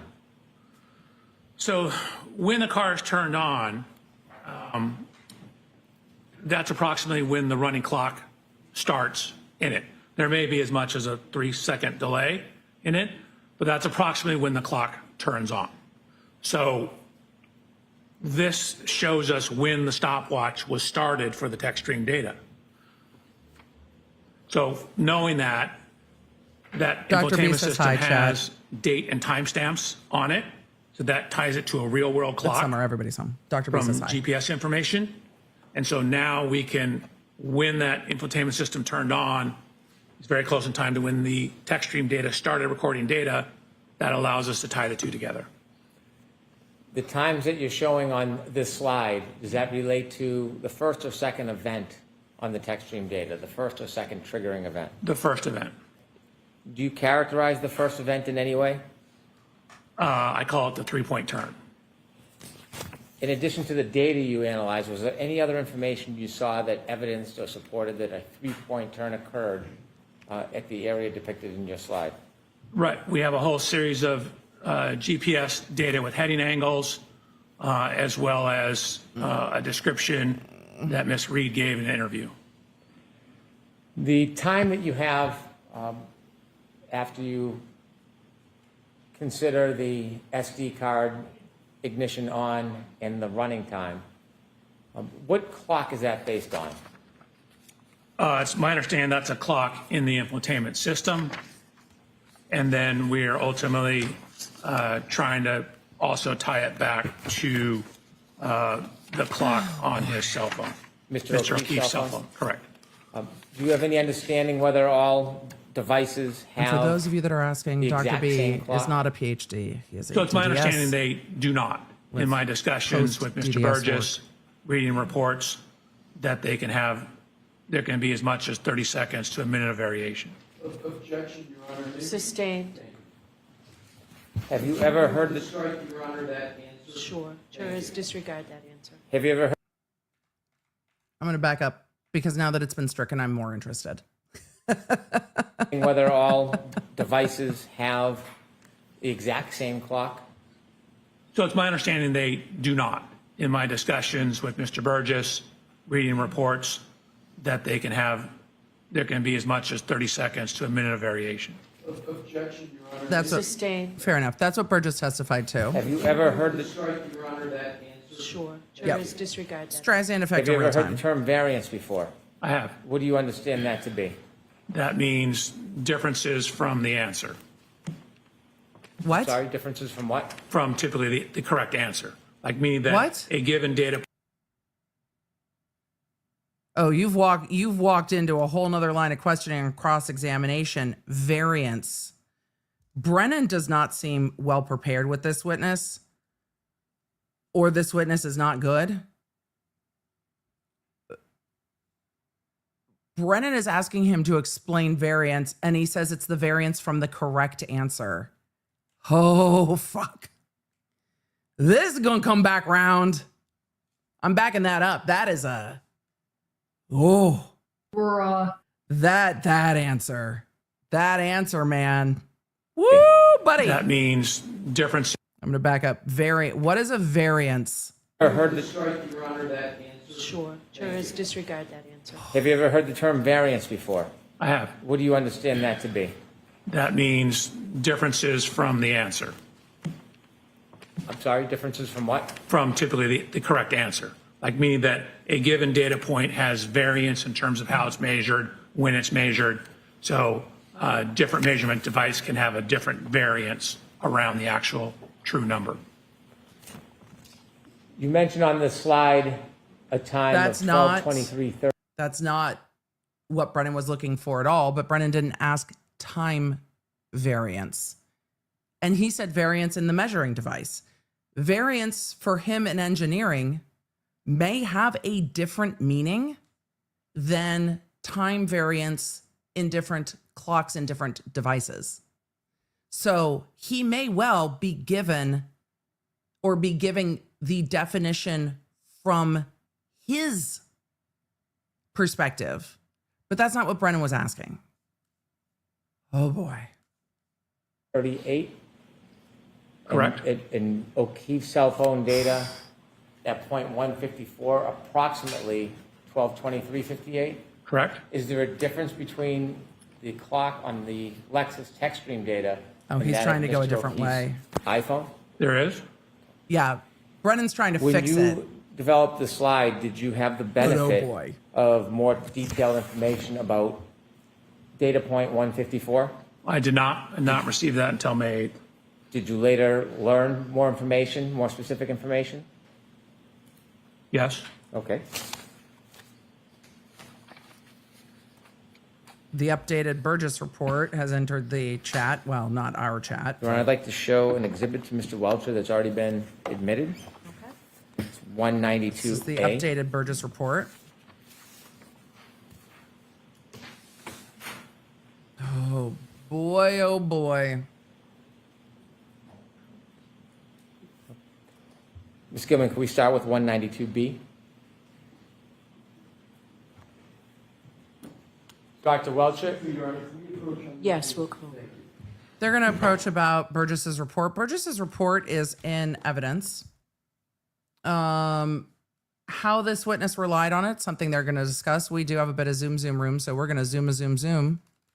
Emily, are we going to put back on band? I don't think that this will be that. Well, it's a pretty decently long sidebar, but no, we're gonna zoom until we get to lunch. We did earlier have an interlude for a halftime show with band. Did you get a haircut mid-trial? I think Attorney Little got a haircut mid-trial. Don't haircut mid-trial. I have learned the hard way. There was one trial where I'm like, I can't hair. Can we cut all of the hair off? Don't haircut mid-trial. Even if it's a long one. She's like, what we're gonna do is bangs. I'm like, ma'am, it's gonna get humid. Okay. Dr. Welcher, if you could take us back to slide 30.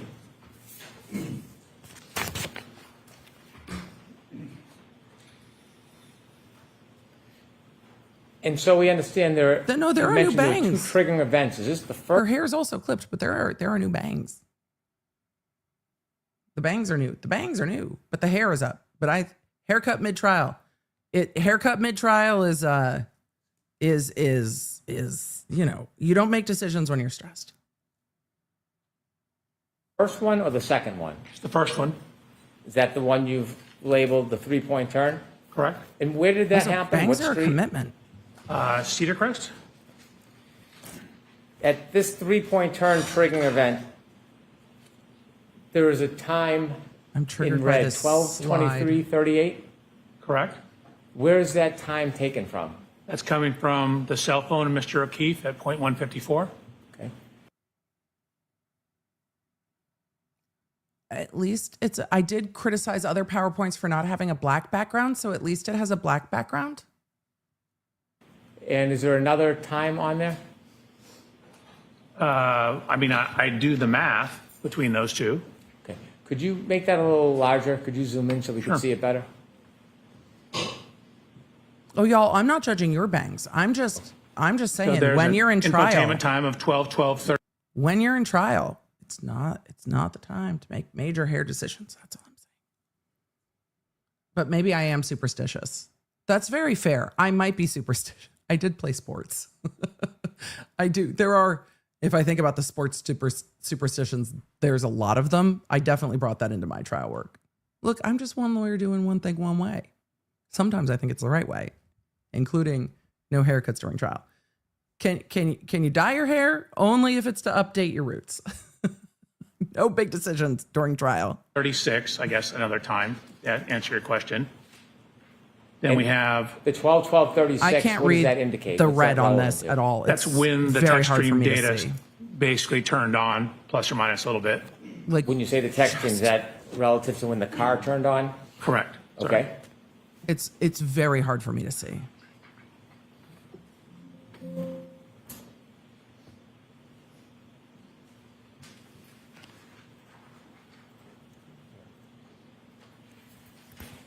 So when the car turned on, then we add I am very much. the time for the trigger. So what we have is we have data in the text stream that shows the speed, the position, the steering of the vehicle on that trigger. And so we're trying to match the timing and the description of what the vehicle was Is doing. it me, Chad, with- or is it really hard to read the red font on this? Like, I can't tell. The text stream, the infotainment, and the cell phone data. Is the data that you analyze regarding the speed, the direction, and the timing to determine whether this was consistent with a three-point turn? Yes. Okay. Continue, please.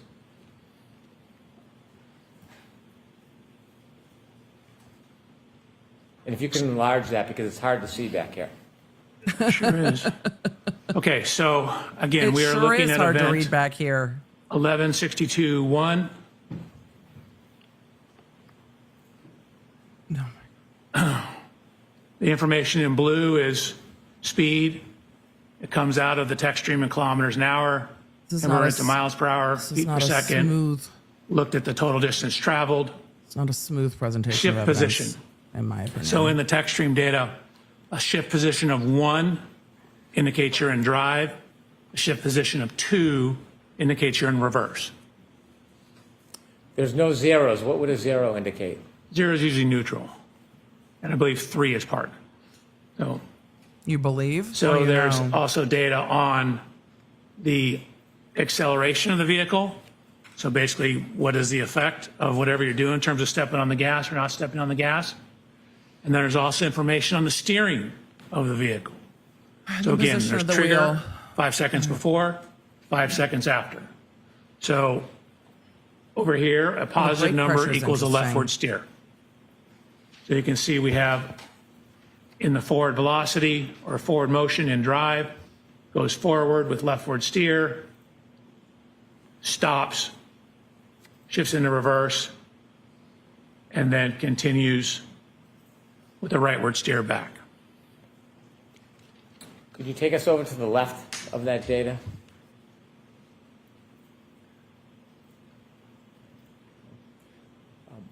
When you look at the number 1162-1 as an event, can a key cycle, or when a car is turned on, power ignition on until the point it's turned off, whatever amount of time, can it have more than one triggering event? Yes, it can have lots of triggering events. In this case, it has 2. On a key cycle 1164, there's 11. On 1167, there's 10. If you could move a little bit to the right on this, is there something you can see on here that caused the triggering event, some of the data? Yes. So if you look at the triggering, the indication of what this trigger was, what you see is accelerator opening ratio, They haven't which is given a date. basically, you can think of it as how much you're stepping on the gas pedal. And so if it exceeds, in this case, 30% quicken time after shipping into reverse, that tells the system, hey, we might need to start recording this data.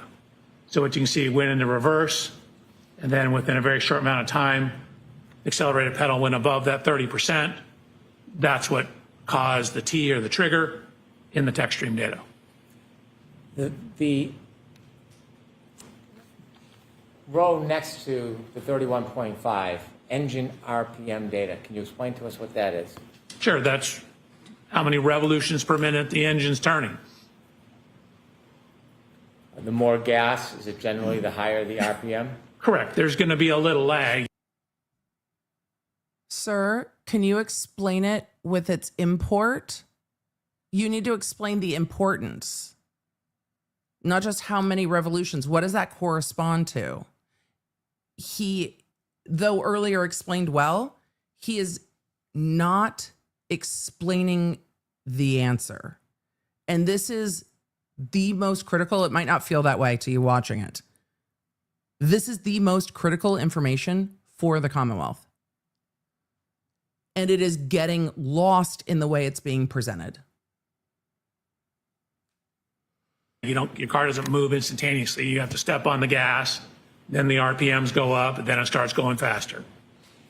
If you could explain to us the total distance and distance travel columns, how do you read that? Sure. So we know the speed at various times. We know from this data that there is, you can see half a second between each one of these timestamps. So 1, 2, 3, 4, 5, 6, 7, 8, 9, 10 data points at half a second. That's the 5 seconds of pre-crash data. So if you know you're going so many miles per hour, again, I converted it to feet per second. Feet per second. He used the word pre-crash data. It's pre-trigger data. What he explained earlier multiple times is that if there is a triggering event in the text stream, the car will capture the 5 seconds before and the 5 seconds after, and then will capture some, not necessarily all, of the information in the middle. So it is the pre-trigger data and the post-trigger data. He's calling it pre-crash. He's the witness, not me. But that's what M1 through 9 is, and then N0 through whatever, or M0 through 9 and N0 through whatever. Those are the before and after that the car fills in. You're going so many feet per second for half a second, for example. You just multiply those two together and it tells you how far you went. Also, chat for you asking, how is the car having a negative speed? I hope he explains it, but if we saw the whole chart, I imagine that the negative speed correlates to the cars in reverse. So it's not really negative speed. It's indicating that the car's in reverse. So what I'm doing is looking at But we don't have that speed traveling during the on the interval. chart. That's during this short time period. where we can see. And then I add it all together here for total distance traveled. You mentioned that when the data is captured, it's limited to 10 Oh, it seconds. could be deceleration. When we That's look fair, at the chat. top row. It could also be deceleration. It's very fair that it could be deceleration as it's braking. It's a very good point. This is why a jury has multiple people to deliberate with. It's hard not being able to see the whole chart at once, because then you could see the 1 and 2s correlate to what they're saying. Of JBW vehicle 'Cause speed Chad is Bay. MPH, it's 9.94. Is that 9.94 miles per hour? It is. Can we tell whether it was going faster or slower before this data? We generally cannot. I mean, you might have some,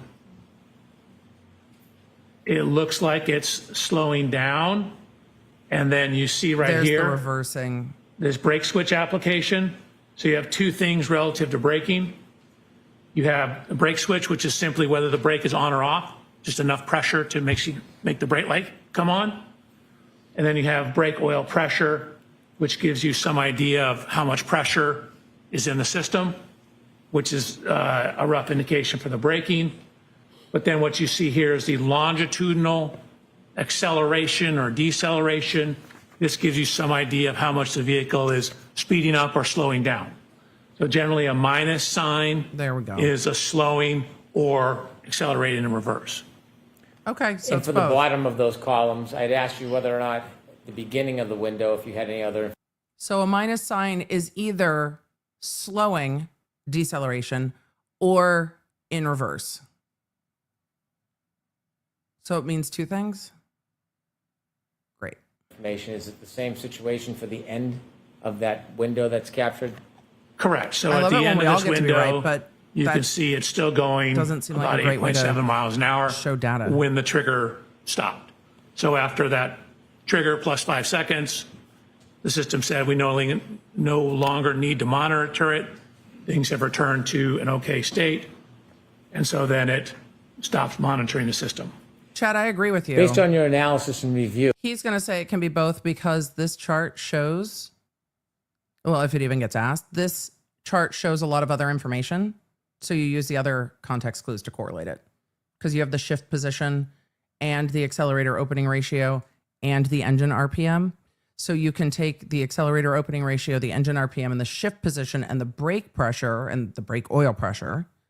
And then with all that information, you can tell if it is deceleration or reverse. and looking at this data, did you come to a conclusion to a reasonable degree of engineering certainty whether Do I think that's clear for or a jury? when No, this I don't. event occurred as it is portrayed in the data? Yes, I did. And could you share with the jury, to a reasonable degree of engineering certainty, I talked over them asking for the ultimate opinion because Brennan didn't even shift gears into it. So come on back, everybody. Welcome back, chat. Take a pause for a second. Brennan's going to ask him about his ultimate opinion about which trigger event correlates to the backing event. So shake it off from the chaos of this testimony. Here's the important bit. at this data, did you come to a conclusion to a reasonable degree of engineering certainty whether or when this event occurred as it is portrayed in the data? Yes, I did. And could you share with the jury, to a reasonable degree of engineering certainty, when did this occur? So this, you want time-wise or location or both? Start with location. It was a terrible fucking question. Then time. So it happened on Cedar Crest. It happened between cell phone data points 154 and 155. And it's a 3-point turn on Cedar Crest. And it occurred, according to the Techstream data, about 12 minutes, 23 seconds after the vehicle was turned on. So, And do you have an understanding of What the time? variance between the Lexus clock and Mr. O'Keefe's cell phone? yes, And what is that variance time? 21 to 29 seconds. So the Lexus clock at 21, 23, 38, what time would that put Mr. O'Keefe's cell phone? Objection, Your Honor. I'm going to see counsel at sidebar for just a minute, please. This is so chaotic. I was critical last trial that this testimony did not come in smoothly. This is coming in more clear for me this time. And I cannot tell you if this is more clear because I've heard it like 4 times and that has made it more clear, or if because last time it was so unclear that this is better. I think it's because I've heard it more times, so I understand it better. Because once they got into the key cycles last time, I was so lost. At least now there's somewhat of a chart, but I got so lost last time. And for those of you in the chat, a number of you are saying that this is the first time watching this, so confused. DMV doll, yes. For all of you that are watching this the first time and you're like, what the fuck is happening? This is not on you, it's on them. It's on them. It's on the Commonwealth to explain it. And we just got into one of the first opinions of the Commonwealth's key witness. And I think all of us collectively went, what? Right. That's a really long sidebar. Like, that's a really long sidebar. The jury has got to be like, so we start late and now we're spending the whole time at sidebar. Yeah. Yep. Yep. Mm-hmm. Dr. Welcher, could you take us to slide 30? Okay, we're skipping to slide 30. So for all of you that are struggling, I get it. White photograph and text under the right. Eric said, is he relying on Burgess's new or old variants now? That was the new one. Earlier, he talked about the old one. You were explaining So he's to talked us about both. Time relevance of 12:23:38. And could you tell us again, remind us?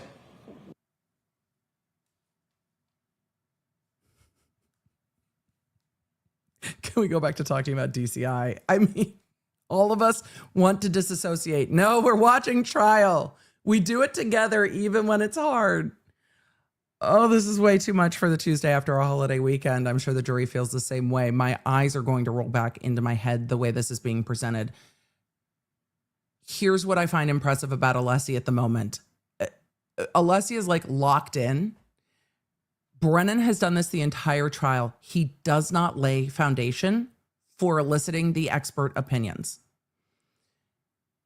And it has been a consistent, ongoing issue that he does not lay proper foundation for what he's trying to elicit.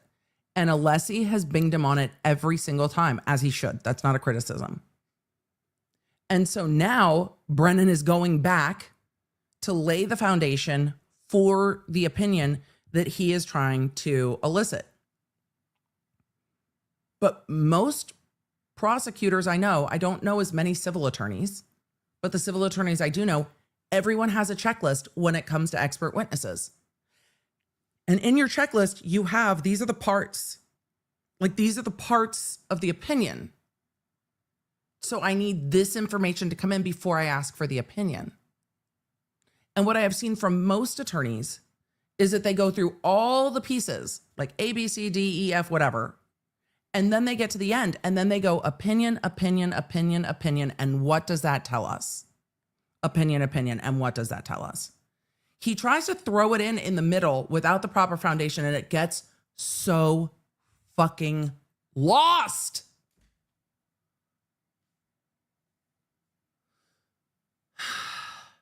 Just lawyer well.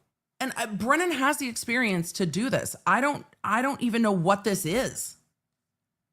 Stop it! What is 122338 referring to? The 122338 is syncing the Techstream time to real world time. So we know how long the Techstream is on.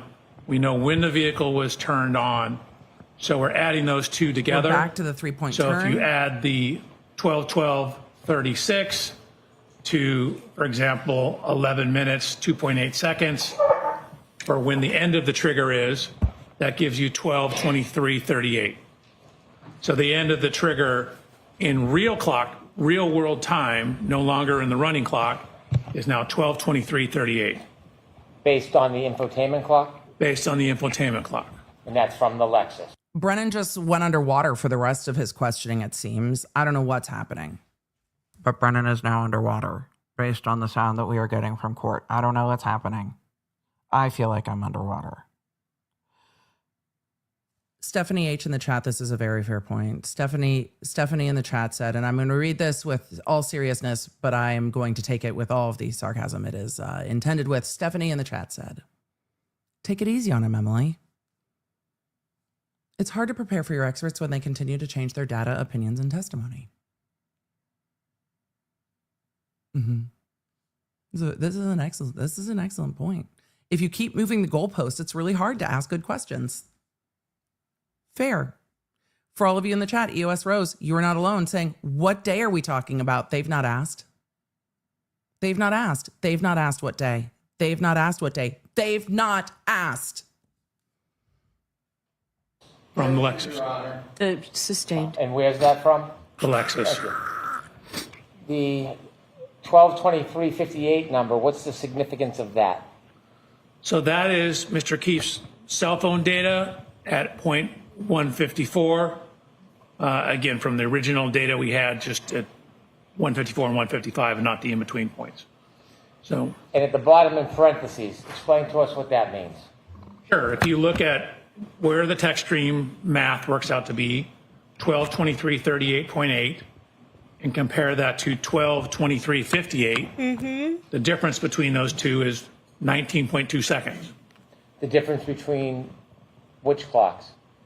Between what the Techstream infotainment system would show compared to what point 154 on Mr. O'Keefe's cell phone is. And based on new data, do you now have information about what the variance, the difference is between the clock on the Lexus infotainment and the clock on Mr. O'Keefe's cell phone. Yes. And what is that? Objection, Your Honor. I'm going to allow that. You need to advance the Techstream clock 21 to 29 seconds. You need to advance it 21 to 29 seconds for why? Why do you need to do that? Because the cell phone is ahead 21 to 29 seconds. After you advance the Techstream ahead 21 to 29 seconds, can you then compare the information, the time that's coming from the infotainment system, Lexus, to Mr. O'Keefe's cell phone from his iPhone? Correct. That's what you need to have an apples to apples comparison. You need to get them on the same time clock. Thank you. You can proceed. Oh boy. Proceed with what? Like, where are we? And for those of you asking when will Cross be, I'll send you So a I message think in we the app. left off here. I don't know where we That's left off. 11:16. I'll send you a message in the app. It's gonna be a while. We're just trying to sync the clocks. We haven't even gotten to accident reconstruction. It's gonna be a minute. 62-1. Like a minute. So what we have is we have the cell phone data, the original cell phone data on the right-hand side. And then from that Techstream data, we have whether it's going forward, we have the speeds, and we have the steering angles. So from that information, we ran a simulation to show you what the Techstream data means. Well, I'm not mad about a simulation. This is what the 10 seconds of data is.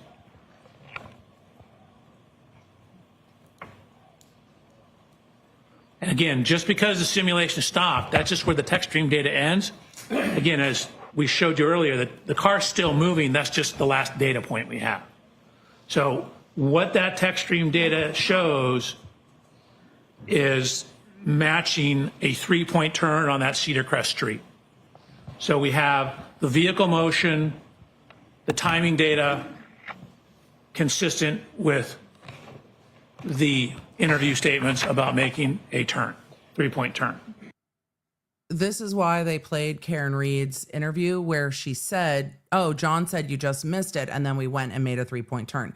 Karen Reed describes this as we are like in the same manner that we are seeing this being depicted in her interview. That's why they played that interview. So I don't know if they'll play it again, but that is why they are using this 3-point turn, because John's phone was on Waze, Karen's car was driving, and then she gave the interview and said, this is how this went down. So the jury, whether you do or not, it is likely that even if the jury is lost, they will be like, okay, there's a 3-point turn. Got it. Not in dispute. Done. Move on. The reason that they are going on about this so much is because they want to use this to correlate the time. That is what is important to them. They want to correlate the times, not that the 3-point turn happened. Jess in the chat said it's the sinking point. Yes. John O'Keefe's phone is on Waze at this point, and it is getting data points from Waze like second to second to second. Karen's vehicle registers the 3-point turn in the Techstream, and then Karen gives an interview saying, oh, we missed Fairview on Cedar Crest. We did a 3-point turn to go back. So this is their way of correlating all of the different events together. What Karen Reed said, what the car says, what John's phone says. And then what time it is. Can you take us back to the data chart and show the 2 points that you just mentioned, the turning? Where's that reflected in the data? Sure. So you can see And you'll have to enlarge that. I'm sorry, Doctor. column N, that's the ship position. So that's looking, we start off going forward right here. And you can see at the start of the simulation, we're going about 9.94 miles an hour. And then as you start a 3-point turn, you generally start, in this case, if you're going to the left, with the left turn.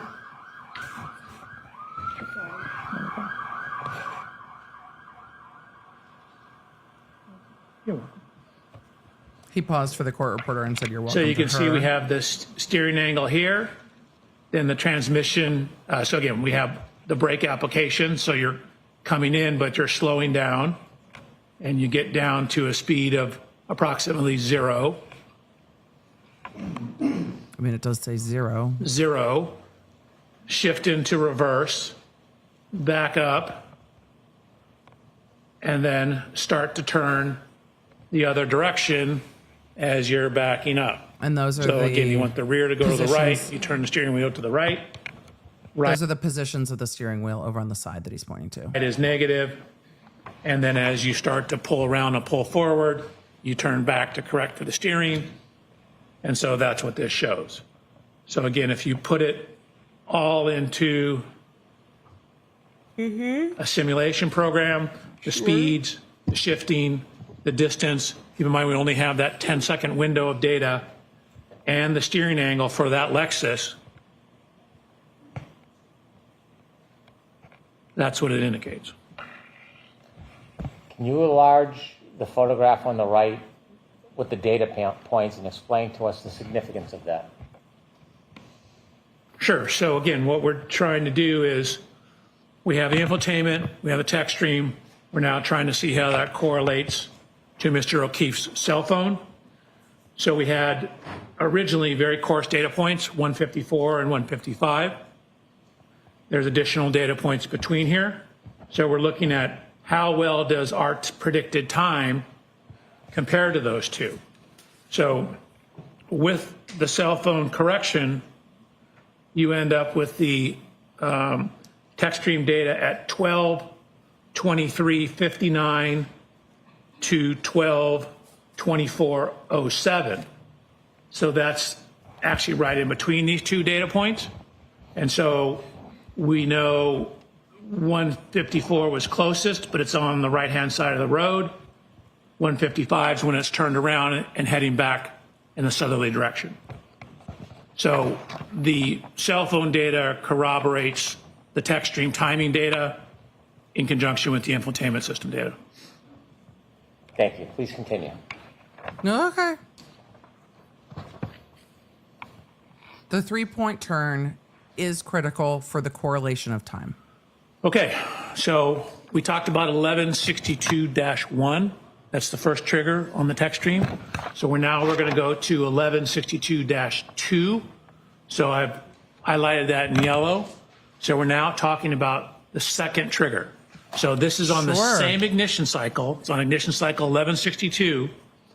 We have that same continuous running clock, but we've now synced it to real world clocks. So That instead of the running clock, makes more sense. we now have some information on the real world clock.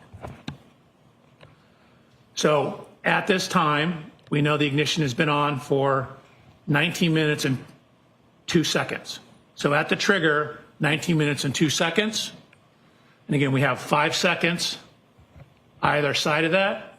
So between 18 minutes, 57.6 seconds to 19 minutes, 7.5 seconds. Could you enlarge that, please? Which part? I don't know How what far Brennan away did to that microphone, Narrow but is. good Lord, it sounds You were underwater. speaking about the clock. Could you explain that so the jury can see? Huh? Sure. So again, this is continuous from when the time comes on. I just converted it to minutes and seconds here so you can see how long it's been on. This is the mileage. These are the When he says how long it's been on, he is talking about how long the car has been on from the key cycle turning on.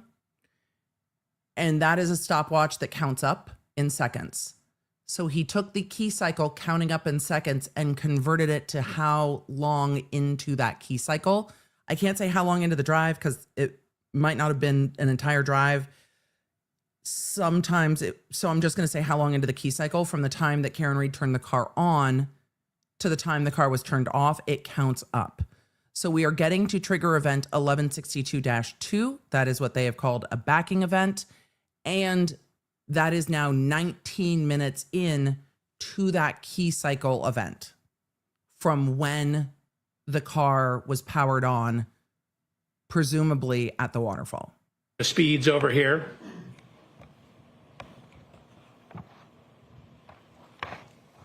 And this is some information on how far it traveled. Again, we have the plus minus on the steering. That gives us some information on the steering. Sure. Really, there's very little steering going on at this point. Slight leftward steer.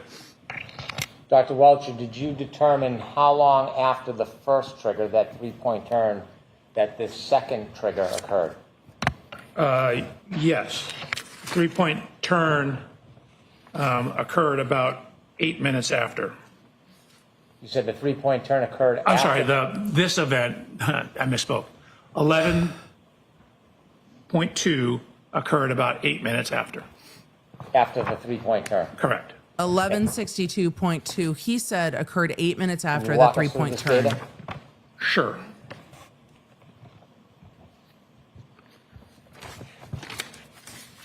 What are you looking at?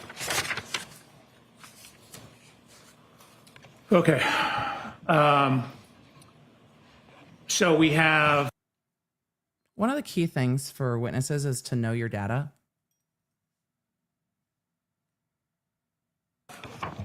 the accelerometer data here. And to confidently explain it. I've highlighted a shift from drive to neutral to reverse. I'm sorry, Okay. you're going to need to zoom that in so we can see it. Absolutely. We have information on the brake switch, brake oil pressure. We have the acceleration data here. And then from that information and using the acceleration data, calculating the speed at which it's backing up. The reason we have slightly different calculations here is we have some evidence that the wheel's slipping on the ground. So we need to use the What? What did you just say? What did you just say?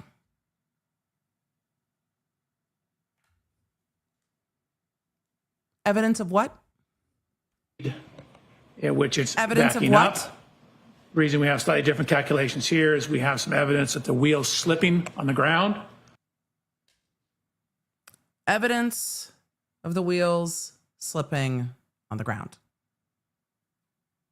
We have been wondering about that. I would like to know what. This is why I want to see the whole chart at once. Because I want to be able to carry those lines across. What is the evidence of the wheels slipping on the snow? Which of these numbers? The negative 0.488 or the negative 0.50246, 43068, 57424? Which number? Is it the longitudinal G sensor? Emily, no. Or is it the yaw rate sensor? Which sensor, not yaw rate, I'm going with yaw rate. Which one indicates that the wheels are slipping? So we need to use the accelerometer because the wheel speed is simply telling you the speed of the wheel. It's like if you're stationary burning rubber, the speedometer reads a certain speed, but you're not going anywhere. But the accelerometer tells you how much the vehicle's moving. That's helpful. So from all that information, we get information on how far the vehicle's traveled. We've done it in terms of total travel distance. We've done it relative to the start position. I'm going to ask you to start on the columns on the left and take us through So the you need to information use that the you have regarding accelerometer, this second triggering event. So if you can not scroll just the all wheel way to speed. left. All the way to the left. Yep. Okay. So the first column regarding time, could you remind us again what that is? So again, that's the continuous running clock. And the second column in blue? That's where I take that time and convert it to Can you just tell us what what we the more commonly use, what's the accelerometer say? minutes and seconds. And now we have a key cycle event different than the 3-point turn. What's the number? So this is now 1162-2. And So again, it's technically in the system the same key cycle. I've called it 1162-2. And the red number next to it to the right? That's the mileage. So it's actually at the same mileage as 1162-1. So we know, obviously, they're within the same mile. If you can scroll over a couple of columns. From your data, can you tell during that event how far the Lexus traveled during Yes. that event? Yes. And how do you do that? So we have accelerometer data. We have Where? velocity data or speed data back here. I've corrected for what you see down here is, and I go through this on a later slide, but right here you can see a significant increase in RPMs, but yet the acceleration is dropping. So what that means is if your RPMs are going up and the speed's going up, that means you should be accelerating more. But what happens because the acceleration is dropping, that means what's actually happened is the wheel's slipping. So what I've done is I've used the accelerometers data to calculate the speed once the vehicle is put into reverse. And once we know the speed, again, feet per second, we know every data point is half a second. So speed times time tells you how far you moved. Feet per second, feet divided by seconds times seconds gives you feet. That's how far you went. So And? you get how far you went in each interval, then you get the total distance traveled. And so this is relative to the start. So 0 is the start. The vehicle goes forward about 34 feet. Then you can see it basically stops in this area here.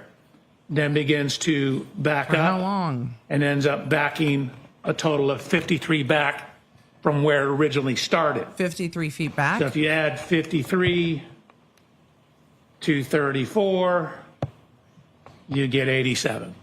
So the total motion, 34 forward, 53 back, the Lexus moved 87 feet total.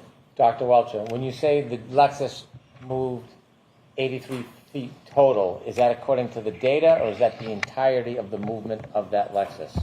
No, that's just from when the data starts to when the data ends. So if you look at when the data starts, you can see that the vehicle is actually going 13.67 miles an hour. When the data stops, the vehicle is still going 23 miles an hour. And you can see, I'm sorry. you can still see that it's still at 74% throttle. So That's this an important number. is 3/4 of full throttle in reverse. So to start with the distance traveled, if you can go to the top, we see that However, the speed, the wheels slipping can make sense. Well, it's a lot of throttle.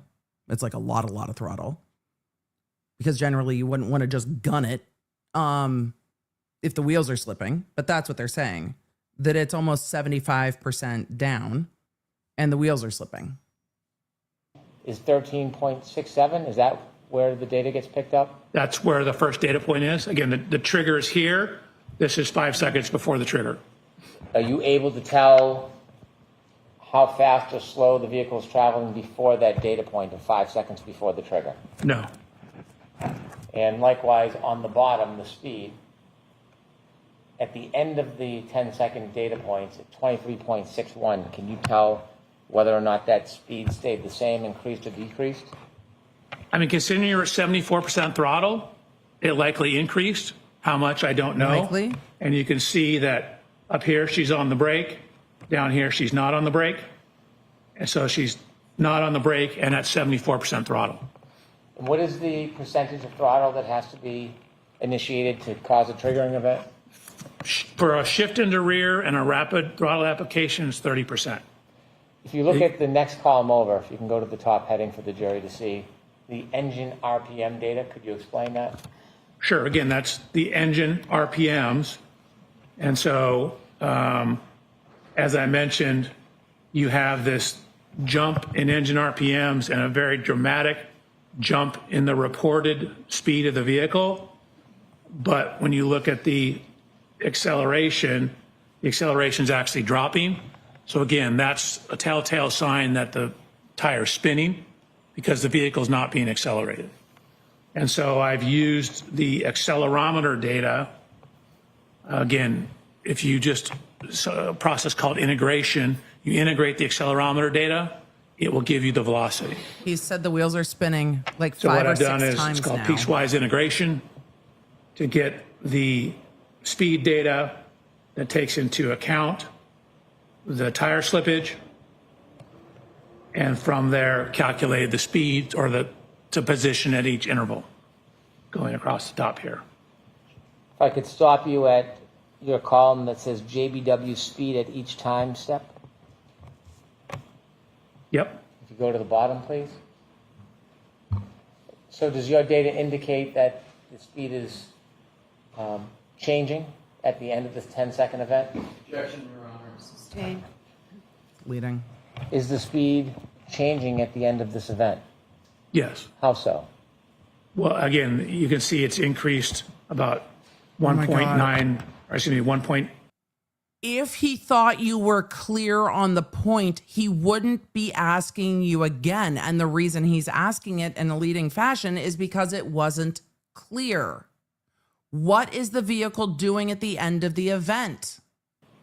That's what he 2.7 wants to miles know. per hour. And again, we know from what I already stated that that last time step, you're still at 74% throttle and you have 0 brake application. As I already said, Is it possible if from it the was data clear, to tell how far the Lexus went forward before it went in reverse in total as far as feet? Not in total, no. We just have this 10-second window. I can tell you what it did during this 10-second window. Is it possible to tell how far it continued after the data? No. The shift position changes from 1 to 0 to 2. Can you again explain to us what that means? Sure, 1 is drive, 0 is neutral, 2 is reverse. And then brake switch status, again, a 1 is you're on the brake pedal, enough to activate the brake lights.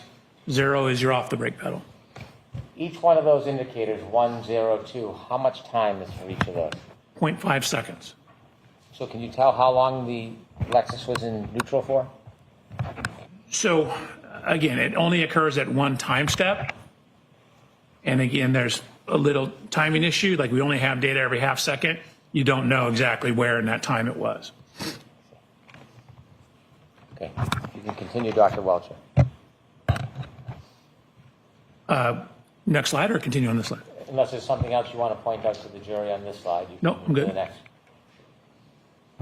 So similarly, using this information to then try to tie it back to the cell phone data to make sure we have the real-time information. Again, this was written back in January before I got the additional information. So what you can see is, I'll zoom in. Again, we're now talking about trigger 1162.2. We know that that's 18 minutes that the vehicle has been on, 18 minutes, 57 seconds, 19 minutes, 2 seconds. oh my God. Can you not read your slide? This maybe is the it's- range. Again, Maybe it's because there's so much on it. He's like, excuse me, this, let me back up this. If your slide's confusing for you,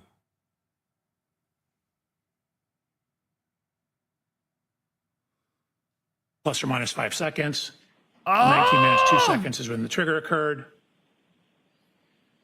Infotainment system, adding those two together, 12:36, plus the 19:7.5 indicates the end of 1162-2 is at 12:31:43.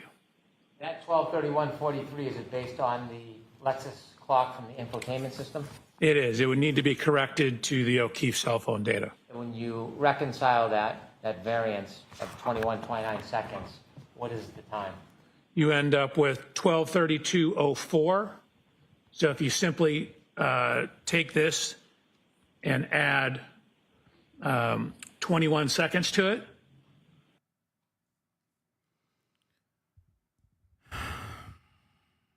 Am I reading the last sentence on this slide properly? Final lock event at 12:32:09 were user initiated by the user pressing the side button briefly. Is he adding data from Whiffen into this as well? But it's not just Whiffen. It's Whiffen and Jessica Hyde. Okay. It's not indicated at all where that information is coming from. It's just kind of thrown in at the bottom here. And add 29 seconds to it. So you get between 12:32:04 and 12:32:12. When you reconcile the two clocks and you have that range of 12:32:04 to 12:32:14. I agree with you about was user initiated. 12:32:12. I'm sorry. It's the 12:32:12. worst. It's so fucking badly Does that worded. simply accommodate the window of Among data, other things. but not before and after? Correct. So, again, even on John O'Keefe's cell phone, even within his cell phone, there's somewhere between 21 to 29 seconds difference on his cell phone. What? So even that one piece of instrumentation has some variance to it. So we know. What? Where are you pulling a variance within the cell phone from? On John's cell phone. It's between 21 to 29 seconds at this approximate time. So this is taking into account that variance. So the only time window that you have is based on the data, and that's reflected in the 12:32:04 to 12:32:12? Sustained. Is there any other window you can accommodate with the data you have other than that 10-second window? Yes. What's that? So I was given information Accommodating a about a window? final lock event on the phone. Let's stick with this window if we can. Okay. Since you only have 10 seconds of data, is it possible from the Lexus clock data to have a larger window? What? 10-second window. Also, that's leading. No, the Lexus, or excuse me, the He's just said Techstream no. will only give you a 10-second window, but it doesn't tell the whole story because the vehicle's still moving. Understood. Okay, continue, please. So I have this other event, a lock event, and the information I was given that at 12:32:09. And so we have the Techstream data ending at somewhere between 12:32:04 and 12:32:12, which puts this number right in the middle of that, more or less. More or less. Continue. Is this a good place to take a luncheon break? Yes! Okay, so why don't we do that, George? So we'll take 45 minutes for lunch. And again, Dr. Wilson, you can just call it. Thank you, Your Honor. Thank you very much. You are muted. Do it. Do it. Do it.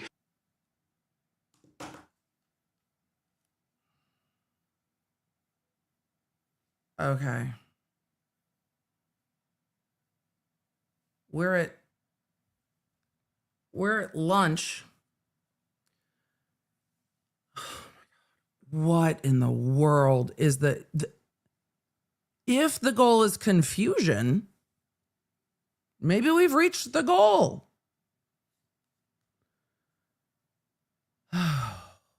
We're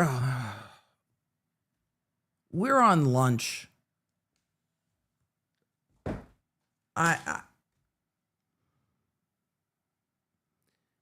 Let's see if we can try to summarize. Let's see if we can try to summarize, and then maybe food will help. Maybe food will help. Because I don't know what happened to my coffee, but what it's not doing is caffeinating. Nothing is caffeinating me well enough for this. Oh, but they did change the lighting in court for the OnlyFans. It's dramatic. Look. I don't know what happened. I don't know if it's the white balance. I don't know if it's the exposure level. I don't know. But we've got a different view of the fan. That's about all I can say about today. We're at lunch on day 21 of the Karen Read case, and Dr. Welcher is on the stand. The questioning so far has been disjointed for me. It's been convoluted, and I should have known what we were in for when I couldn't even track this expert's educational path. Because even trying to track the expert's educational path was confusing. And it's the questioning for the most part. But there are times when Brennan will ask a question and the witness gives very short answers. Why? It seems to be that the style of Brennan's questions, being almost a more leading style, have truncated the answers. So there's no explanation. And that has led to some of the most confusing PowerPoint slides I think I've ever seen. And a lot of data and not a lot of explanation. And then because each slide is so jam-packed with stuff on it, in court, they're zooming in so you can't see the totality of the slides. So you're getting little segments of things that are on a spreadsheet. But generally with a spreadsheet, you need all the information. And so you're getting snippets of it. This is the Commonwealth's accident reconstruction expert and biomedical engineer. And so far, the way the testimony is being elicited for me is clunky, confusing, and difficult to follow. They are jumping back and forth between slides. They are trying to correlate points of data that are getting lost in the mix because there's no overall explanation for it. And they spent a ton of time trying to correlate the 3-point turn and then making a diagram of it. So you could see the car make a 3-point turn. Here's what we know. The Techstream data from the Lexus gathers informations around a trigger event. So whatever the trigger event threshold is, the Lexus will then record 5 seconds before and 5 seconds after. So that is a snippet of a 10-second window that you have around the trigger event. And this witness said in the middle of everything that the trigger event was caused for the 3-point turn because the car went into reverse and then the accelerator being at more than 30%. And so the action of reversing and then accelerating more than 30% is what seemed to cause those trigger events for the 3-point turn and for the backing event. Trigger event 1162.1 and 1162.2. Those trigger events are recorded in real time, counting up. So from the time the Lexus gets turned on with the button push, there is a 3-second delay when the infotainment system goes on. And from there, the Techstream data counts up in seconds. He correlated those seconds to minutes. So when we are looking at the backing event after the 3-point turn, that happened a bit more than 19 minutes after the car was turned on in that key cycle. We also heard that from the car's quote unquote black box, there were no collision events recorded on the vehicle. I don't think they've even asked the date yet of these events. They've just jumped into all of it. But we saw the 3-point turn, and the reason they are going to be able to connect the 3-point turn clearly for me to the backing event. The backing event happens 8 minutes after the 3-point turn. There is going to be a lot of disagreement over what time that correlates to in John O'Keefe's phone. That's a very fair fight. But the data is pretty clear for me that the 3-point turn and the backing event happened within 8 minutes of each other. And Karen Read gave an interview talking about that 3-point turn. So I don't think we're going to see a lot of argument over the 3-point turn and when it happened and over the backing event and when it happened because of Karen Reed's interview. Karen Reed's interview says, John said we missed Fairview. I made a 3-point turn here. And then 8 minutes later, the backing event happened. Now, if that backing event caused anything is greatly in dispute, but the car backed up. And what we heard for the first time today is that there is evidence in that Techstream data that shows that the tires were spinning. It has been asked a lot. I don't think we heard about it at all the first trial. But now we are hearing that there is evidence in the Techstream data that the cars were spinning. Or the cars. Lord, that the tires on the Lexus SUV were spinning and slipping. And that's the first time we've heard it. And we have continued to hear throughout this witness's testimony that there is evidence that the tires were slipping, so that the tire speed data is not accurate. You also need the accelerometer data. You also need the data from the steering wheel. What else did he say? And you also need the distance traveled. So, when we get into all of that data, and we're not even done with it yet, the Commonwealth was just trying to correlate the time of the backing event to the time on John O'Keefe's phone and when John O'Keefe's phone locked. That is where they are in testimony, trying to show the backing event and the locking event on John O'Keefe's phone. They had briefly talked about how much distance the Lexus had traveled. It was so clunky and hard to follow. But what they said with the backing event is that in that trigger event, the Lexus drove forward and they gave a distance, and then drove backwards and they gave the distance. And then they said the total distance traveled by the Lexus, including the forward movement and the backing up movement, was 87 feet total. But that's only during the event. The Lexus would have traveled before that and after that event. So, have we gotten to speed? No, not clearly. But we've gotten to 87 feet total travel, but that includes at least 34 feet forward and up to 53 feet backwards, they say. What else have we not? Well, there's a lot we haven't heard, and we haven't gotten into the accident reconstruction yet. They are still correlating time of the backing event. So there is a lot more.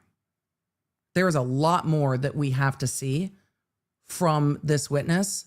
And I don't know if we're going to get done with direct today. I don't know if we're going to get done with direct today at all. We'll see. But it is lunch. And there is much needed. So, with that,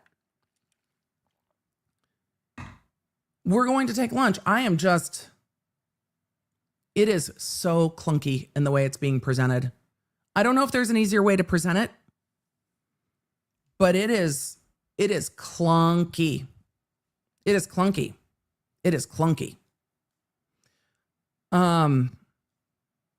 Even if they try to clear it up in closing, I still think it's clunky. Let's do a few questions and then I'm going to grab some food. Why? Well, because we got about 15 minutes and I'm going to grab food for about 15 minutes because otherwise my brain is going to start buffering in the middle of the stream. Just buffering.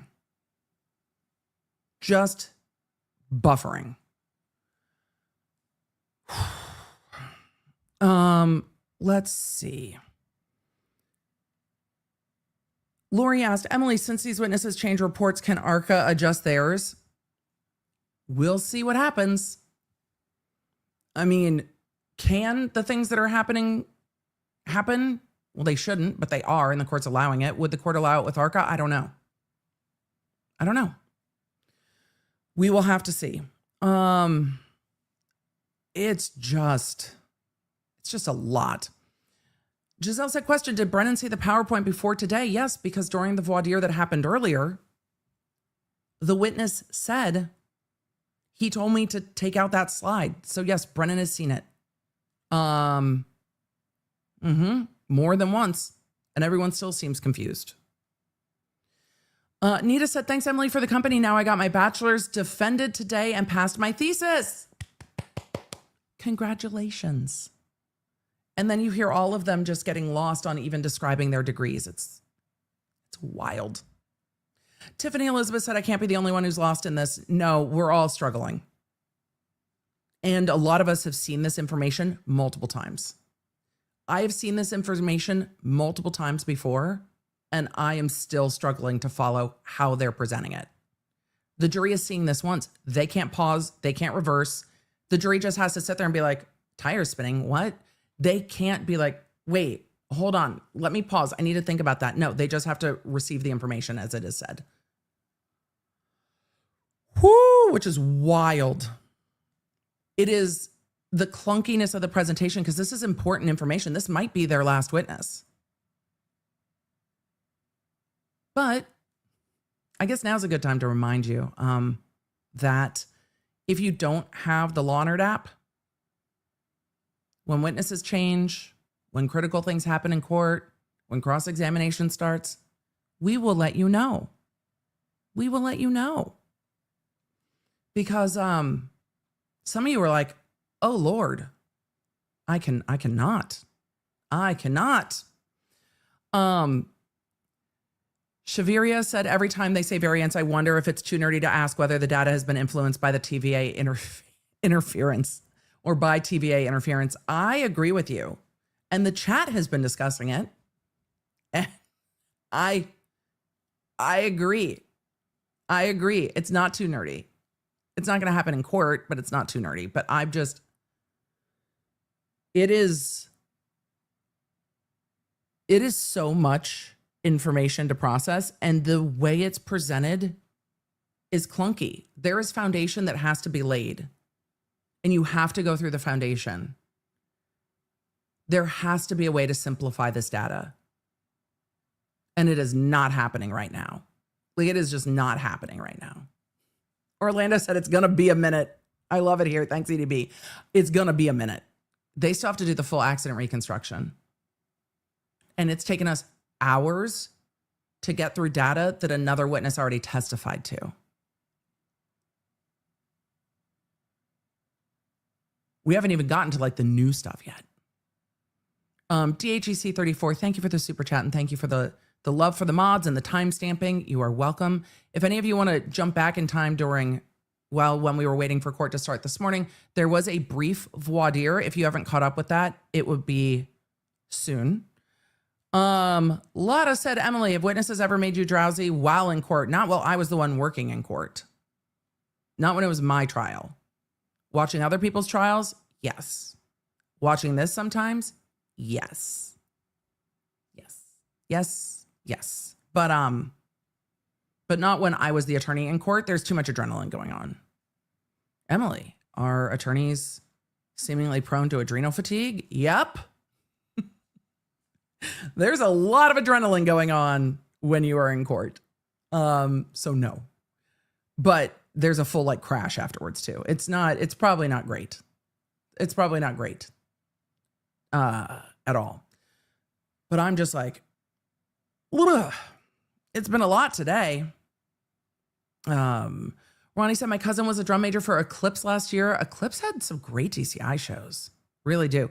Caitlin said, obligatory Phantom Regiment comment. Love you. Yes, Phantom. S Boogsy02 asked, has Travis done Indoor Guard 2 or will he with WGI? He has done Winter Guard. Yes. They compete in a different circuit than WGI, but yes, he has done Winter Guard. He loves it. Loves it.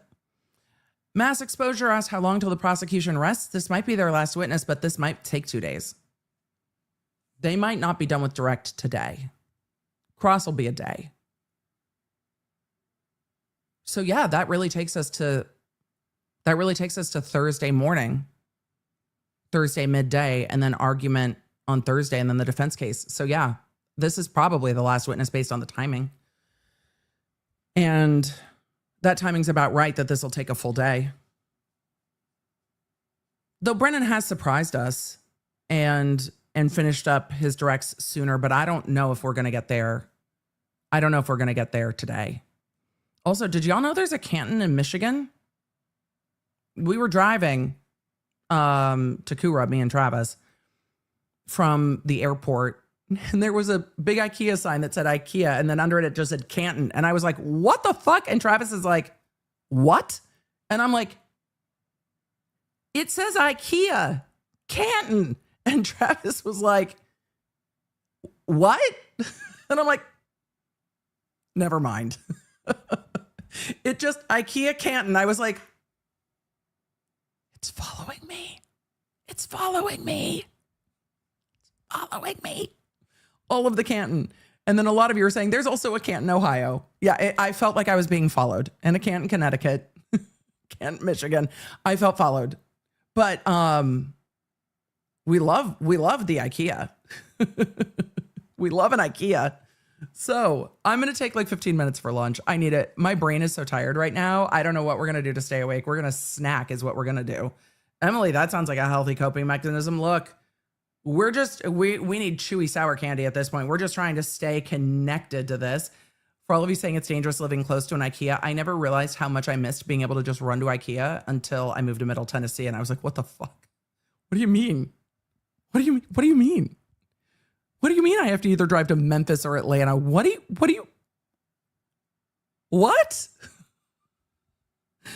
Emily, did you research thoroughly? Yes. Where the Apple store was and if there was a Trader Joe's. I didn't even think I would need to look at whether or not there was an IKEA. But there is one in Michigan. And for everybody that's like, what's a Kura? If you live anywhere near where I'm talking about, go to Kura. It is conveyor belt sushi. It's great. You can get their app. You can put your name into the wait list. It's fantastic. If you don't, you're going to stand around and wait. You're going to stand around and wait. Kura's great. If you don't like sushi, maybe then not, but Kura's great. It's a favorite. It's a Team Baker favorite. It's an Emily Baker favorite. It's a family Baker favorite. So good. So good. All right, they're still on OnlyFans. We are going to take 15 for lunch. If Court is late coming back, I'll come back and we'll chat, or we'll finish up the show that we didn't finish up watching. Let me grab my hold music. We will finish watching Elaborate Band in a minute. Actually, you know what? I can just put on the music we have here and put this on. Megalina, I'll just do that. And then I will mute this so we do not buffer. Where is our lunch break? All right, I'm going to put on some music for lunch. Let's see. What music do we want today? We can do, what did we enjoy last time?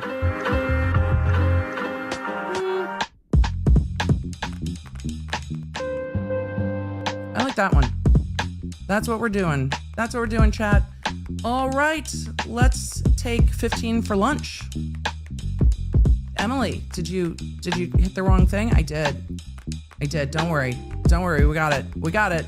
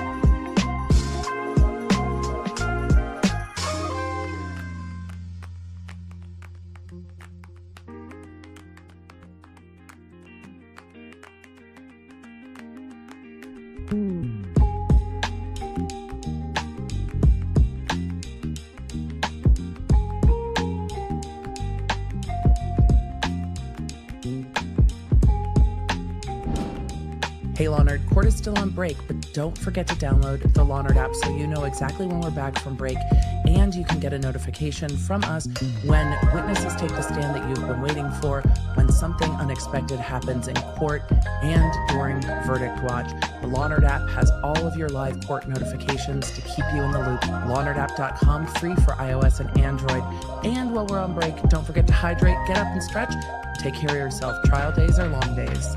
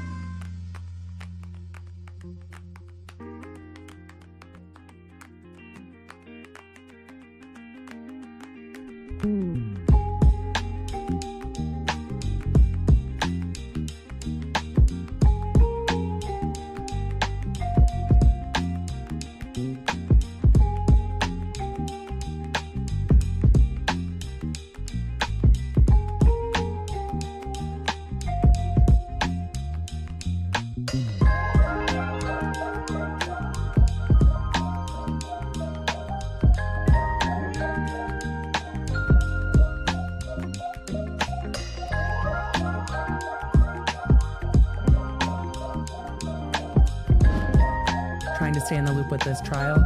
I know sometimes it's hard if you miss a day. That's why I've got daily case briefs dropping over on the Emily Show YouTube channel and the Emily Show audio feed on your favorite podcast app, so you can stay in the loop even when things get busy.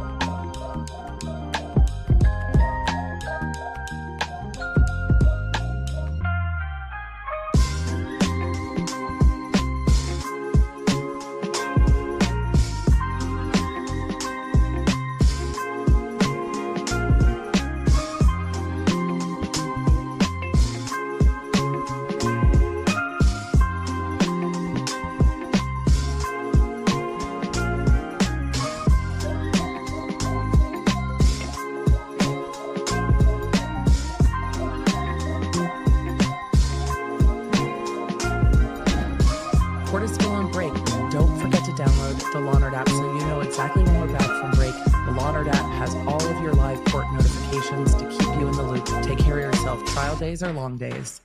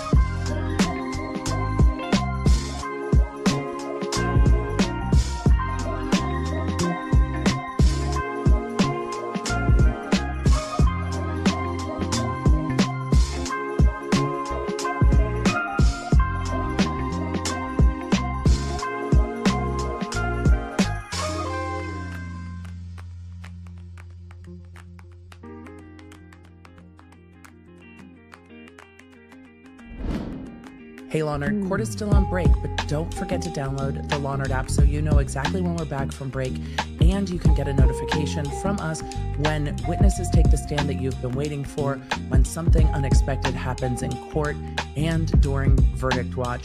The Law Nerd app has all of your live court notifications to keep you in the loop. LawNerdApp.com, free for iOS and Android. And while we're on break, don't forget to hydrate, get up and stretch. Take care of yourself. Trial days are long days.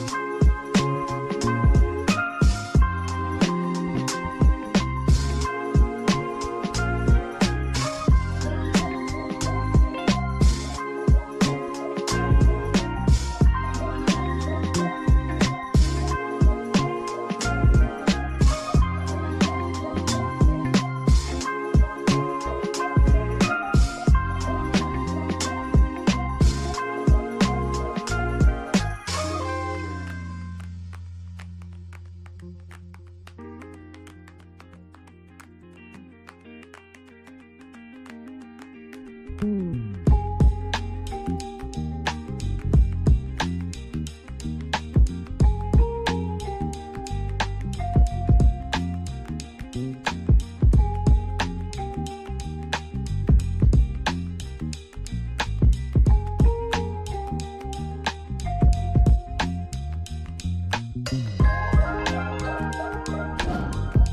to stay in the loop with this trial? I know sometimes it's hard if you miss a day. That's why I've got daily case briefs dropping over on the Emily Show YouTube channel and the Emily Show audio feed on your favorite podcast app, so you can stay in the loop even when things get busy.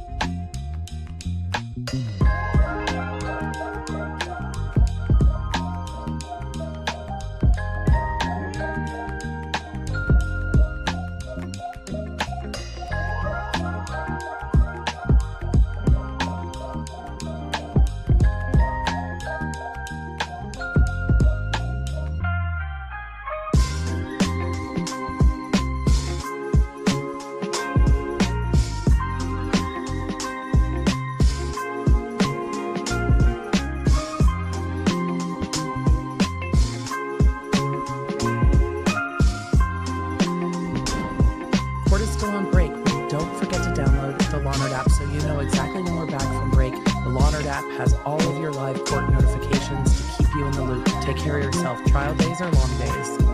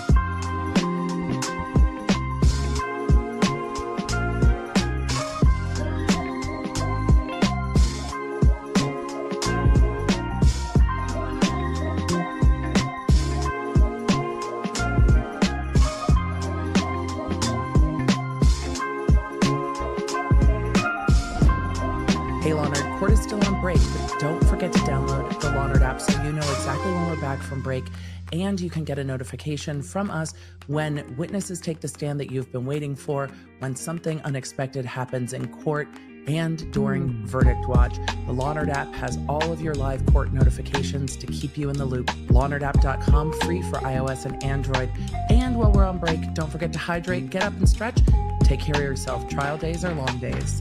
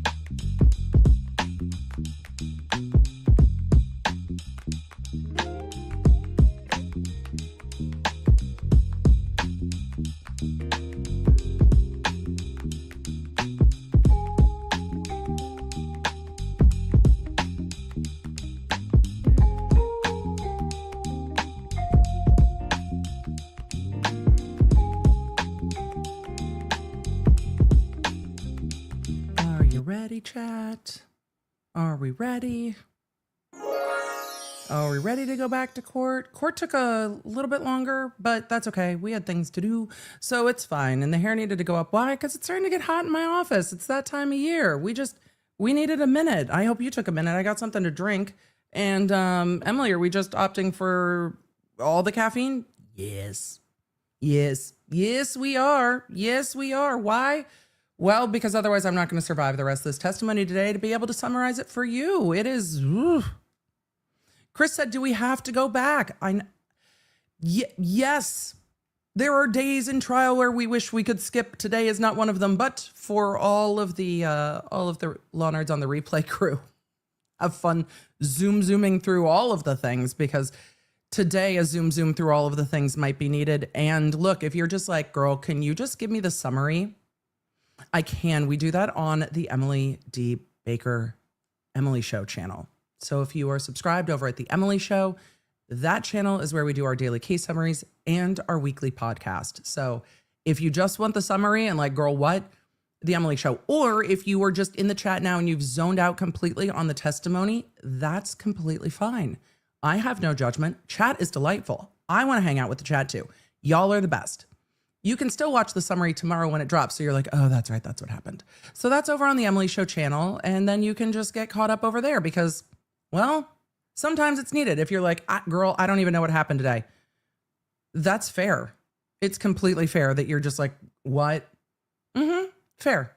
So let's just go back to court. We have very little Zoom room. So at some point we're just going to get to answer questions and hang out. So don't worry. Don't worry.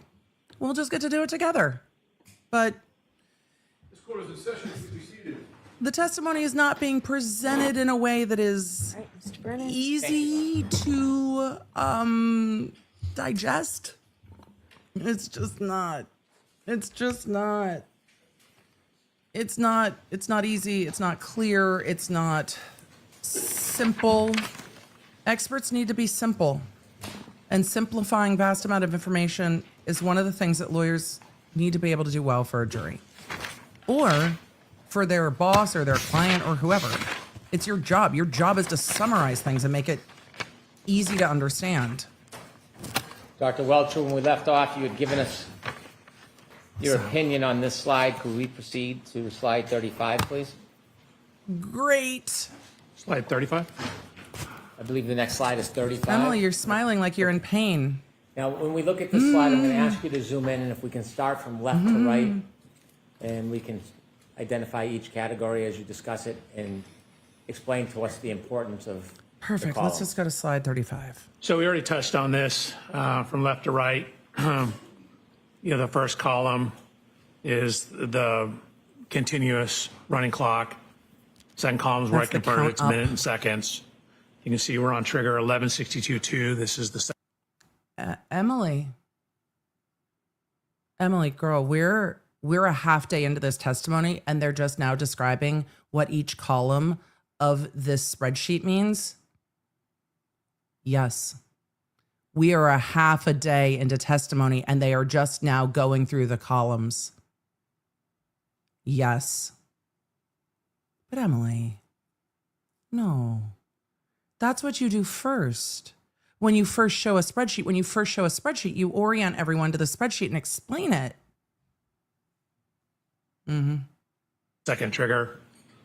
The particular boxes that are highlighted are where there's change. So they're going For backwards example, to do that in the now. upper right, when you're transitioning from drive to neutral to reverse. And then I already discussed this a little bit, but where the wheel's Can slipping, you just highlight it all the way you across? can see you have high acceleration pedal application, increase in the RPMs. But when you look at the effects on the vehicle, you can see that it's accelerating less. So that's indicative of slippage of the wheels. And then I simply show at the bottom the math I use to derive all that. So again, we touched on most of this. It's the same slide you saw before, just to show how corrected for the speed. If you could zoom in for a second, I want to ask you a question about the RPM column. RPM column, go ahead. If you could zoom in. Oops. You see in the last line, the last piece of data captured, the RPMs changed from 3,200 to 3,300. Correct. And the accelerator is fair to say, is that depressed? What's the way you characterize that?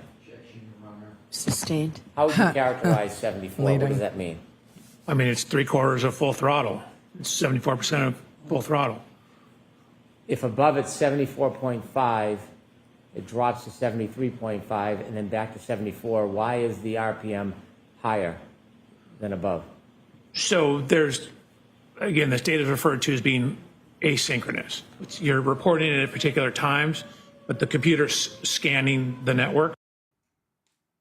No, witness, that's not what he's asking you. What he's asking you is if the wheels gained traction and the car started going backwards. Is that when the car started moving backwards?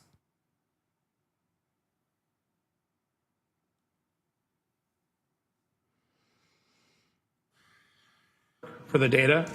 So it's not all on exactly the same time step. Not only that, but there's Not what he's frequently, oh, sorry, I'm sorry.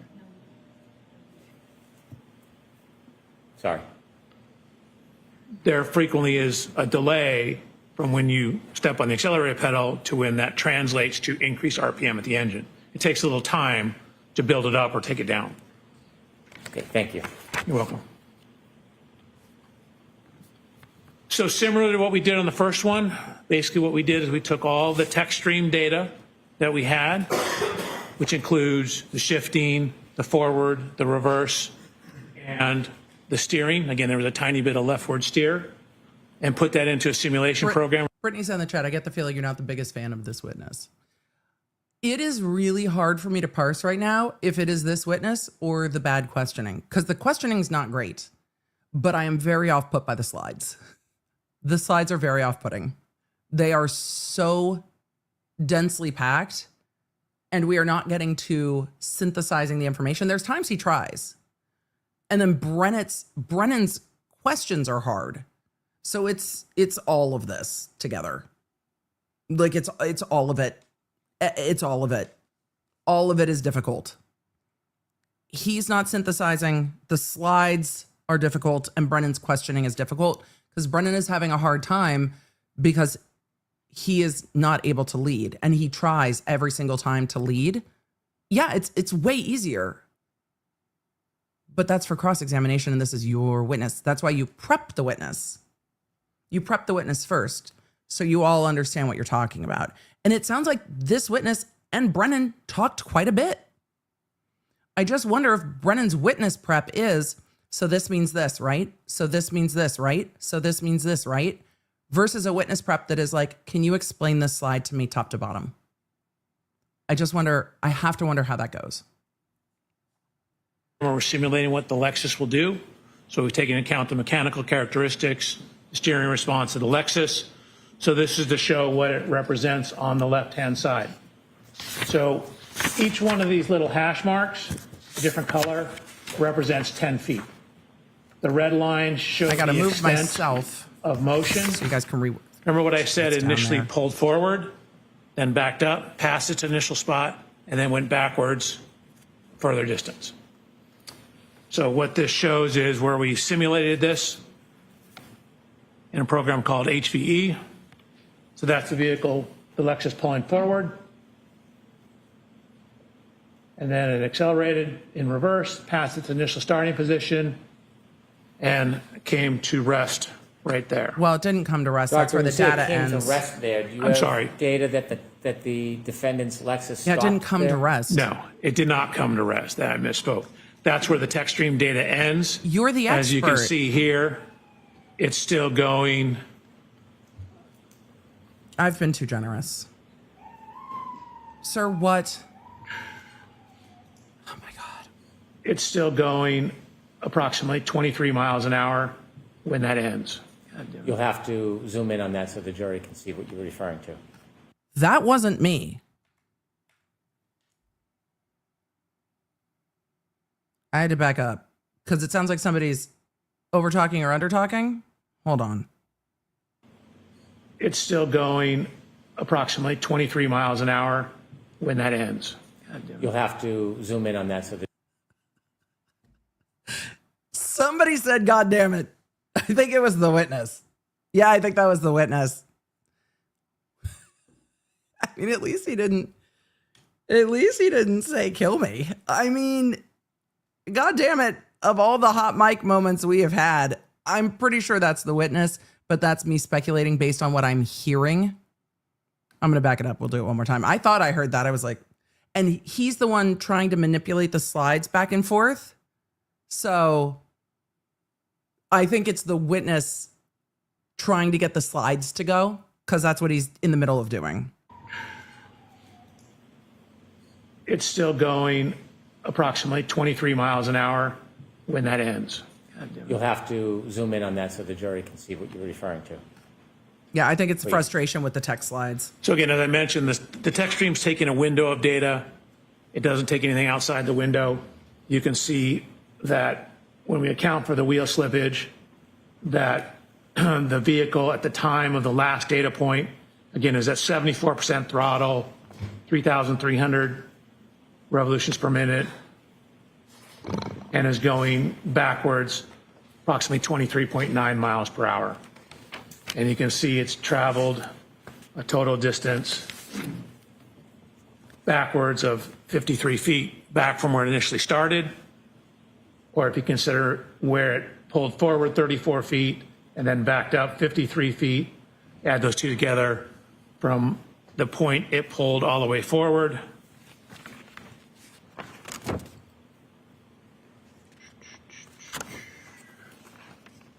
So this is 10, 20, 35, forward. So that's the vehicle And going then it'll forward. go 10, 20, 30, And then the 40, vehicle going 50, backward. 3 back At 12 miles an hour, which is for a total of fast. 87 feet. So from the maximum point it pulled forward to where it backed up, again, that was It's fast. That is a fast in reverse. 34 feet. What they haven't talked about is when the data shows that the wheel slippage changes. I do not think they've tied that together well yet. Forward, then a total of 53 back, total travel distance of 87 feet. So went all the way forward where it stopped, it then backed up 87 feet. And when the Techstream data stopped, That was me. it's still moving. It's still moving about 23 miles an hour, and you're still at 74% throttle and 3,300 revolutions per minute on the tachometer, RPM gauge. We could turn the light on for a moment. So what he's saying is that the Dr. data Welcher, in ends. your analysis of the data, The data ends from the trigger event because it only records 10 seconds of data. The data ends from the trigger event, and the vehicle is still going backwards 23 miles an hour when the data stops recording. He didn't make the distance longer. He's talking about the total travel, and he said this before lunch too. The vehicle goes forward and then it goes backwards, and the total between the forward motion and then the backward motion is a total of 87 feet. It is not going backward 87 feet in this data set. data and the information you acquired and the evidence that But he you is relied not- upon, did you come to some conclusions and opinions? He's not even listening. He's just like flipping through papers, it seems. He is talking about it going forward 34 feet and then backwards 54 feet like he did before lunch, and then he's totaling them together. Total feet traveled is not helpful, and it's confusing. But now he is getting to the expert opinion, so let's see if that gets more clearly parsed. Of the data and the information you acquired and the evidence that you relied upon, did you come to some conclusions and opinions regarding the defendant's Lexus that evening? I did. As part of that opinion, you mentioned that you considered mileage to map distances as one way of mapping the location of the vehicle. Do you remember that? I do. If you could provide us with slide.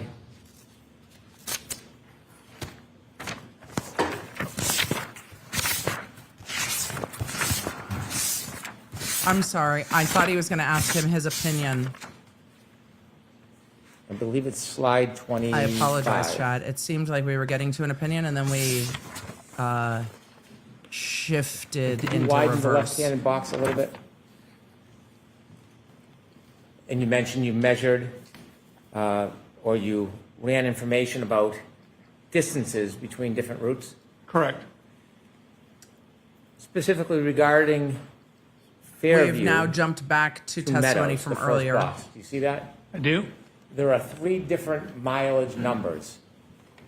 Yes. And then there's streets to the left. Can you explain what's set out in that box? Sure. It's basically 3 different routes you can go. Sherman Street, Pleasant Street, Washington, and Sherman Street.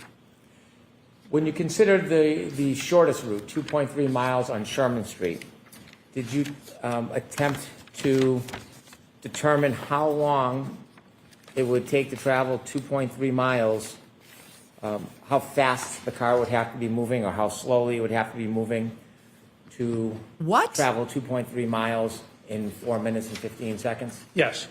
And what did you determine? So to go 2.3 miles in 4 minutes and 15 seconds, you would need an average speed of 32.47 miles an hour.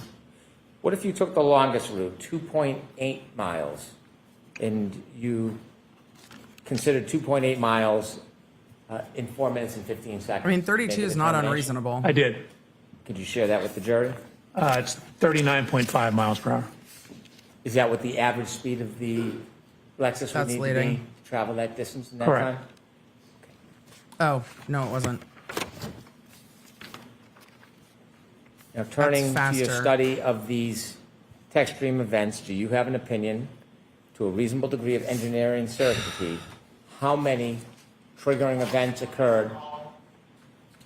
How many triggering events occurred in that ignition cycle 1162? We talked about that too. Objection, Your Honor. I'm going to allow that. In 1162, the Techstream recorded 2 triggering events. And do you have an opinion as to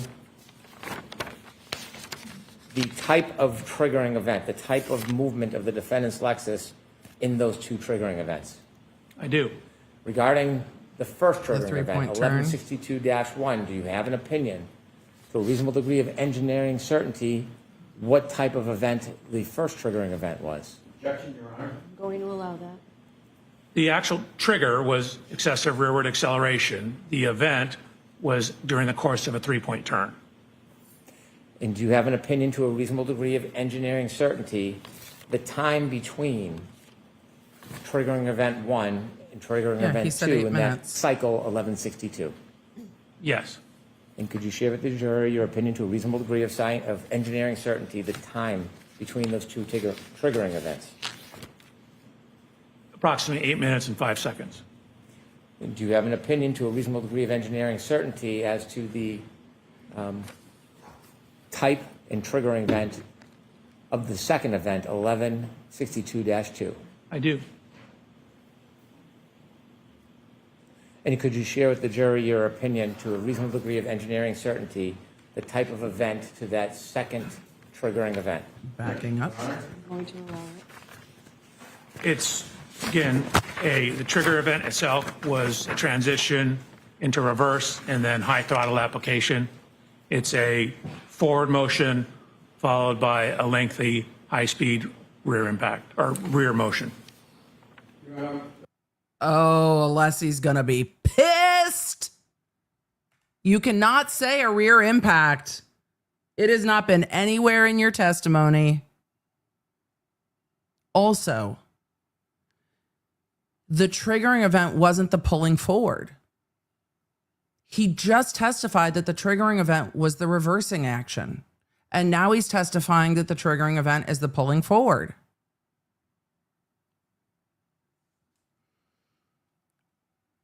I backed up because Alessi objected immediately because he said impact. Oh boy. Throttle application. It's a forward motion followed by a lengthy high-speed rear impact or rear motion. Your Honor, I'm going to move to strike that Yep. portion of the answer. Yes, I'm not going to highlight it. So get the answer again. Do you like me to ask the question again, Your Honor? She said, I'm not going to highlight it. A lot of you have asked, why is the judge overruling all of these objections? These are objections for the record. These are not objections to the form of the question. These are objections to his expertise. So these are for the record objections. She has sustained most of Alessi's objections today with regard to form of the question. That's not what these are. These are for the record These are objections to him being able to determine this. The foundation has been laid. The defense is going to object to these opinions coming in, but the defense did object to him saying rear impact, and the court is striking the rear impact part. But the court doesn't want to say impact again because it's a issue. And so the court doesn't want to make it worse by saying impact again, because that's a huge problem. So she's like, I'm striking it. I'm not repeating it. And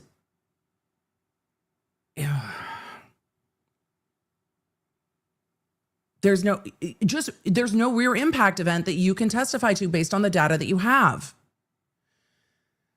I can't even believe the expert would say that on the stand. So she's striking it from the record and then not highlighting it by repeating it and told Brennan to ask it again. What sloppy testimony from an expert who knows better to sit here and say rear impact when there's not an impact. It's just fucking sloppy. Yes, Mr. Alessi, yes, right. The court said she would strike it. She's not going to say it again. So I'm going to back it up and let the court finish making her record. I'm going to move to strike that portion of the answer. Yes. And the court's striking it. I'm not going to highlight it. So get the answer again. The court said, I'm not going to highlight it. Alessi said, I appreciate it, Your Honor. She said, get the answer again. Would you like me to ask the question again, Your Honor? Yes, Mr. Alessi, yes, right. I'll strike the previous answer. Go ahead and ask the question again. She struck the whole Do you answer. have an opinion to a reasonable degree of engineering certainty as to the nature of the second triggering event, 1162-2? I hate it so much. Yep. Yes. Could you share your opinion with the jury? And when Alessi said same objection, Alessi is objecting to every single conclusion because Alessi has objected to this expert since the beginning. He said that this expert's not qualified, that he can't testify to this, that some of these opinions are based on new information. So those are the objections for the record to preserve them. The triggering event was high throttle opening in a transition to reverse. It's a forward motion followed by a higher speed rear motion. And at the end of the trigger event, you're still at 74% throttle. Do you Which have is an a lot opinion of to throttle. reasonable degree of engineering certainty, the entire distance captured in that 10-second window Entire distance captured is 87 during the feet. back maneuver or 1162-2? Do you have an opinion about it? Do you have an opinion to a reasonable degree of engineering certainty? Well, Yes. The entire distance that is captured in that 10-second window. It's like it's not an of the opinion, that's second just triggering how much event, distance was traveled. 1162-2. So it obviously only captures what's going on during the trigger. It doesn't capture before or after the trigger. Understood. Do you have an opinion as to just what is captured as far as the distance? Yes, And what is your opinion? that it's 87 feet. So again, the initial forward It motion was a is bad 34 question feet, from Brennan. followed by it backing, crossing the initial point, and then backing up an additional 53 feet. And finally, regarding this part of your analysis, do you have an opinion to a reasonable degree of engineering certainty as to whether the defendant's Lexus was decelerating, accelerating, or remaining the same at the end of that data captured at the triggering event 1162-2? It was accelerating at 74% throttle.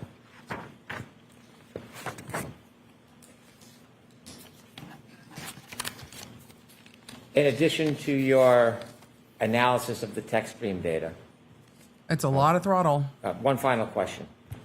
Do you have an opinion to a reasonable degree of engineering certainty the relative time this backing maneuver occurred with the defendant's Lexus that you just spoke about? Yes. And could you share with the jury your opinion to a reasonable degree of engineering certainty? Sure, it matches the window of the cell phone data for Mr. O'Keefe that puts it in front of 34 Fairview. So the backing event occurred somewhere between 12:32:04 and 12:32:12.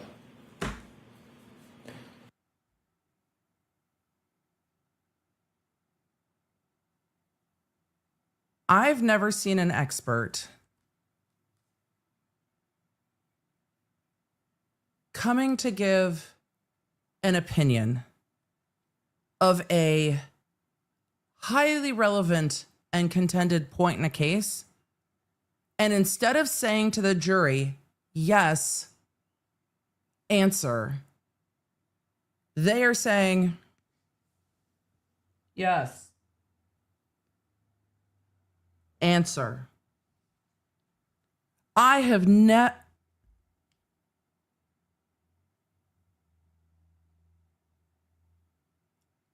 Do you know your opinions? I had to run it back. What's happening? We're going to run that back again. What is happening? Sir, I end now of the want to event. turn to a different part of your study of this case. Okay.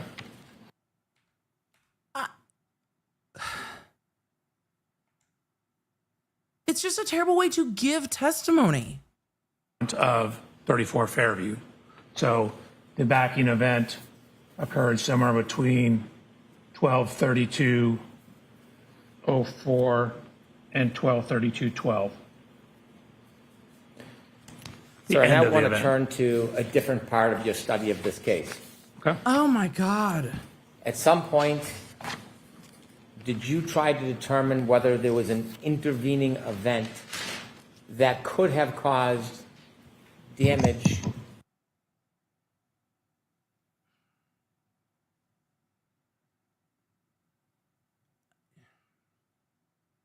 If you ever testify, don't do that. To the defendant's right rear taillight separate from a collision at Fairview. Don't do that. I did. Objection, Your Honor. So the form of the question is to Brennan. Okay. At some point, when you Leading. looked at the data and analyzed this case, did you consider including or excluding evidence, or did you analyze evidence to reach a conclusion, including or excluding whether there was an intervening event Happening. that caused damage to the defendant's Lexus right rear taillight? Yes, I did. When you started your analysis, what information or claim or evidence did you become aware We didn't of just that you ask wanted for the to analyze to include or exclude as the cause of that damage? Sure. So my approach to this case is three prongs. I'm looking at the downloads, the technical information. I'm looking at this backing incident, and then I'm looking at Mr. O'Keefe's injuries and how they relate to the events, potentially. So the second prong, which is looking at this data. So I had a Ring doorbell Potentially. video showing Miss Reed backing the Lexus out of Mr. O'Keefe's residence at approximately 5 o'clock in the morning. And so we wanted to look at the backing activity and whether that contacting Mr. O'Keefe's vehicle, whether that was sufficient to cause, or what damage it could cause, and particularly was it sufficient to cause damage to the right rear taillight of the Lexus. When you were asked to engage in the study, were you ever asked to reach a certain conclusion? Never. Was there ever any influence other than the data and facts on your analysis? There's never been any influence. The influence, again, it's whatever the data shows. When you engaged in whatever studies you undertook, Whatever that the you explained data to the jury, shows. were you given any direction or limitations on what you could or should do? No. When you received the information, did you understand, regardless of the result, it would be provided to everybody? I guess generally, yes. I mean, I go through the data, I give you the results, you do with them whatever you see fit. Okay. And in this case, when you decided to engage in that study, had you had an opportunity to review the Ring video footage from Mr. O'Keefe's home on the morning of January 29, 2022? Yes. Tell us how you went through your study, how you began, and the steps you took, please. Sure. Probably be best on the slides. So one of the things we first did was to get an exemplar Lexus. What does exemplar mean? It just means I got the same exact year, make, and model vehicle as Miss Reed. So Miss Reed's vehicle is on the left-hand side, taken during my inspection. And then I found this exact same year, make, model, manufactured at the same plant, everything Lexus in Texas. So even though it looks like a European plate, it's a Texas plate. Purchased the vehicle, had it shipped out to California. So I verified that the Lexus is in fact the one I got, the same exact one as Miss Reed's. These are all the standard equipment. Miss Reed's is on the left. My exemplar is on the right. It says Oh, I like that they Read put them side by Lexus, side so you can see them. TIS, that's Toyota Information Services, or Toyota Information System.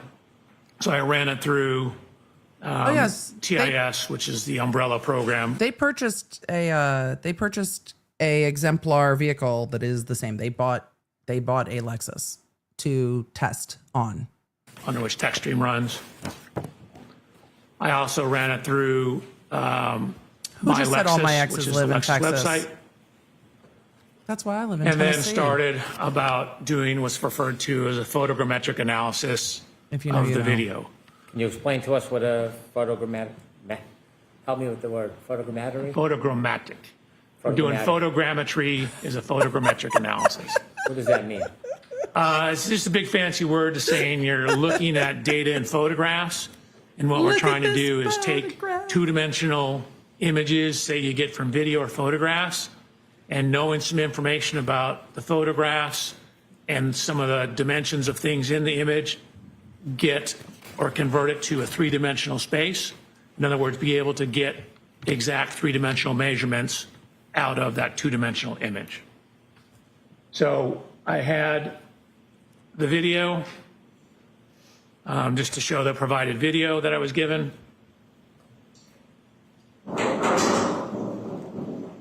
The Ring doorbell video.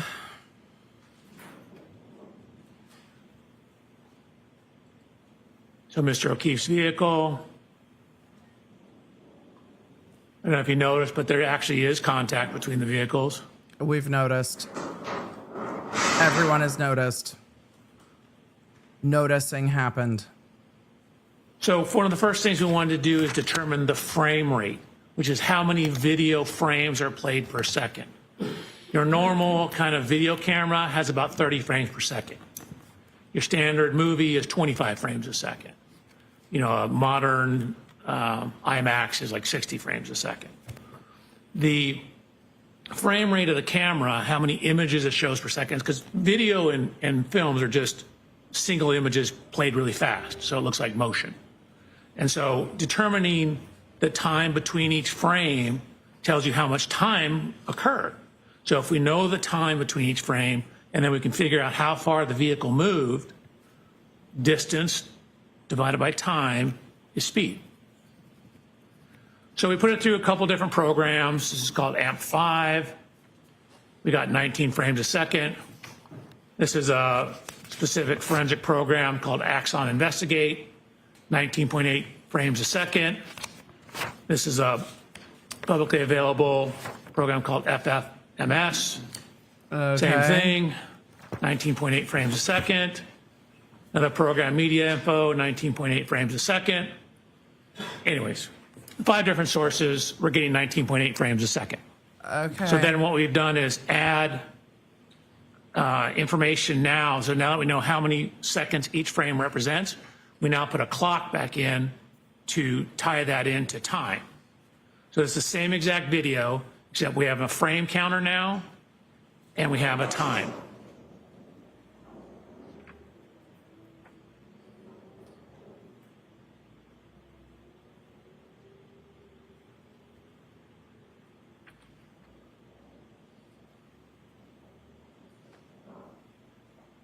Okay. So we have some information now on. Can you, where did this happen in the Techstream data? The time between each frame. So here's frame 0. This is frame 265. We're 13 seconds into it. Why? Here's frame 305. Notice you see brake lights on the back wall here. Notice how they're not super red because you still have reverse lights on. Now they all go off.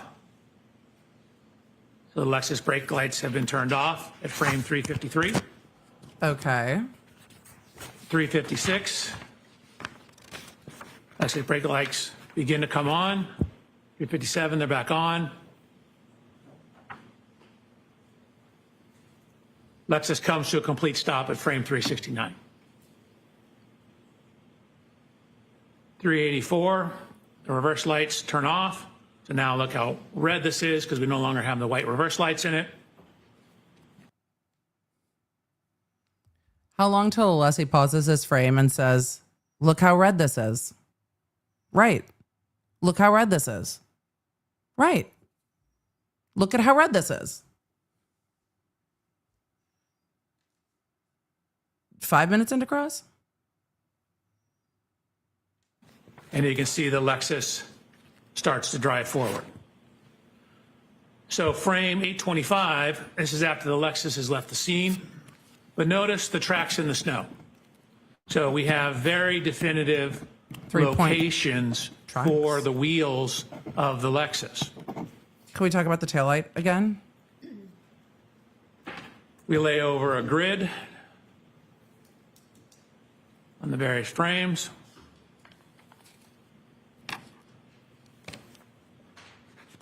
So we then took the images and did what's called clarification, which is where you overlay images from multiple versions or multiple views of the same vehicle, and it helps sharpen the image, but it slightly dulls the color.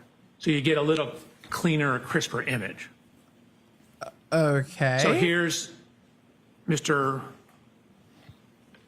O'Keefe's vehicle before clarification, All of you are asking after clarification. what the point is. Imagine the direction we're going with this is Karen Reed's taillight could not have been damaged in the way that it was damaged when it was photographed by crime scene services from hitting John O'Keefe's car. I think that is where we are going. Your Honor, pardon my interruption. Can we get numbers of the slides? Alessi's like, Absolutely. where the Okay, fuck I'll are we? make an effort. So slide 76, Alessi's like, what are we talking about? going to slide 77. So that's where they're going with this. We're going to focus in on this area here.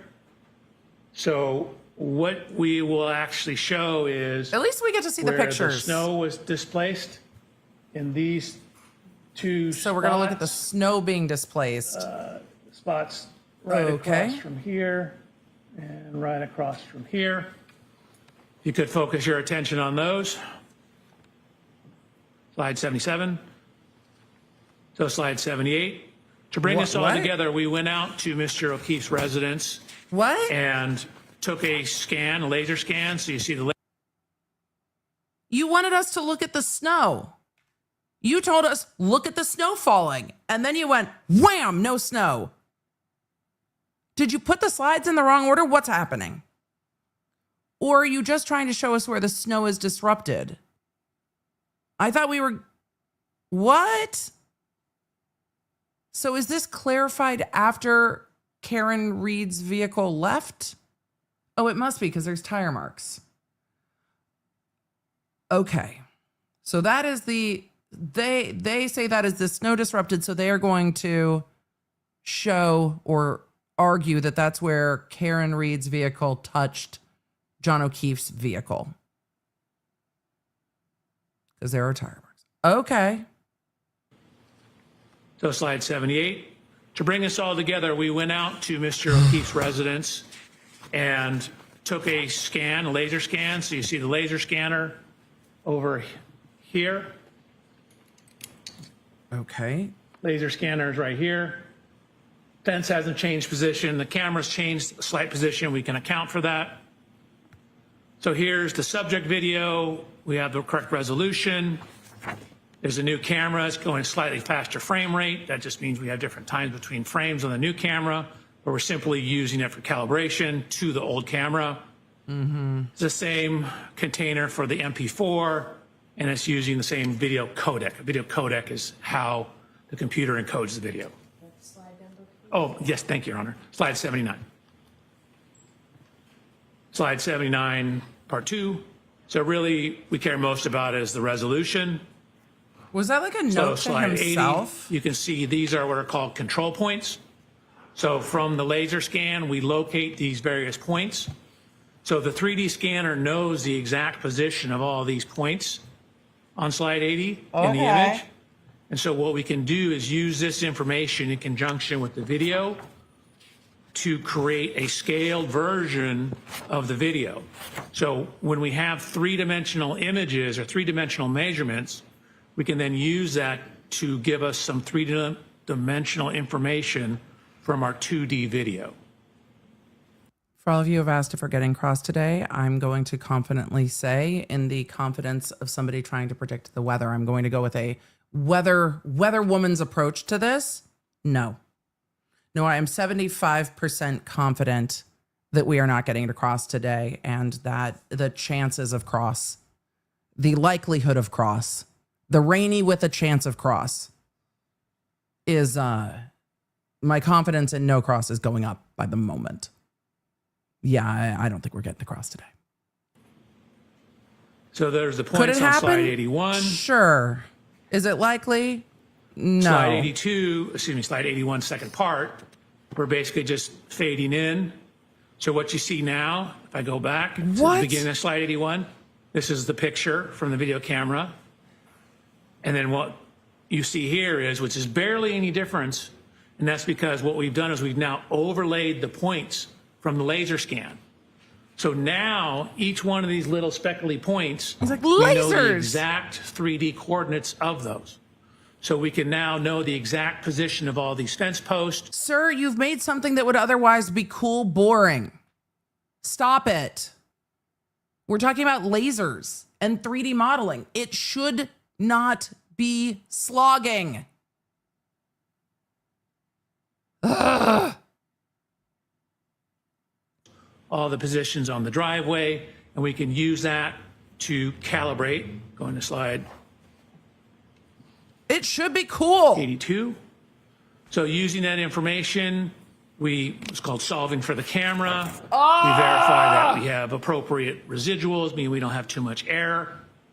Slide 83. Okay, subject video.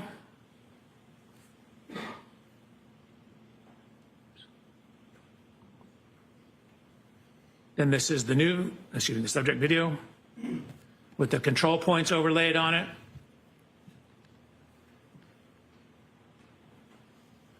That's the subject video where we're phasing in the laser scans of the scene, 84. This should be cool. So this is both on slide 84. I'm just toggling between the point cloud and the video. Please don't. And what I'm trying to illustrate is how well we were able to overlay the point cloud onto the video data.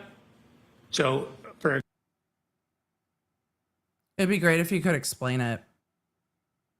Look at how well we overlaid it. Can you just explain it, please? Instead of toggling back and forth going, look at how great we are. Sir, the other expert built a cannon. So your digital evidence should be helpful. And right now it's just like, look at how good we did. Stop it.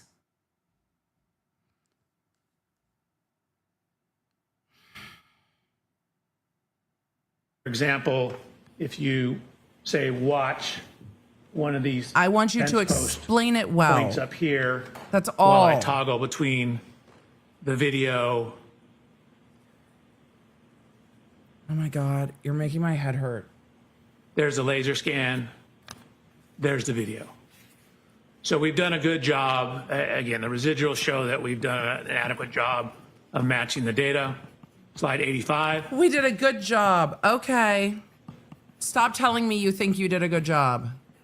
So what I'm doing here is toggling between, this is the video of the car. Remember I told you I went out and I inspected Mr. O'Keefe's vehicle and did a laser scan of it? So we're now taking that laser scan of the video, or excuse me, of the vehicle, and overlaying it onto the car in the video. Uh-huh. So this is the video image. That's the laser scan laid on top of it. So we know all the dimensions in the laser scan. We know all the dimensions in the scene of this.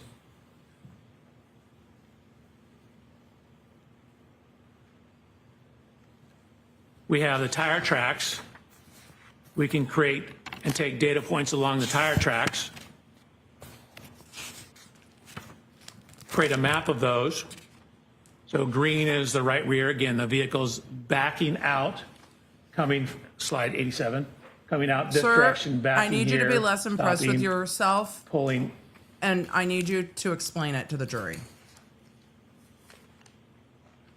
Pulling forward towards the bottom of the screen. Backing out here, pulling forward like here. Slide 88. So this is the Lexus lined up. This is when the Lexus has come to a complete stop. This would be maximum engagement. Again, this is just toggling frame 88, showing that we have the time and the frame number. 369 on the same slide. We've now overlaid the Lexus laser scans on top of the image of the Lexus. So there's the video image, a still image that we took from the video.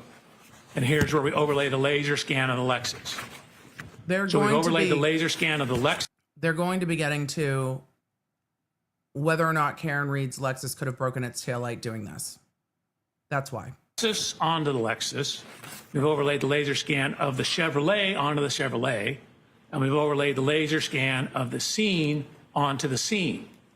So now what that allows us to do, we now know the position of everything in there. And we've also tracked the position of the tire tracks. So that's what it looks like if you overlay the computer model of Miss Reed's vehicle onto the tire tracks. Oh, my apologies, Your Honor. Slide 89. I dropped my And then big I'm stick. just toggling slide 89 where I turn the vehicle off so you can see how the tire positions Losing your match back up. rear tire a little bit there. Another toggle of slide 89. That's easier. How the tire positions line up with where the end of the snow was. From all that information, That's again, we lined it helpful. up in the video, we lined it up.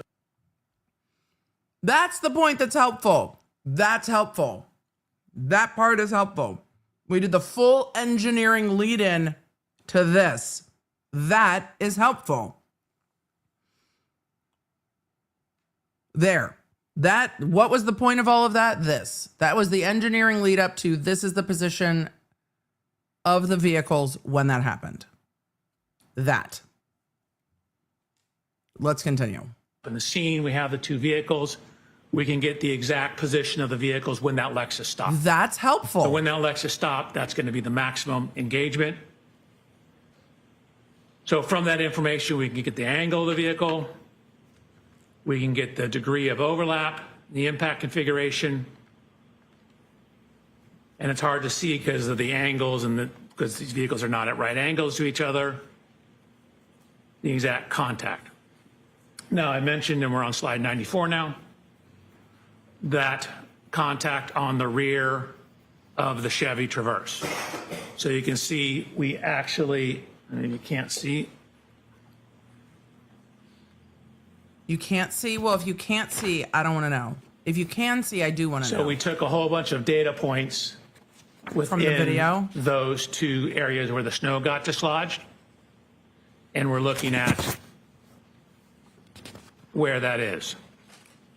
So if you look at that on the vehicle, so this is where it is on the rear of Mr. O'Keefe's Chevrolet. You can see it's about 25 and a half inches above ground, 32 and a half inches above ground. Here's Mr. O'Keefe's vehicle. So these marks are kind of, this is the Chevy Traverse words, are approximately right here. Again, I had the opportunity to inspect Mr. O'Keefe's vehicle. There's no damage where these marks are.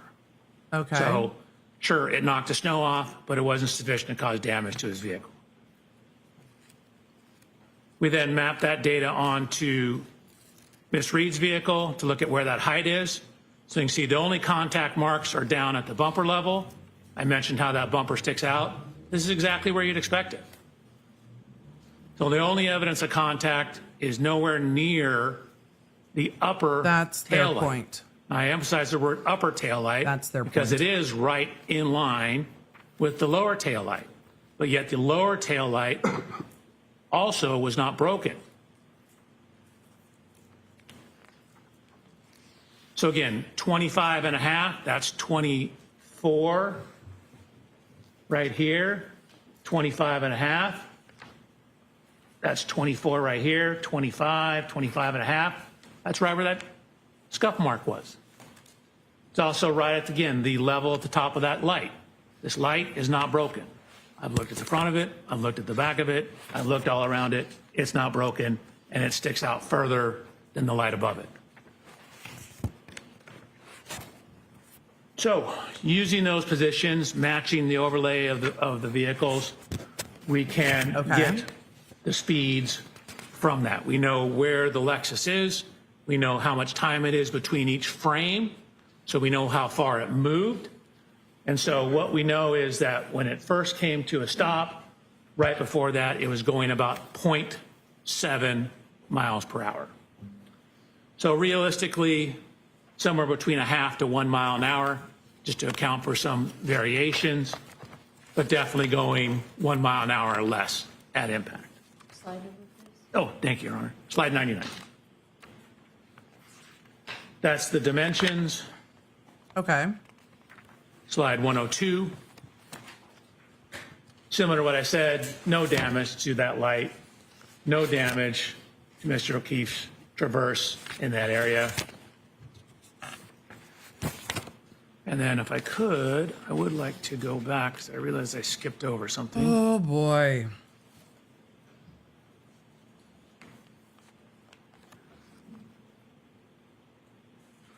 So this is slide 85. So this is Mr. O'Keefe's vehicle before contact.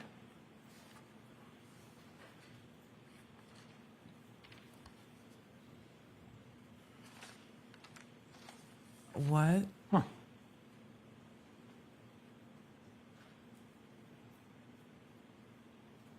Are you missing a slide?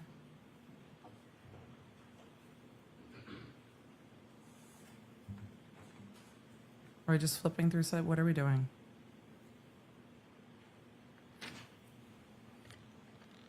Confidence in experts is important.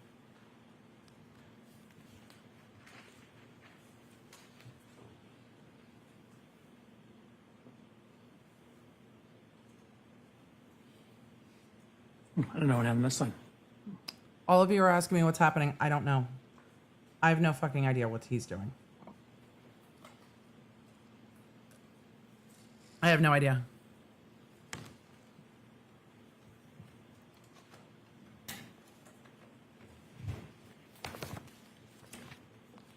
I have no idea what's happening. The slide shows that there was snow here, now there's no snow there. Dr. Welcher, did you look on the driveway after the touching between the two cars to see if you could see anything on the snow at the back of Mr. O'Keefe's vehicle? He looks like he's still flipping through slides.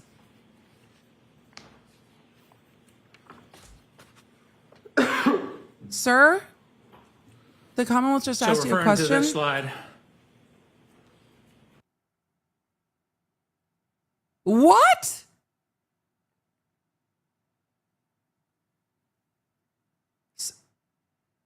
this is after the Lexus has pulled away. Looking in the snow, I see nothing in the snow. Were you looking for anything in particular? Of course I was. I was looking for taillight fragments.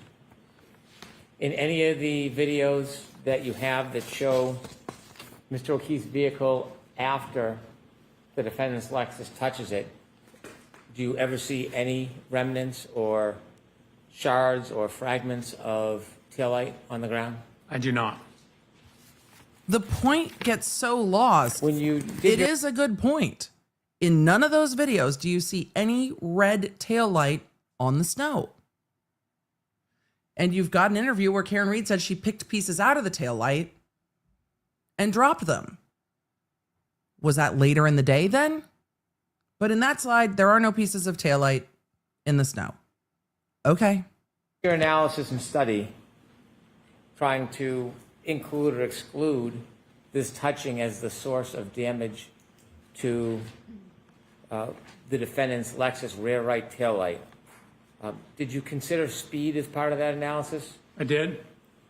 I considered speed, and then again, knowing we have the positions of the vehicle, we looked at the degree of overlap, and there's only about 2 to 3 millimeters of overlap between the vehicles, which is insufficient to cause the tail light that's recessed in from the edge on the right rear of the Lexus to contact the rear of the Chevrolet. I mean, right now I'm about 6 feet Considering all from the the data edge. analysis that you did you And I'm come to a thinking conclusion to a reasonable degree maybe of 6 engineering feet. certainty whether the right rear taillight of Miss Reed's Lexus was broken or damaged during the Here's his contact opinion. with Mr. O'Keefe's car at around 5:07 a.m. on January 29, 2022? That impact did not break or crack that taillight. Is that your opinion? That's my opinion. Is that to a reasonable degree of engineering certainty? That's to a high degree of engineering certainty.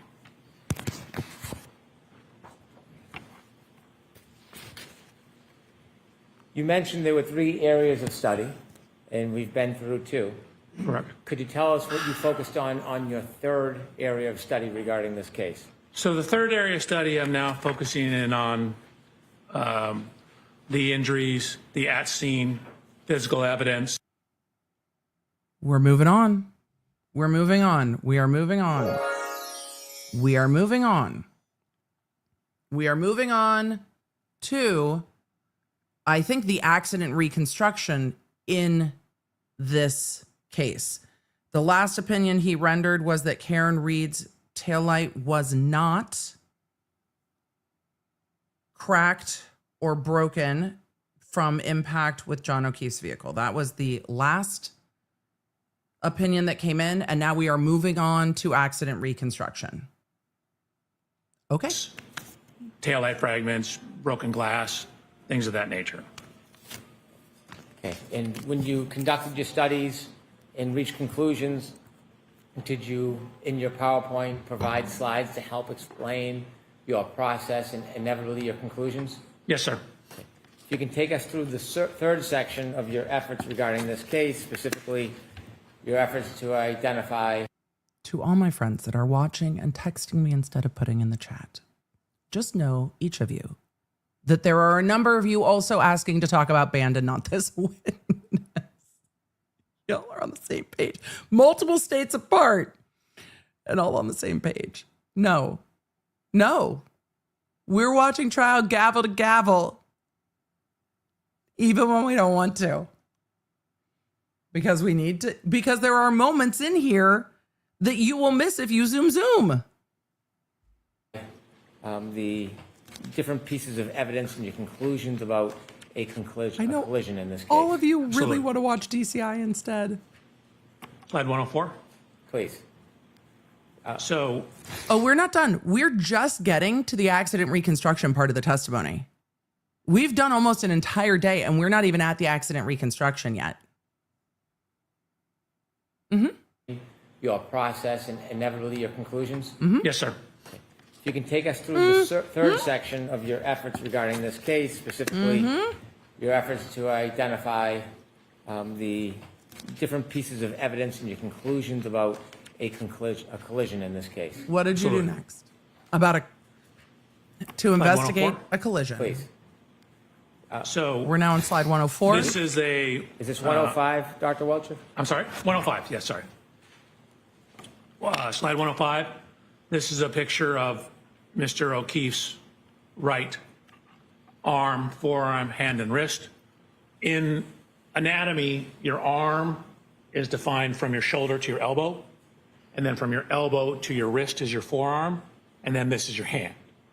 So technically, when you say arm, it really means from your elbow to your shoulder. Sir? Most people call this whole thing arm. Head, It's shoulders, actually knees, the and upper toes. extremity. Arm is from shoulder to elbow, elbow to wrist is forearm, and hand. So you can see I wrote arm and forearm. So arm, elbow to shoulder, elbow to wrist is forearm. Stop it. So looking at the injuries to Mr. O'Keefe's arm, forearm, as well as his hand. So this is me. I'm actually 6 feet, half an inch tall. What you see. You used you. You. This is actually me. Okay. See in the upper right is the coroner's examination. That's not what I wanted to zoom back to. I wanted to zoom back to him explaining. So this is me. I'm Sir, you're standing like this. The way my 13-year-old stands when he wants to be taller than me and isn't quite yet, but will be. I'm just saying. And I'm not dissing on your height. Just don't use you. Grab somebody else from your office. It's not about you. Why are you making it about you? Why don't you just grab someone from your office that is the same height as John O'Keefe? And if not from your office, from another office. You bought an entire fucking Lexus and shipped it from Texas to California. And yet you're not going to ask around to be like, hey, how tall y'all? actually 6 feet, half an inch tall.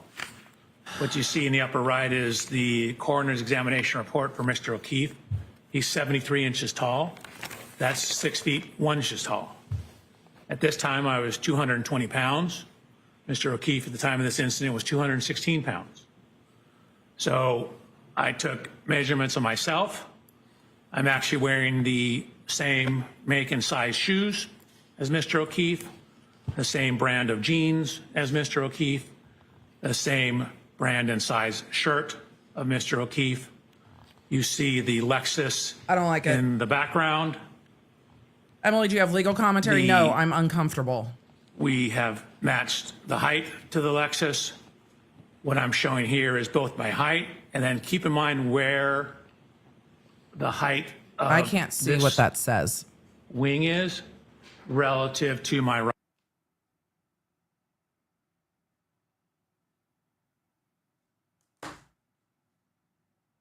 right eye. He is talking about the wing of the back of the car. I can't see what it says on that ruler because the ruler is not being photographed from straight on. It's the side, so I can't see any of the numbers. I had thoughts when I saw the color of the shirt, and then it got weird.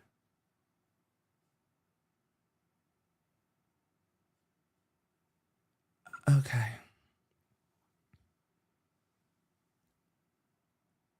No, chat. I have never seen anything like this. I've never.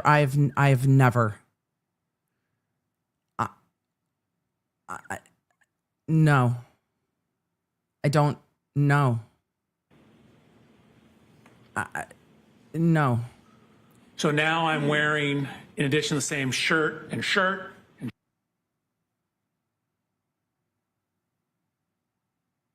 There's a hoodie. shoes, same type of sweatshirt, and actually the same kind of baseball hat.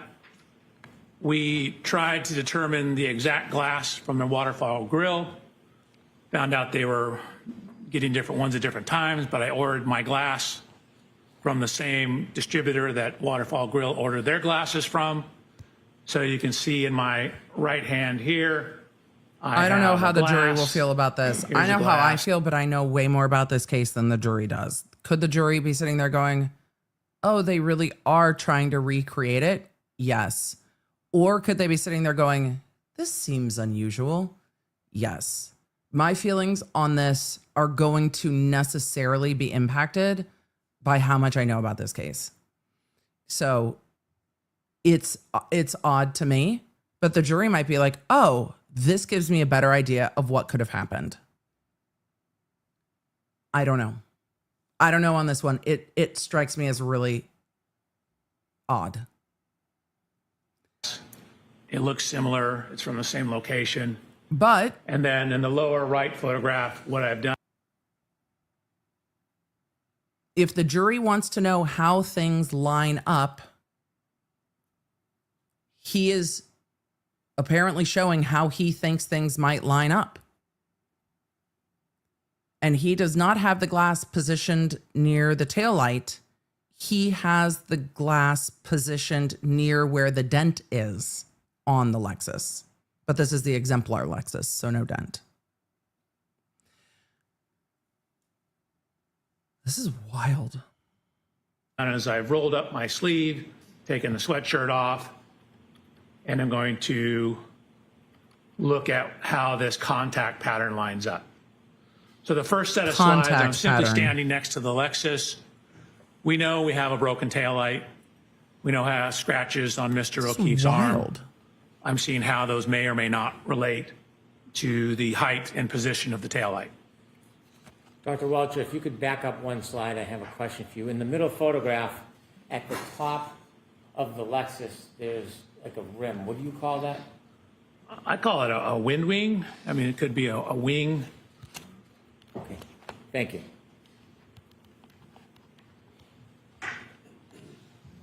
Air dam would be another. Can you just, what parlance do you prefer? A Okay, wing? So I then There's set about to paint. do a little bit of testing with the Lexus. The first test you're going to see is me just walking backwards or actually There's paint. sideways into the Lexus. What I've done is I've painted the Lexus right rear tail light with what's called grease paint. Kind of sort of like paint, but it doesn't dry.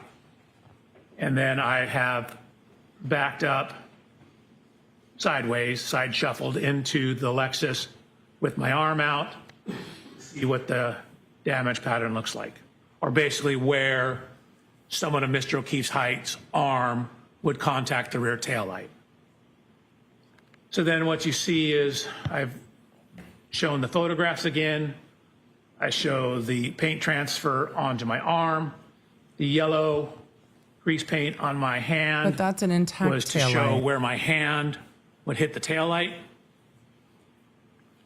And so just kind of me walking slowly sideways into it, the approximate location of the tail light, and I'll line it up with the broken tail light in a second, lines up with the approximate location of the lacerations on Mr. O'Keefe's arm.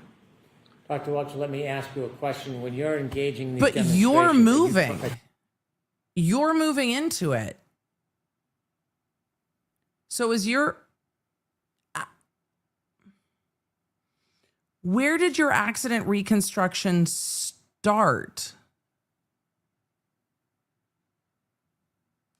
attempting to try to show exactly how Mr. O'Keefe was struck? No. So we don't know But where did you exactly how he start? was struck. And pedestrian impacts. Let me back up to where the Commonwealth's accident reconstructionist says we don't know exactly how John O'Keefe was struck. Let me just back up because my brain is still buffering on this demonstration. Attempting to try to show exactly how Mr. O'Keefe was struck? No.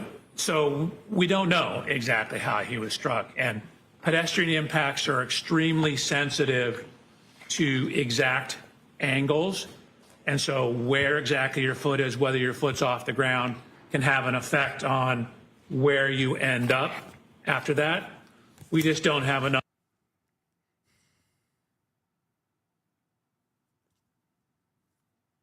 You were hired as a reconstructionist to explain how this happened. Like the times I've seen reconstructionists in cases, their job is to explain how something happened.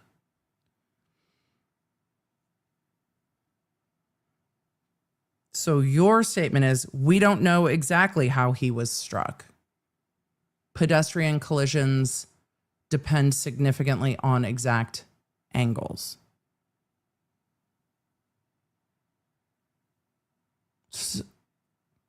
Aren't you the accident reconstructionist, though?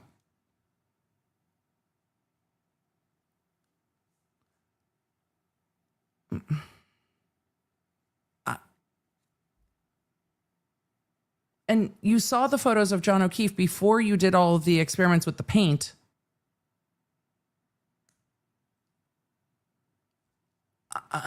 Okay. Enough information in this case to determine all that information. We know the taillight was broken. We know the glass was broken. We know we have damage to the rear of the Lexus. We know we have lacerations. I'm going to back up and let them explain what they know and what they don't know. I am kind of dumbfounded because this feels like something you would do in a Dateline or a Netflix documentary, not in trial.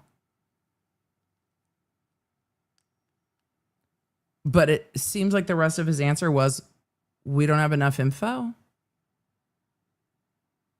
Was that the... Up after that, we just don't have enough information. But you want the jury to. Let me just back up this whole series of answers. Everybody try to stop buffering about the paint. I'm with you. I'm buffering about the paint. I'm buffering about the paint. I'm buffering about the paint. Because I'm baffled. But let's listen to these series of answers again. Because we... No, you cancel. Oh my goodness. I don't know what the devices in my office are on about. No!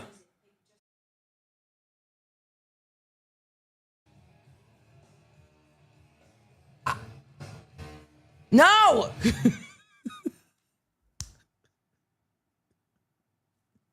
Streaming is dynamic. What? I'm still buffering about the paint. But if what we are getting to is that you don't have enough information to do a reconstruction, how are we here?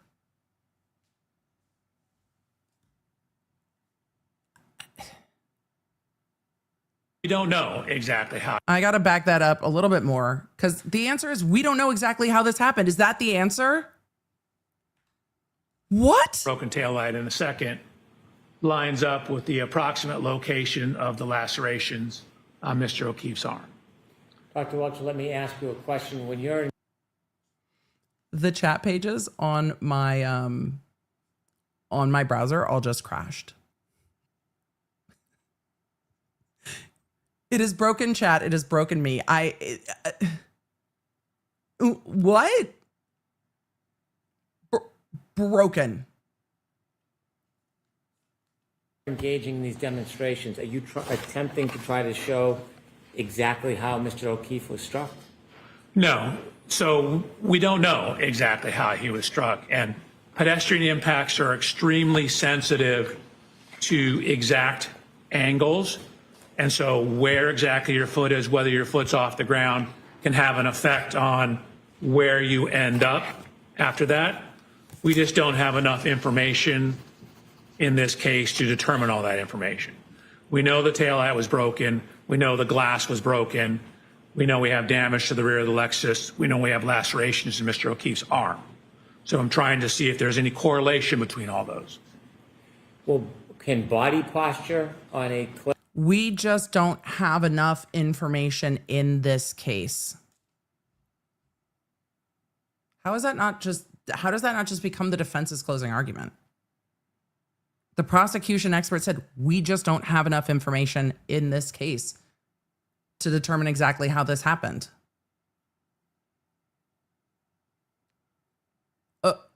Okay.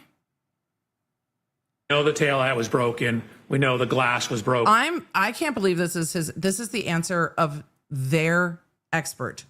Their expert. But correlation isn't enough. Whether your foot's off the ground can have an effect on where you end up. I had to hear it after again. that. I'm shocked. We just don't have enough information in this case to determine all that information. We know the taillight was broken. We know the glass was broken. We know we have damage to the rear of the Lexus. We know we have lacerations in Mr. O'Keefe's arm. So I'm trying to see if there's any correlation between all those. Well, can body posture on a clip or a side? Weren't you hired for causation? Not correlation? Because you're the government expert.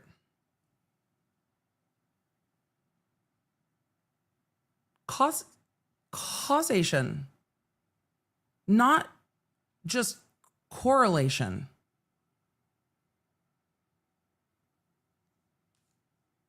Slight collision change the Well, trajectory? there or the that injury? is. Of course.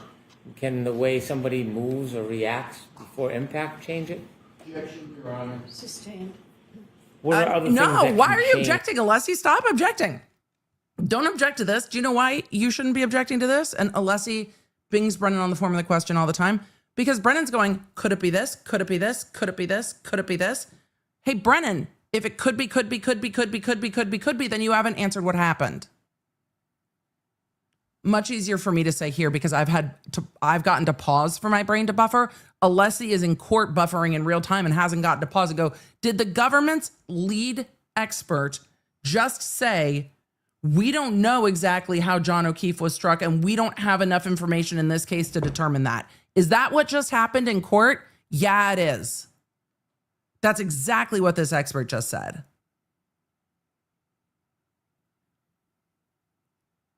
How do you feel if you're the jury right now? You have been waiting 21 court days, 6 weeks to get to the expert who said, we don't know exactly how this happened and we don't have enough information.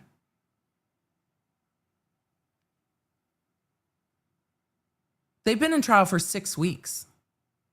Change the trajectory of the person and the injuries. So, for example, if you get hit and knocked off balance or clipped and knocked off balance, you can take additional steps. That'll affect how far your body travels. If you have 1 foot on the ground versus the other foot on the ground, affects how the body rotates. If your arm is at 90 degrees or 85 degrees, will affect the kinematics. We attempted to model different possibilities, and we're getting results that were all over the map. Small changes in the pedestrian position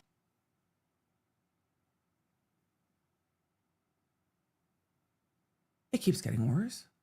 give you huge change in the output. And so from the Techstream data, we don't know exactly when in the Techstream data he was hit. What? So we don't even know the exact impact speed. What? In most pedestrian reconstructions, you typically have a point where the impact occurred, like where the person was, like in the crosswalk, for example, and they get hit and their tire leaves a rubber scruff. That's called the area of impact or point of impact. You then can look at how far they were thrown and using some laws of physics, calculate how fast the car had to be going. Well, we don't have that in this case. We don't know exactly where Mr. O'Keefe was on the roadway when this happened. Sorry, I'm about to go to the next slide. Without having an exact point of impact, or What? an exact speed, or an exact...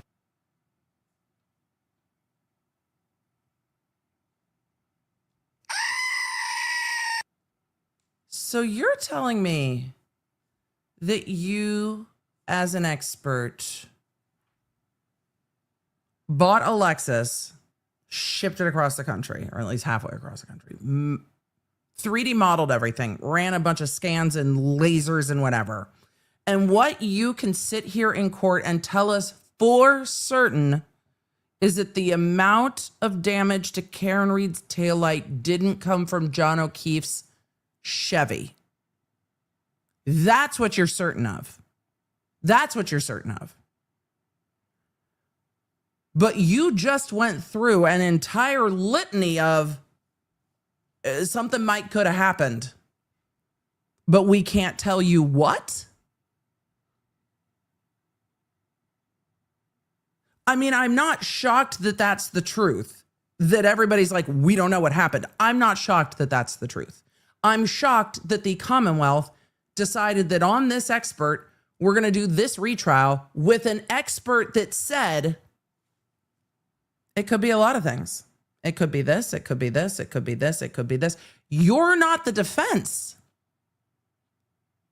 The Commonwealth needs to say, it is this. Because they have the burden of proof. So they have to prove how this happened. We know something happened to John O'Keefe.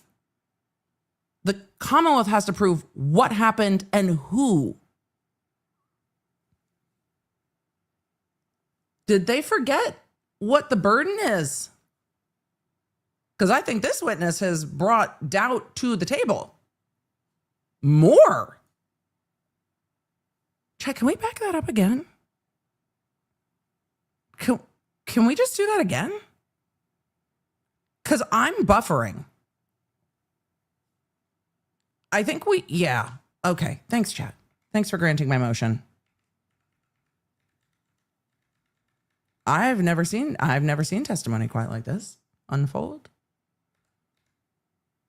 He's like, let me tell you everything we don't know.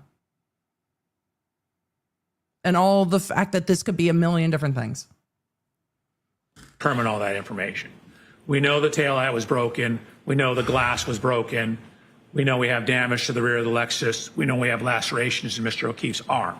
Right. So I'm trying to see if there's any correlation between all those. Well, can body posture on a clip or a side swipe collision change the trajectory or the injury? Of course. Can the way somebody moves or reacts before impact change it? Objection, Your Honor. Sustained. What are other things that can change the trajectory of the person and the injuries? So, for example, if you get hit and knocked off balance or clipped and knocked off balance, you can take additional steps. That'll affect how far your body travels. If you have 1 foot on the ground versus the other foot on the ground, affects how the body rotates. If your arm is at 90 degrees or 85 degrees, will affect the kinematics. We attempted to model different possibilities, and we're getting results that were all over the map. Small changes in the pedestrian position give you huge change in the output. And so from the Techstream data, we don't know exactly when in the Techstream data he was hit.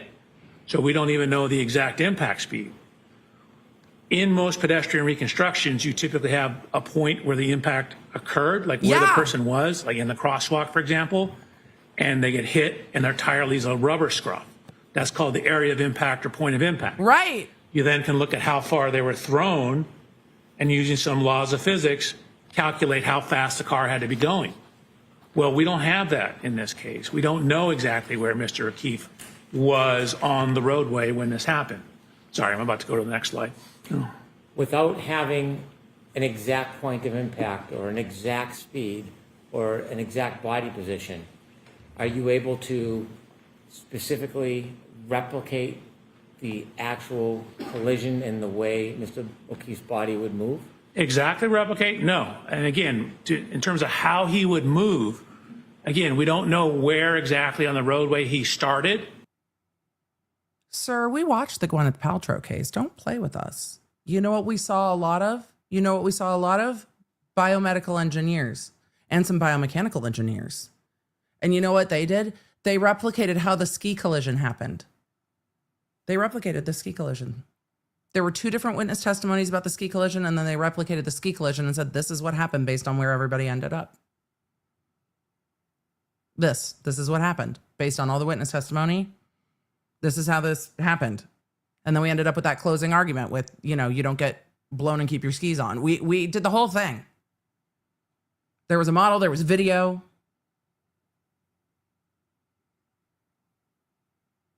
And now we've gotten to,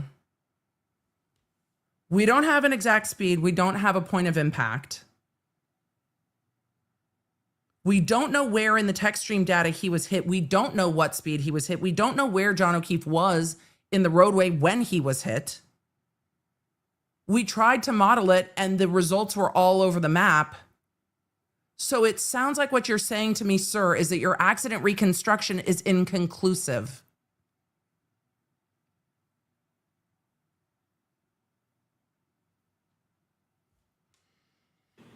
So in terms of how he moved, that's a function of where he started. We don't know if when he was clipped, he took. Wouldn't where he ended up give you that information? Oh, right. Nobody took any measurements or pictures or anything. So exactly where John O'Keefe ended up is really still kind of also an unknown. An additional step before falling backwards. So that will change how far you are off the roadway. So the impact, which you'll see in a second, even at 2 miles an hour, will induce rotation of the body. So depending on the speed, the higher the speed, the more rotation. So if I may.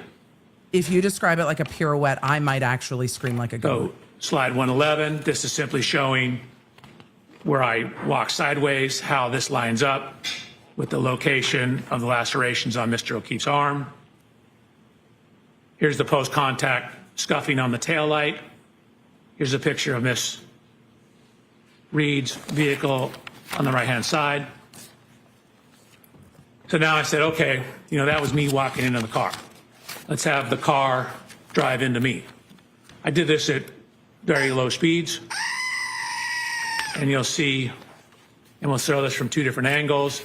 That's me showing I'm doing test 2.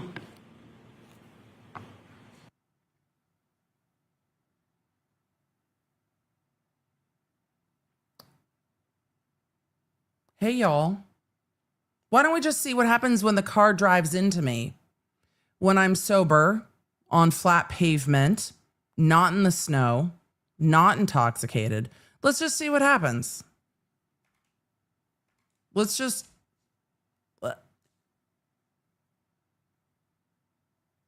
And you'll see I backed it we'll up. show this from two different angles. That's me showing I'm doing test 2.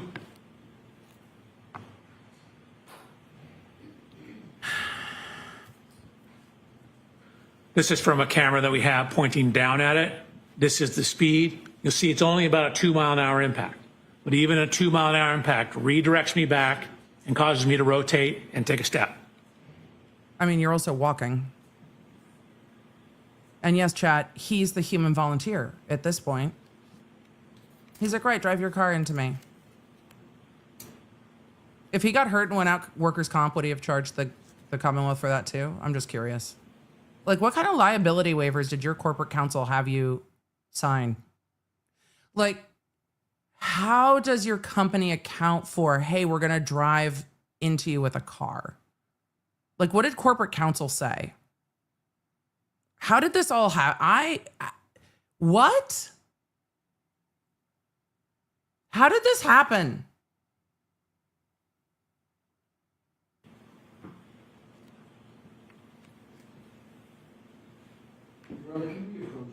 Yes.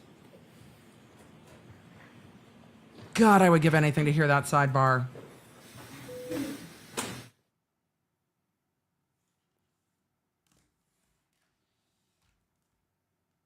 Chad, I'm failing you today. All of you are like, Emily, can you please explain what the hell's happened? I cannot. No. I can't explain. Do I need to apologize to Trooper Paul? No, I don't. That was bad too. Just because this is worse doesn't mean that was not bad.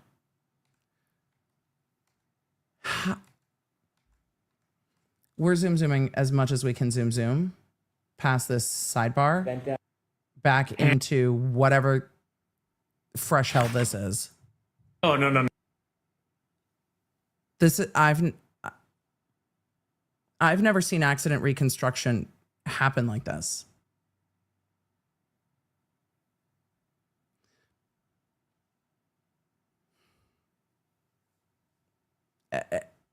Ever?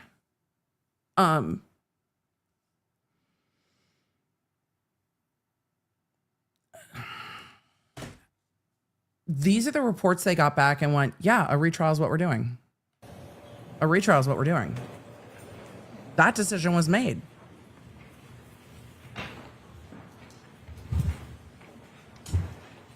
Alessi, you're having too much fun. Alessi's just like, And what slide is this? I think I just can't see it. What slide is this? 114. Thank you. You're welcome. It's slide WTF, Your Honor. One moment, Dr. Welcher.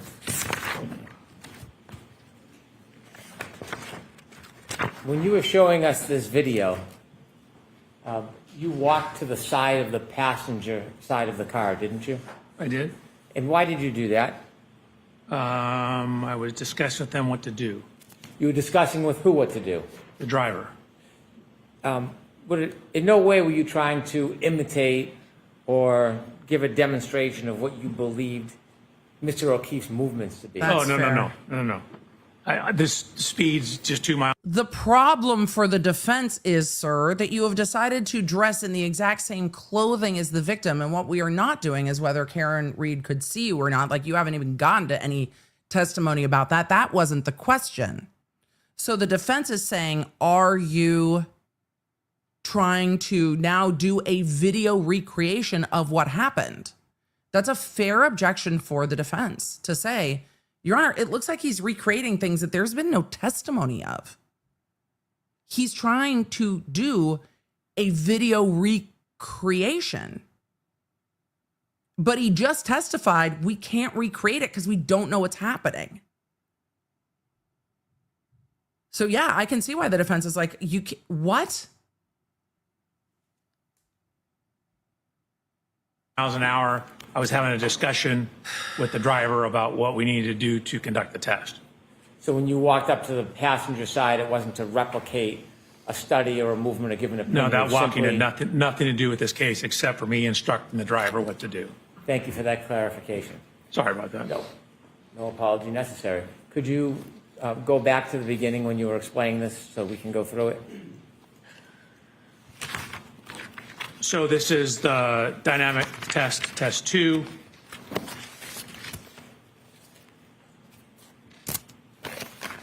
So Let me again, make this myself is the bigger. view from behind. Just to avoid the confusion, I will start it here.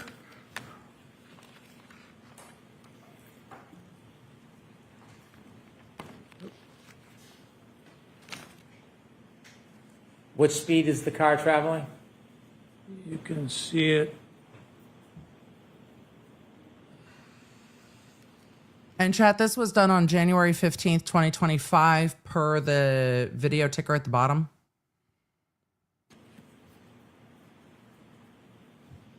About 2 miles an hour.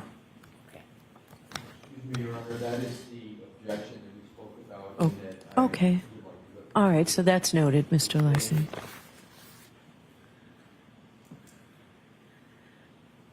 So similar to the other tests, this is the post-contact image of the transfers onto my arm.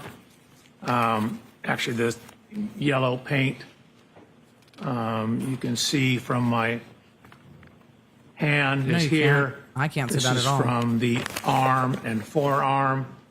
Here's the paint transfer pattern. And that slide number, I'm Dr. sorry, Welcher? I'm terrible with that. That's Slide okay. 116 now. That was 115. Thank you. Slide 116. What I've done is I've taken these yellow lines to show the extension of the components on the rear of the exemplar Lexus. Then I've done this extension of those same components on the rear of Miss Reed's Lexus and shown how the approximate location of the fractures in the taillight match up with the approximate location of the contact of the arm onto the taillight. Dr. Welcher, do you have any It's a indication of how Mr. O'Keefe? It's. Are you going to explain how a body breaks the taillight without breaking bones? Are you going to explain that at some point? His arm was bent, what angle it was bent at? Not exactly, but for these to be taillight shard fragments, they would need to be in the area of the taillight, but it could be further up. We know from the police photographs that there was a damage to the rear body panel in the area I'm searching here. So it's possible his arm was a little higher up and the glass hit the rear of the Lexus and caused that damage. In the bottom right, Excuse me, Your Honor, objection and speculation. I will strike that last It part. is about- speculative. It's the possible. purpose of the circle is for what, Dr. Welcher? To show, in this case, primarily the location of the lacerations up on the arm. Oh, for all of you asking, how can it be January? He's doing this in Long Beach, California. That's what Long Beach looks like in January. So a lot of you are like, Emily, how are they doing this in January? It's in Long Beach. So, yeah. The upper part of the arm. It's looking at, I guess, The feed just skipped. Give me 1 second. Hold on. Where were we? Hold on. It's going to take me a minute to find where we were. Because the feed just skipped and I don't want to miss any of his testimony. In no way were you trying to Okay, that's marks all right. I think we're back to where we were. on the Lexus itself that you took note of? yes, it's on the next slide. Thank you. Actually, it's 2 slides. So there, again, this is the evidence marker There was a horizontal scuff. We know Mr. O'Keefe had blue jean type pants on. Oh, we're getting way beyond where the glass could have been. Sorry, I missed a few. I didn't go back far enough. Apologies, chat. The feed completely jumped.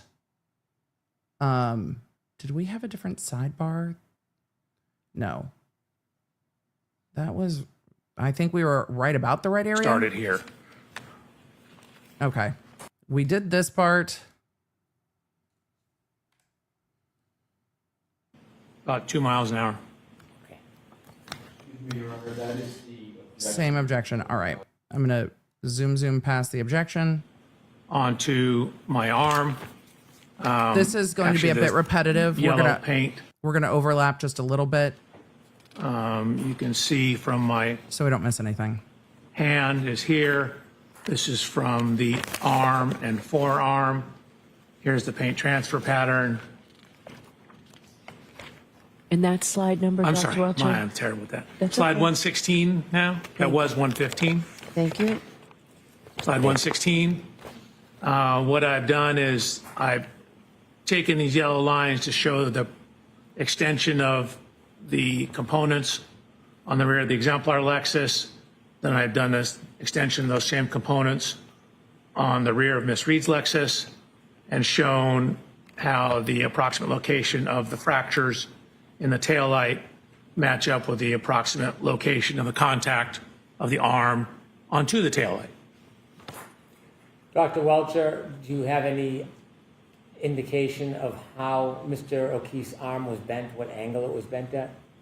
Not exactly, but for these to be taillight shard fragments, they would need to be in the area of the taillight, but it could be further up. It would need to be. We know from the police photographs that there was a damage to the rear body panel in the area I'm searching here. So it's possible his arm was a little higher up and the glass hit the rear of the Lexus and caused that damage. In the bottom right, Excuse me, Your Honor, objection and speculation. I will strike that last That one. was stricken for speculation. the purpose of the circle is That was for what, Dr. Welcher? duplicative because the To feet show, jumped. in We this backed case, up a primarily the little location of extra. the lacerations up on the arm, the upper part of the arm, and that they match up with the locations of at least the one remaining shard in the rear taillight of Miss Reed's Lexus.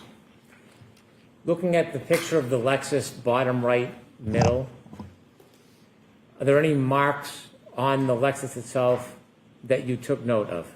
Yes, it's on the next slide. Thank you. Actually, it's 2 slides. So there, again, this is the evidence marker. There was a horizontal scuff. We know Mr. O'Keefe had blue jean type pants on. There's a scuff in the area that would approximately correspond to hip level for Mr. O'Keefe. And next slide, please. Yes, ma'am, 118. Thank you. Did you describe what you saw on the bottom right-hand corner photo as well? I believe, yes, I did. He just said he thinks the it's from scuff blue that lines jeans. up with the approximate height of Mr. O'Keefe's right hip. So then I included previous image that you've seen, slide 119, with the reconstructed photograph of the rear taillight, showing where some of the fragments are. You can see where those fragments are relative to the curvature of the taillight. They'd be in the area somewhat centered within the region of the 2 yellow lines on slide 119. Is there anything about the photograph in the top right-hand corner that's important? If so, could you zoom in and show us? So again, it's showing that this is when it's, I believe, in the Sally Port at the police station, showing that scuff on the right rear body panel.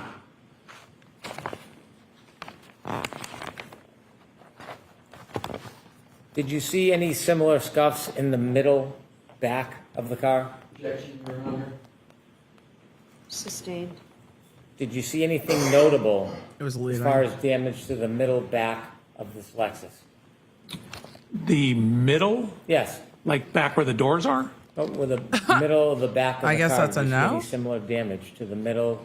or There the was left? scuff. He wants to know if you think that the dent on the back of the Lexus near the tail light, where the tailgate glass comes down, is from the glass. Marks that ran along the bumper. Okay, continue, please. He's definitely not asking about the bumper. That's So this definitely is not what he's showing asking. his jacket he was wearing, that the puncture marks coincide to the marks on his arm. So you agree that the puncture marks coincide to the marks on the arm. But how is that caused by taillight without rips?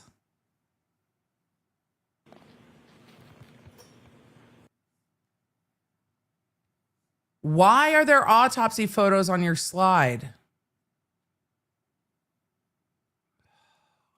I might be taking this off the screen if there's any more.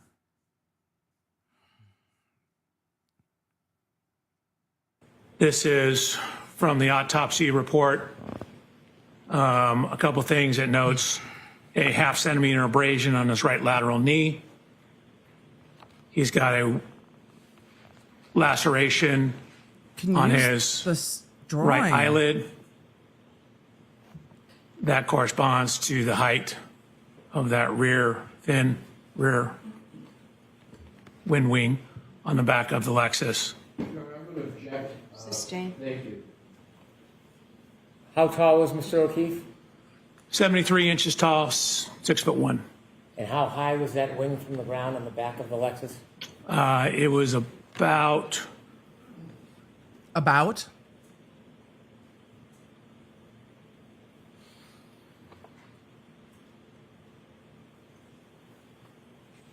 It's about 5 feet 11 inches, maybe 5 feet 10 and a half. Thank you. You're welcome.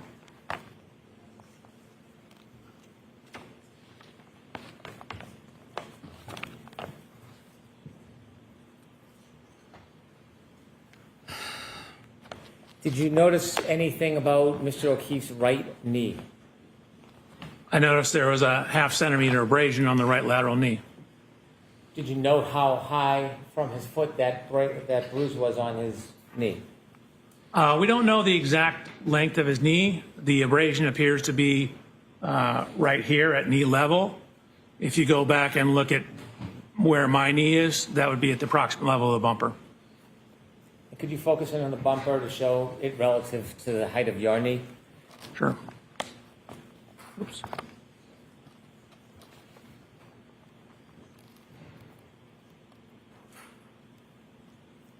There So my is- knee's approximately right here. So approximately.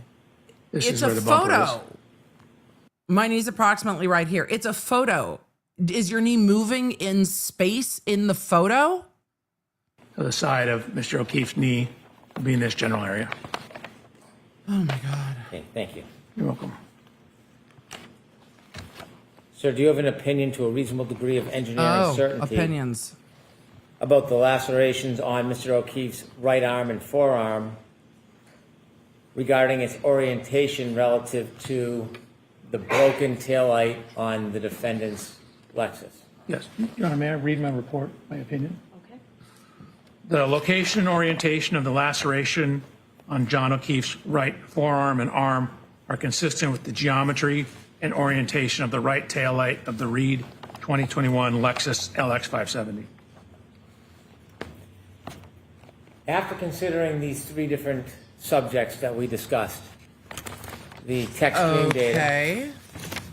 analyzing the touching between the defendant's Lexus and Mr. O'Keefe's car, and then your demonstrations regarding the injury to Mr. O'Keefe's right arm, did you consider further evidence in reaching any conclusions as an accident? Just know that I want to rant for a very long time that last trial ARCA was not allowed, even the biomedical engineer was not allowed to opine about the cause of the injury to John O'Keefe's arm. And yet suddenly here we are with opinions about the cause of the injury to John O'Keefe's arm. Like all of a sudden, now that's fine. Like all of a sudden, and he's reading it in, just reading it right in.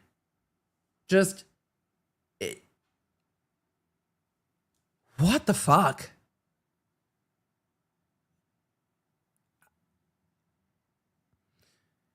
So his opinion is that, I'm going to back that up because it was so awkwardly worded. And again, he's not even talking to the jury at this point. He's just looking down and reading.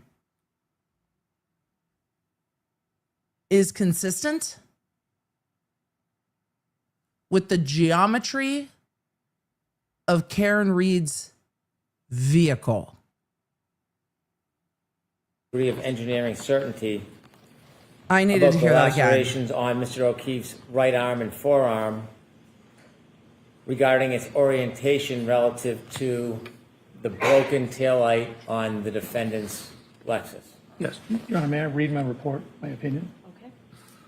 The location and orientation of the laceration on John O'Keefe's right forearm and arm are consistent with the geometry and orientation of the right taillight of the Reed 2021 Lexus LX 570. After considering these three different subjects that we discussed, the Techstream data, So not the analyzing injury, not the injury, the location and orientation of the injury to John O'Keefe's arm is, so that's a nuanced different. That's a nuanced difference. The location and orientation of the injuries to John O'Keefe's arm is consistent with the geometry of Karen Reed's Lexus. Okay. touching between the defendant's Lexus and Mr. O'Keefe's car, and then your demonstrations regarding the injury to Mr. O'Keefe's right arm. Did you Now we're consider getting further into it. evidence in reaching any conclusions as an accident reconstructionist and a biomechanical engineer? Yes, He's I a did. biomedical engineer. Could you turn us to slide 124, please? I don't think he can turn us to slide 124. I don't know what is happening. Everyone is shuffling paper. So this is the clunkiest, some of the location wildest. of the physical evidence. Oh my God.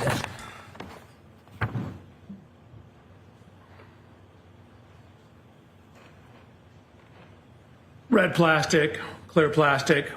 How? How do you know that this is where they are?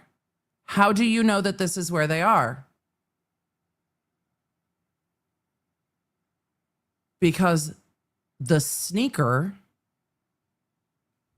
was found literally on the pavement of the street, pushed up against, and I don't mean to imply someone pushed it up against there, but it was flat up against the curb in the photos. It was smack up against the curb.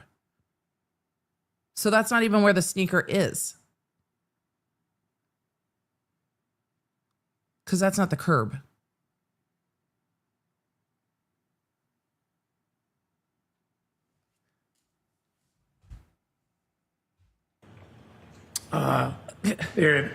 His point of rest was indicated to be Even the 7 Blue feet off Jays the roadway. outside are mad at this point. There was a sneaker that was found near the curb. It was literally against the curb, There were like touching the various curb. fragments of taillight found in the snow on the morning of the incident, as to the afternoon of the incident. Could you zoom in on those photos so that we can see the dates? The date? Yes. Oh, sure. So January 29th at 5:46 p.m. This one's at 5:52. One's at 5:59. This one down here is at 5:46. So there were various fragments of the taillight that were ultimately pieced back together and determined to be from Miss Reed's right rear taillight. It's not exactly what the evidence said. Additional evidence was found. Why is the defense not objecting? Because the defense is going to say, hey, yeah, the stuff at the scene was from Reed's taillight. Let us talk about how it got there. That's why. This is taken on the afternoon of the accident, again, around 5:50 p.m. Could you zoom in, please, for us? Sure. So what you see Is here is was later identified as I was in the way. Mr. O'Keefe's right shoe. Look at that. Slide number, Dr. Welcher? Yes, ma'am. 127. At the curb in the street, not the grass. Could you show us the time and date, please? January 29th at 5:50 p.m. He read that correctly. So a series of photographs. Again, you can see on the right-hand photograph that this is the roadway. This is the curb. Right. The grass will be up towards the top of the right image on slide Right. 127. The shoe is found, up against, in the roadway, up against the edge of the curb. Right. So on your last slide, Baseball hat. that's not where it was. Again, acquired a same baseball hat. Baseball hat was also found in the snow. So You can weird. see. I want you, before you move ahead, the baseball hat, could you give us a close-up view and also the date and time? So that's where it's buried in the snow. These were taken on February 3rd. I'm not sure what time it was.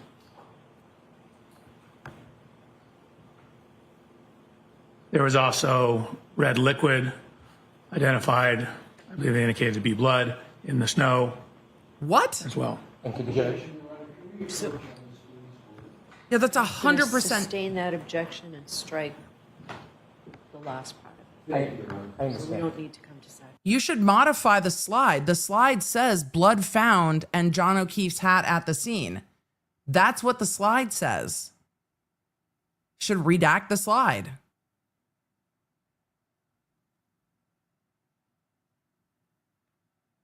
Because what is this expert even talking about? Just describe the color of what you saw rather than what it was. There was red coloration in the snow. And could you give us that date if it's different than February 3rd?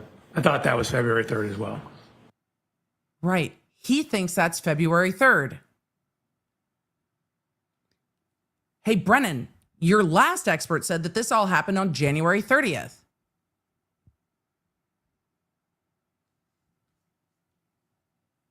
Is there a date on the photograph to the left? He's trying to fix it. It's not fixing.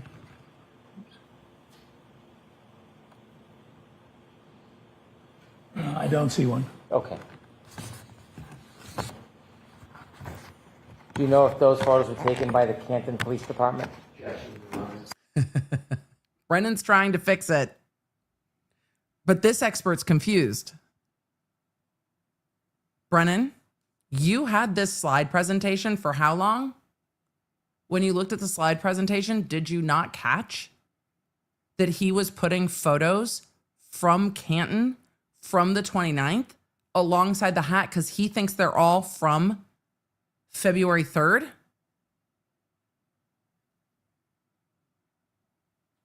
No? And Brennan is trying to fix it, and he's leading, trying to fix it. Were those taken from Canton PD? Were those taken January 29th? Brennan is doing everything but grabbing flags and just trying to put a play on the field. Sustain. Do you know when exactly those photos were taken? I don't. Except And I have Alessi dated is as like- February 3rd. Objection, I objection, think that objection, may just be the objection. baseball hat photos. Okay, can you continue? And the witness picked up on it. He's like, I have February 3rd, but I think that might just be the baseball hat photos. This is a mess. It's not a mess because I'm pausing. It's a mess because this is a mess. And he was whipping through the slides, including this one, blood and bar glass found at scene at near John O'Keefe's point of rest. And he put them onto another slide. Do you know if those photos were taken by the Canton Police Department? Objection leading. I backed up a little. Do you know when exactly those photos were taken? I don't. Except I have them dated as February 3rd. but I think that may just be the baseball hat photos. Okay, can you continue?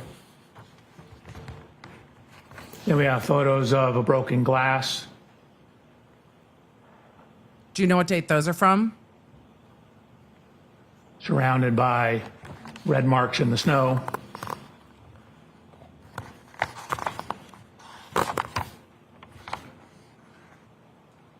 Continue, please. This, by the way, is the flagpole. And that slide number, please, Dr. Yes, ma'am, 129. Thank you. Slide 130. Can you enlarge that and explain to us what that is? Sure. So at the bottom, it indicates where it's from. So This slide is titled Evidence Read Lexus Hit John O'Keefe from the Welcher PowerPoint.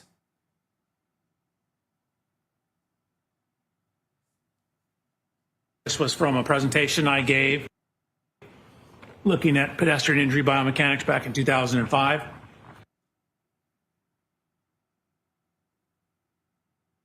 This is a slide from a presentation that you gave in 2005. I gave looking at pedestrian injury biomechanics back in 2005. And what it's showing is where what are the most common injuries in pedestrian impacts. So what it shows is head injuries are the most common injury in pedestrian impacts. So on the right-hand side, it's all injuries. You can see of all the individual study, the highest prevalence or highest or So from a study from more than 20 years ago? most common injury was head injuries. In those that sustained severe life-threatening injuries, again, the highest was also head injuries. So head injuries are very commonly associated with pedestrian impacts. This is anatomical drawings just to help you understand the anatomy. The middle section here That slide looks like somebody's cramming for an exam. is from Mr. O'Keefe's autopsy report. The lower right diagram, the green line represents the fracture lines, predominantly here, at least in the base of the skull. So in the biomechanical and forensics, That's and on the forensics just court means camera. the legal related, Well, scientific it's actually on this expert. industry, there's something called hat brim line or hat line analysis. And what it is it's looking at Those should be on separate slides. where the hat line you can imagine is where the The brim of a camera hat caught would it be. fast. And what it is, it's literature that's looking at where head injuries from falls commonly occur. Your Honor, I move to strike that. I'll strike, I'm going to strike. I'm gonna strike, Removed from the screen. yes, yes. Thank you, Your Honor. So that was slide 131. No, that was 132. I moved it sorry. because you said to take it off the screen. Your Honor, one more request is to not take that into consideration. So jurors, when I strike something, that means don't pay any attention to it. Thank you, Your Honor. I don't think Continue, I've Dr. ever Welcher. I don't think I've ever seen so much so I- expert you know, I need evidence to- stricken. It's just so clunky. Go past that slide. Okay, go ahead, go past it. This is the next slide. Okay, if you can continue. Sure. So I provided peer-reviewed scientific literature that looked at a metric where they were publishing research trying to delineate falls versus blows or assaults. And so this metric is in that scientific literature. They looked at a total of 400 different events, 235 falls, 165 assaults. And so you can see where it says mandible. So mandible is your lower jaw. Can you enlarge that a little bit, please? Your Honor, pardon the interruption. I'm moving to strike. Yeah, let's take that slide down and I'm going to see you at sidebar. Please. They are going to sidebar they are going to sidebar, and I'm going to zoom past sidebar as best as I can. Let's see. This is the clunkiest. Mr. Alessi, Mr. Brennan is going to do this in open court. Just talk to Dr. Welcher for a minute. I don't know if they let the jury out or not, but he said they're going to talk to him in open court just for a minute.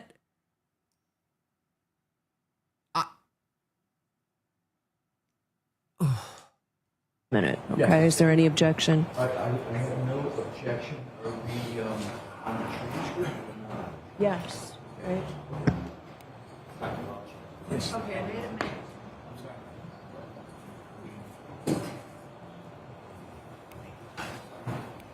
Dr. Welcher, on the headings evidence, the Lexus and John O'Keefe. Yes. Following the next couple of slides. Absolutely.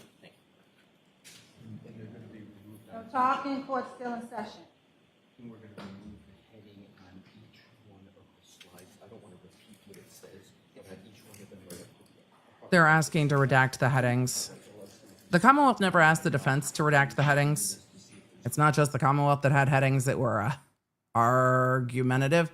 But Brennan never asked and Alessi did. And it's completely appropriate to ask and have those headings redacted out. So they are talking about what's going to be redacted out. So it starts on page 124. Is that right, Mr. Brennan and Mr. Alessi? I don't have the whole one in front of me. Have it in front of me. Dr. Welcher, is that where it starts? That appears to be, Your Honor, yes. 124.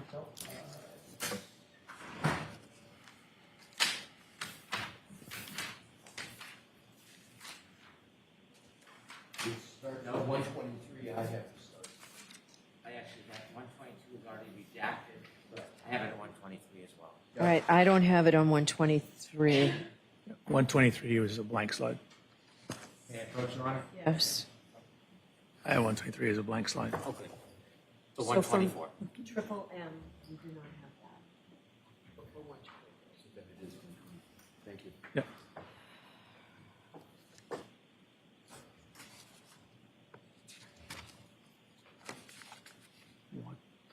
124 through 138. They're is on the that record, accurate, which is why I'm counsel? not zooming. They had 5 days. I imagine the jury's out at this Chrissy. point. They had 5 Do you days. need a break? Do you need 5 minutes? I think she's talking to the court reporter. Yes, Your Honor. They had 5 days. Okay. So if you could do that for us, Absolutely, Your Honor. Dr. Welcher. I'm doing it right now. We can bring the jurors back. The jury was out. Your Honor, if we could just, now I just want to look at the rest. Okay. 2 minutes. And then Sure. Your Honor asks us to do that. Sure.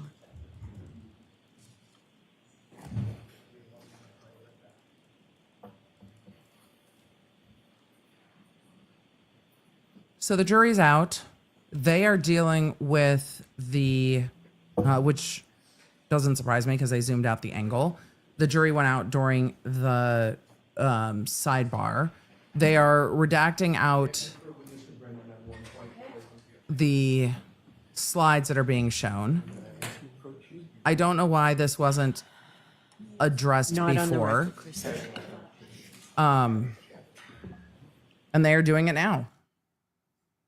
Oh, they cut the audio. This is on the record. Don't cut the audio.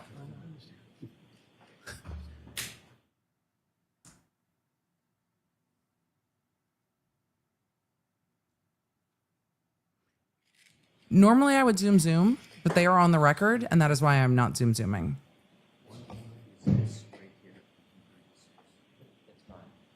The conversation, court is still on the record. They are still working. The conversation between Brennan and Alessi is not being taken down by the court reporter.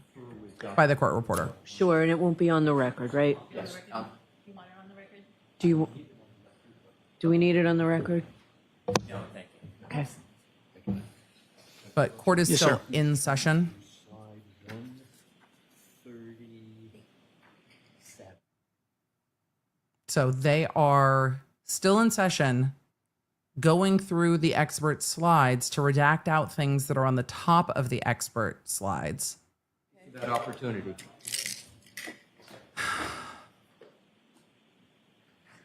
Chastity said, why wasn't this redacted sooner? It seems that it wasn't requested, but I don't know if it changed. We struck it subject to going back once the heading's gone, right?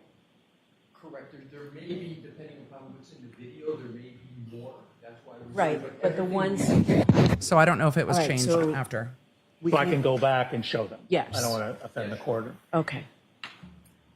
There was one heading that said blood. That hasn't been proven because it was never tested. There was another heading that said proof that Karen Reed struck John O'Keefe. That's not So are we starting on slide him? 132? 132. to Your Honor. say. Okay, thank you.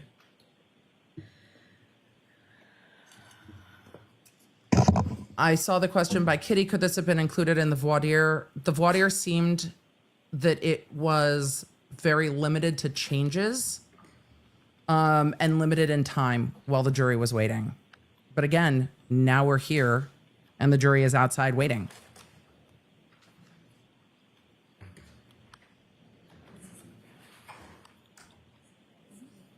I'm going to answer some questions while they're doing this.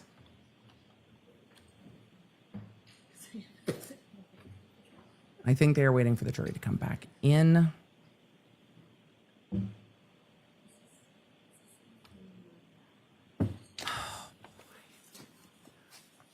Lip Mama Deb said, hey, EDB, you were by me this weekend. I live about 5 minutes from Canton, 30 minutes from Detroit Airport. Hope you had fun. It was a very busy weekend. We got lots done. I got to go to Kura, which I loved. I got to see Hogue and Fam, which I loved. So it was a busy weekend. There was not much downtime this weekend. It was a quick trip, and it was a quick trip. But my kiddo got where he needed to be Dr. Welcher's PowerPoint is ready. and is thrilled and well. Looks So like it's up. Is it ready, Dr. Welcher? You got me scared when you asked me that. I need to double check. maybe that should have happened. Yes, I believe I redacted everything, and we are on slide 132. Thank you. Heather And asked, by "Is the way, Brennan or the appears witness that way the to me, unprepared Mr. one here?" I have no the fucking battery idea. died on this. Okay, thank you. Whoever in charge of. I mean, I brought my own, fortunately, but I have no I idea. can't find mine. This is just Ms. Gilman has one. a mess. At all. The court reporter looks like she's speaking into a sports protective cup. It does kind of look like that. It is a dictation machine. Equally bad. These laser pointers do not work on those monitors. Drama Llama said, "How is this the most crucial testimony for the Commonwealth?" How John O'Keefe was hit is the most crucial testimony for the Commonwealth. The entire case is trying to answer one question. How was John O'Keefe killed? And then the second question is, and did Karen Reed do that? And what we've gotten today is a lot of, well, there's not really a lot of information. We don't know. We got a lot of what we don't know. I could have given you the fucking list of what we don't know. I'm not a biomedical engineer. I could have given you a fucking list of what we don't know. This witness was called to testify to know things. Right? The jury is coming in. I'm going to zoom while the jury walks in. That I'm confident zooming over. The rest of this is wild. Dr. Welcher, if you could return to slide 132. Actually, 133, Dr. Welcher.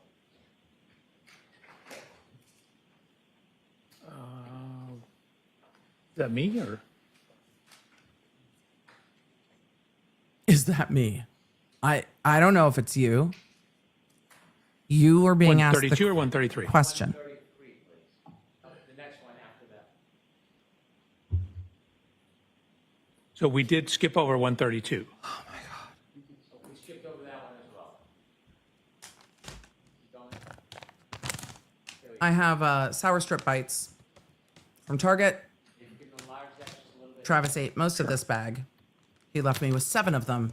Now when he left for the summer. Studies that talk about guiding the difference between potential injuries. Brennan wandered Correct. away. Can you explain that? Sure. So I gave Okay. 3 papers and someone's dissertation on this issue. They were You gave 3 papers and a dissertation on this issue. Did any of them involve paint? creating a analysis methodology to differentiate whether the nature and pattern of injuries are more consistent with a fall or more consistent with an assault, or they're calling it blows. Also, I was being hyperbolic about the fact that he left me 7 and I just poured them out. There's literally Sure. 7. So this is their flow chart in terms of their assessment. That's funny. So it starts at the very top. Something's You can going see right they today. analyze a total of 400 events, 235 falls, 165 blows or assaults. So what you do is you ask yourself on the first set of arrows, you look at the mandible, the jaw. And M or S, as you can see at the bottom down here, refers to a simple fracture or multiple fractures. A is no fracture. Mr. O'Keefe has no mandible fracture. So that means we go down I agree with that. this row. It then looks at all facial fractures. So these are the bones that constitute the face. So if you have a facial fracture, you go to your left. If you have no facial fracture, you go to the right. So if you have some event, no mandible fracture, no facial fracture, what they've indicated that is predominantly associated with falls and not assaults. Thank you. You're welcome. In addition, did you do any further study? Associated with falls and not assaults. Kind of like what the doctor said. That any manner of thing can cause a fall backwards.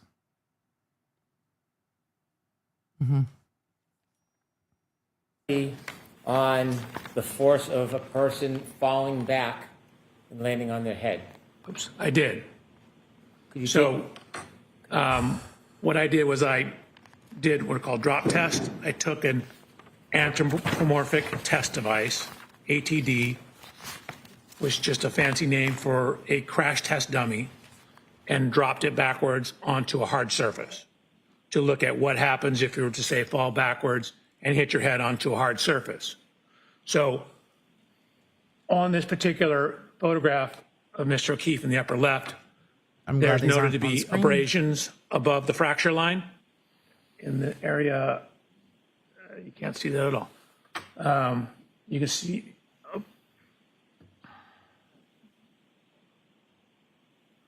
Noted to be abrasions right here. Your Honor, I brought a hat. That was the one I used in my testing. What? May I put it on and demonstrate something? No. What? Alessi, If you would like a sidebar, or I can. are you objecting? I am objecting. That's sustained. No, you can't put it on. Okay. So Can I put on a hat and demonstrate something? No. I will show you the dummy testing I did. Watch when the shoulders hit the ground, then the head hits the ground. It creates kind of an arc path that will drag and slide objects up the head. So if you have something such as a baseball hat, it'll cause it to drag across the scalp, dragging it up to a similar location to where these abrasions are. So here's the testing. Again, this is like the crash test dummies you see on television. This is myself.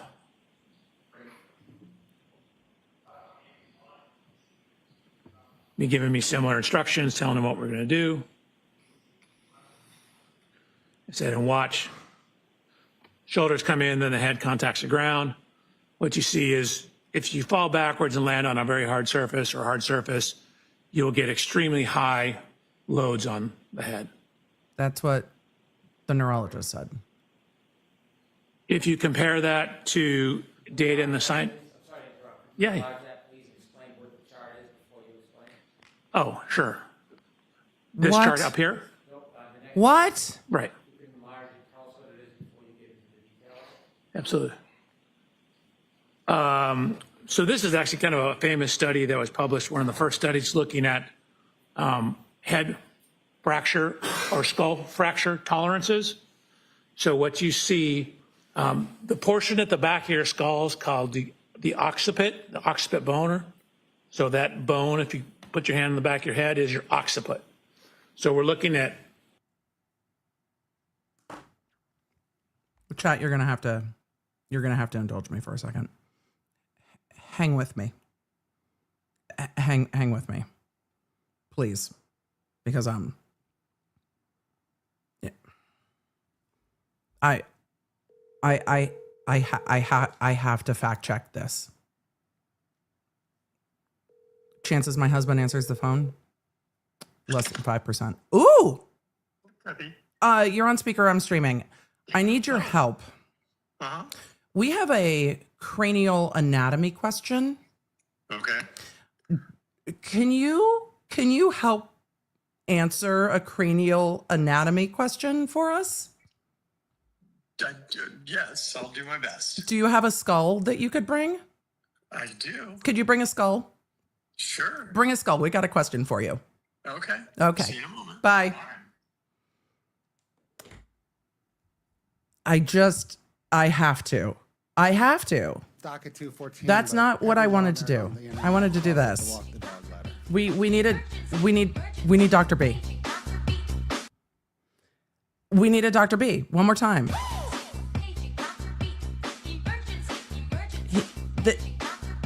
Why? Because I'm completely disassociated from that testimony, and this man did say what I think he said. I'm going to back this up real quick. For those of you who are new to the chat, welcome. Does this get to happen all the time? No. Why? Because my husband's normally teaching. Dr. B's a maxillofacial prosthodontist and has studied craniofacial pain for quite a long time. And I have a question, because what I think this witness said and what I think is the truth are two different things. Because what I heard... Portion at the back of your skull is we need to talk about what the back of the skull is. called the occiput boner. I don't think that occiput boner is correct. And I am just going to need to ask Dr. B. I don't think it's correct. I don't think it's correct at all. But that's what he said. It's not just the closed captioning. We're going to listen to it one more time. It's not just the closed captioning. We'll get through the rest of testimony soon, I promise. The portion at the back of your skull is called the occiput boner.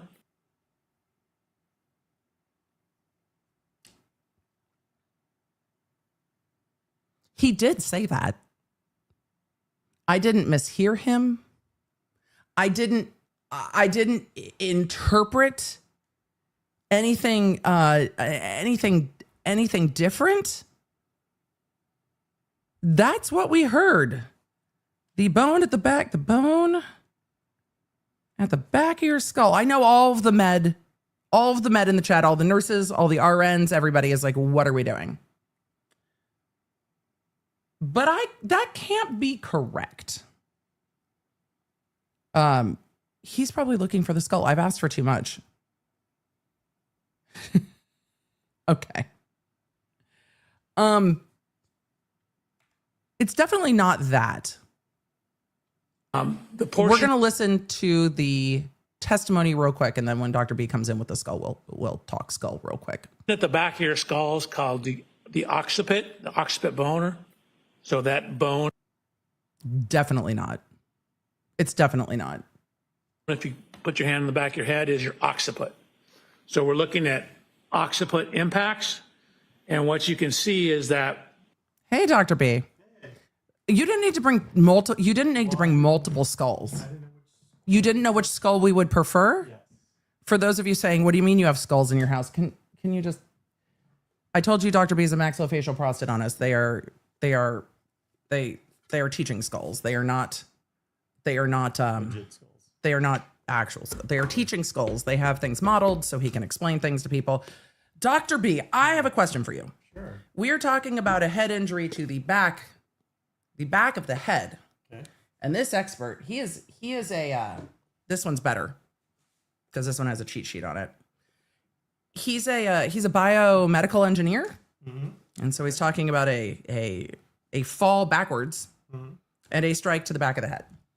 Okay. And he has said that the bone in the back of the skull is called a, well, I'm not going to tell you what he said. I'm going to ask you what you would call the bone at the back of the skull. Can you give me a general? Back of the skull. Isn't that the occiput or occipital? He called it the occiput boner. And I'm pretty sure that that's not correct because I've always heard it referred to as occipital. Well, I mean, it does or have, occiput. It does have a little protuberance there that may be. That protuberance is not a boner, Dr. B. Good God. I mean, maybe a small one. That is a nub. That is a ridge at best. I have never heard it called that. He called it the occiput boner. Okay. But he is taking a look. I have always heard it called the occipital. Could it also be the occiput? Would that also be correct? I think so. Yes. Okay. So for all of you asking, we are talking about the back of the skull, the back of the labeled skull. Let him hear it. It doesn't go through my, okay, hold on. It doesn't go through the speakers. So Dr. B can't hear it. Hold on. Let me change the audio around and see if Dr. B can hear it real quick. And when then they took cadaver. Hold on. They are doing a study on skull fracture, deceleration, and impact. Mm-hmm. And talking about the back of the skull. Chad, if I move this, I don't know if you'll be able to hear it still. So Dr. B can hear it. And then I promise I'll go back to work. But you should be able to hear this real quick. Chad, if you can't hear it, give me a minute. Because Dr. B is going to listen to what he's saying. Can you hear it?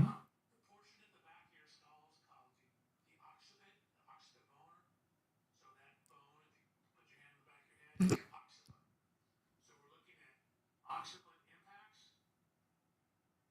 It's definitely not the occiput boner. It's definitely not the occiput boner. Did you really say boner or did it just read it in? No, he said occiput boner. You want to hear it again? No. We've listened to this 17 times now. Eventually, we're going to pass the threshold for YouTube's tolerance. Maybe it's just excited to be there. Maybe he's just excited to be there. Dr. B. Wait, leave that skull. We're keeping this. I'm keeping the skull. Sure. We're not talking. He didn't say occipital bone. He said occiput boner, not occipital. I mean, maybe there's just different ways to refer to it as. You're way too generous. You're very sweet. You're very kind to this expert. I just wanted you to laugh at him with Okay. us. All right. Dr. B's like, well, maybe. I mean, it's possible that maybe he just refers to it differently. I don't know. In Latin in the 7th century, maybe they referred to it as the occiput boner. Who knows? I'm going to take Horatio. Wait, you. Okay, you can take Horatio. Both? No, I'm keeping this one. Okay. All right. We're keeping this one. You're very kind. I have never seen anyone refer to this region of the skull as anything other than the occipital and maybe the occiput. I'm going to go do a Google Scholar search. Dr. B's like, maybe there's another name for it. See, now Dr. B is going to question himself and whether or not there's a different name for it. He's just too serious. There's not a chance that that is correct. There's not a chance. There is not a chance that that is correct. But also, have we already just jumped the shark on this expert by the time we got to boner? Yes. The occipital bone? Yes. Who said I came back and Emily's doing Hamlet? It's a study skull. Though he did used to fall asleep with these when he would be doing anatomy. So occasionally there would just be skulls in the bed. These skulls have been around. These skulls have been around our household as long as there's been a household. But you get the inside too. So you can see where all the nerves go in and out. It's very helpful for teaching. You never know when you might need a skull.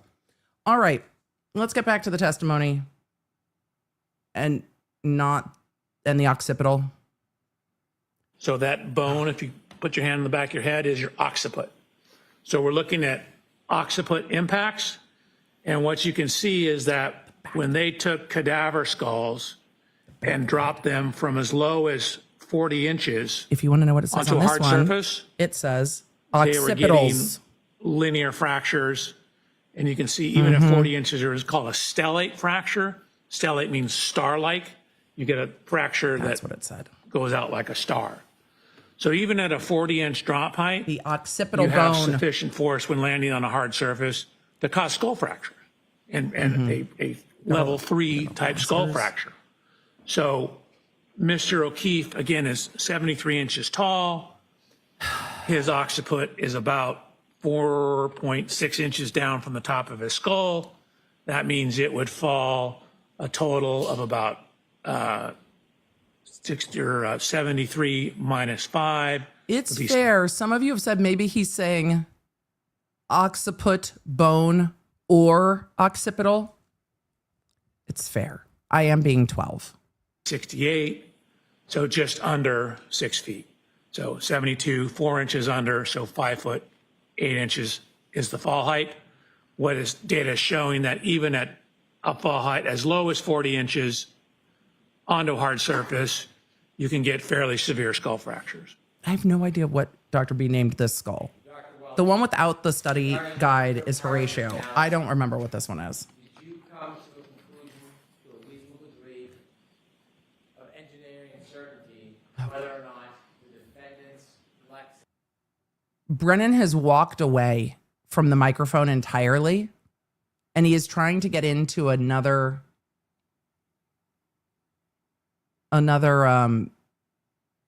opinion, and I can't hear him at all. Collided with Mr. John O'Keefe on the evening of January. You come to a conclusion to a reasonable degree of engineering certainty whether or not the defendant's Lexus collided with Mr. John O'Keefe on the evening of January 29,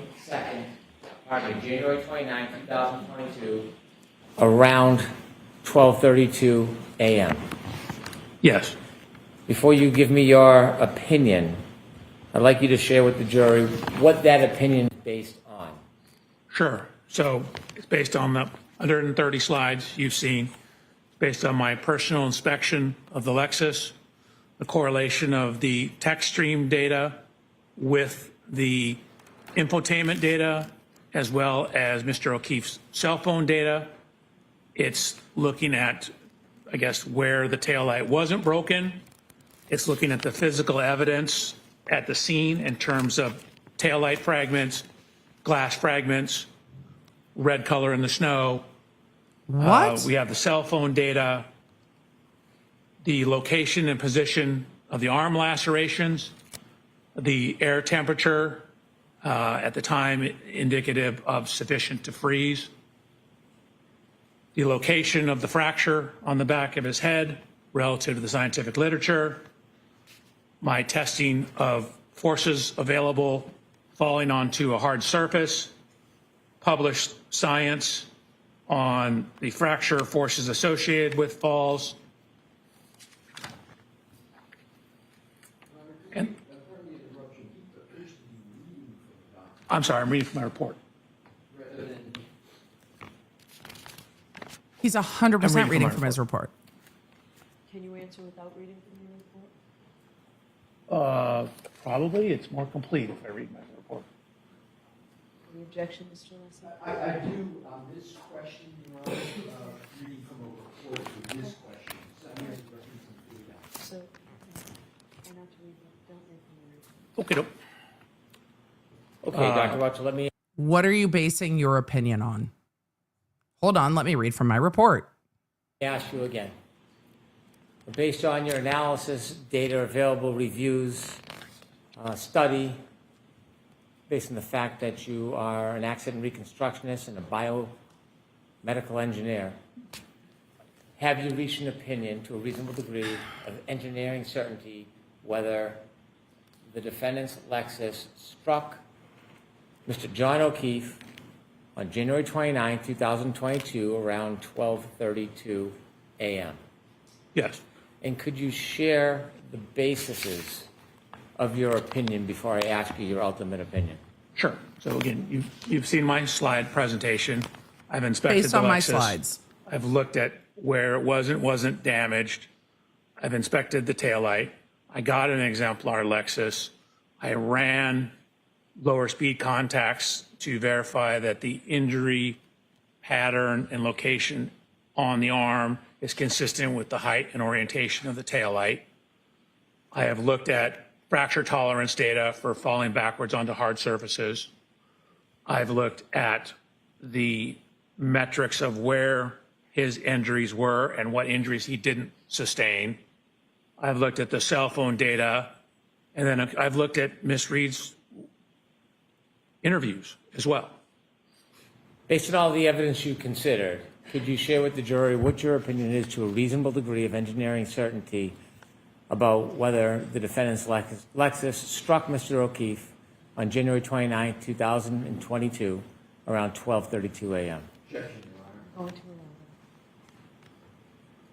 I can answer. Yes, based on the totality of the evidence, DNA, everything I've talked about, that is consistent with that happening with a reasonable degree of scientific certainty. That is what happened. Objection. Move to strike, Your Honor. So I'm going to strike that. I'm going to see counsel Sidebar for just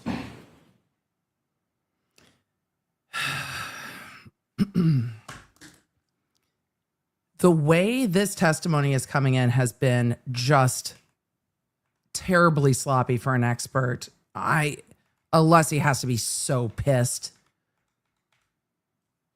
I'm going to back it up. I'm also going to gain up the audio. If you're wearing headphones, I'm going to gain up the audio as he's giving his opinion.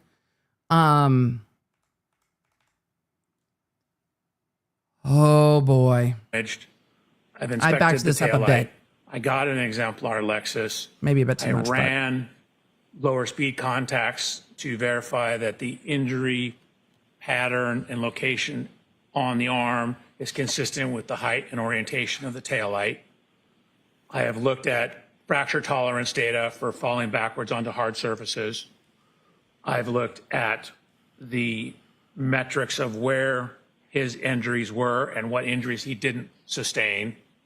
I've looked at the cell phone data, and then I've looked at Miss Reed's interviews as well.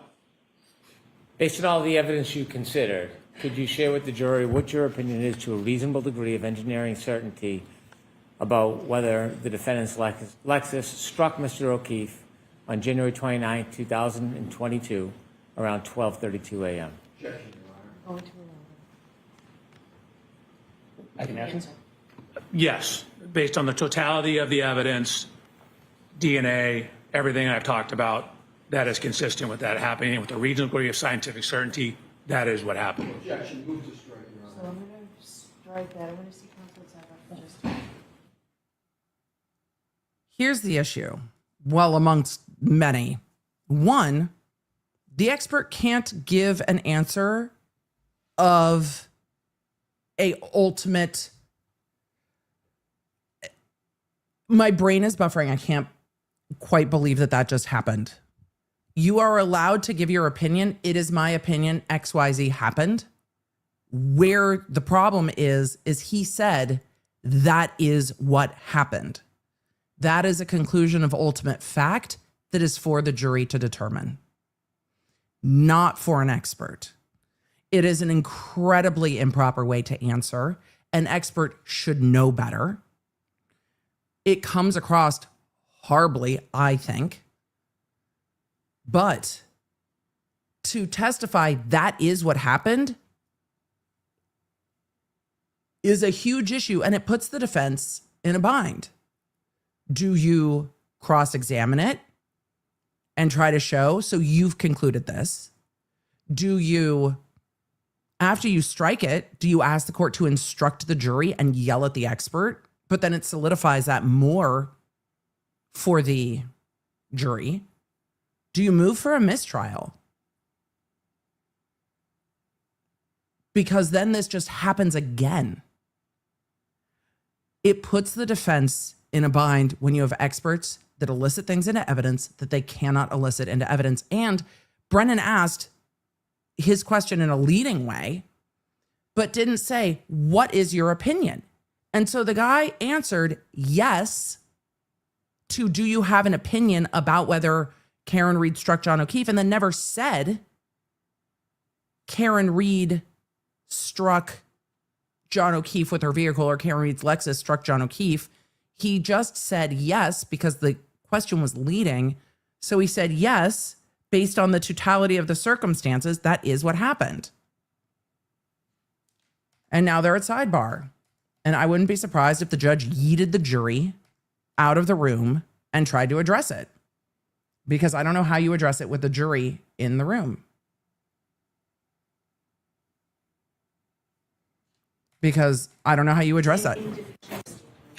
I don't know how you address that with the jury in the room. Dr. Welcher, we have to be back tomorrow anyway. I don't want to stay here anymore. Okay, so... She's like, we're going to be a minute. So the jurors are being excused for the day. Same caution, please do not discuss this case with anyone. Don't do any independent research or investigation into this case. If you happen to see, hear, or read anything about this case, please disregard it and let us know, and please be very careful with your social media use. Absolutely wild. Absolutely wild. I'm sorry, we're starting an hour late tomorrow. Is that what this is? Yes, ma'am. Oh, and we're starting an hour late tomorrow. We'll start at 10 o'clock tomorrow. I forgot. So we'll see you at 10 o'clock. The court officers will tell you about your specific directions. And we're starting a little late tomorrow. Do they go back on the record?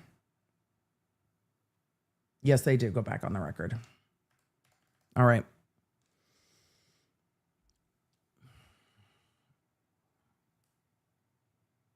They go back on the record. We're going to go back on the record. This has come in such a clunky and then at times completely improper way. I am stunned. We even took a sidebar with Dr. B and one of his multiple home skulls, not the skulls that he has used for teaching or for demonstratives with patients. We have used the home skulls. We had to take a moment.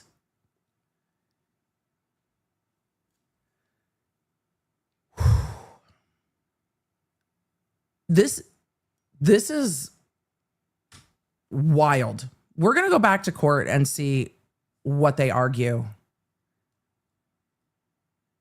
The Commonwealth had 5 days. And if you don't count the holiday and the weekend, which when you're in trial, you work holidays and weekends,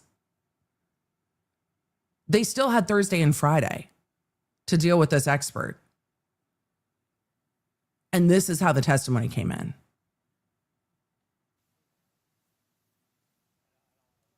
Oh my.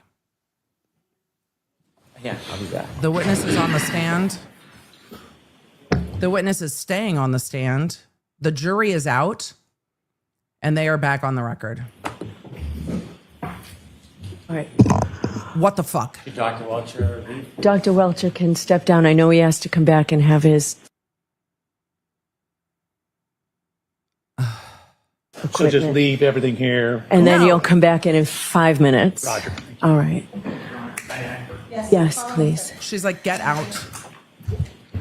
All right, Holy so shit. Mr. Alessi, I will hear you as to your objection.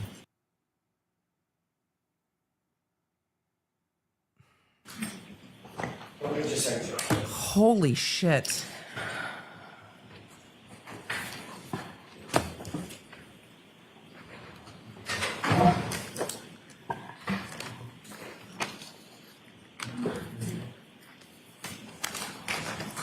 The jury's been excused. The witness is off the stand at the moment Thank you, Your Honor. and out of the room. Would you like me to go to the podium or stand? Right there's fine, and let's No. try and wrap this all up by 4 because I've already heard you at sidebar. We'll do so, Your Honor. That means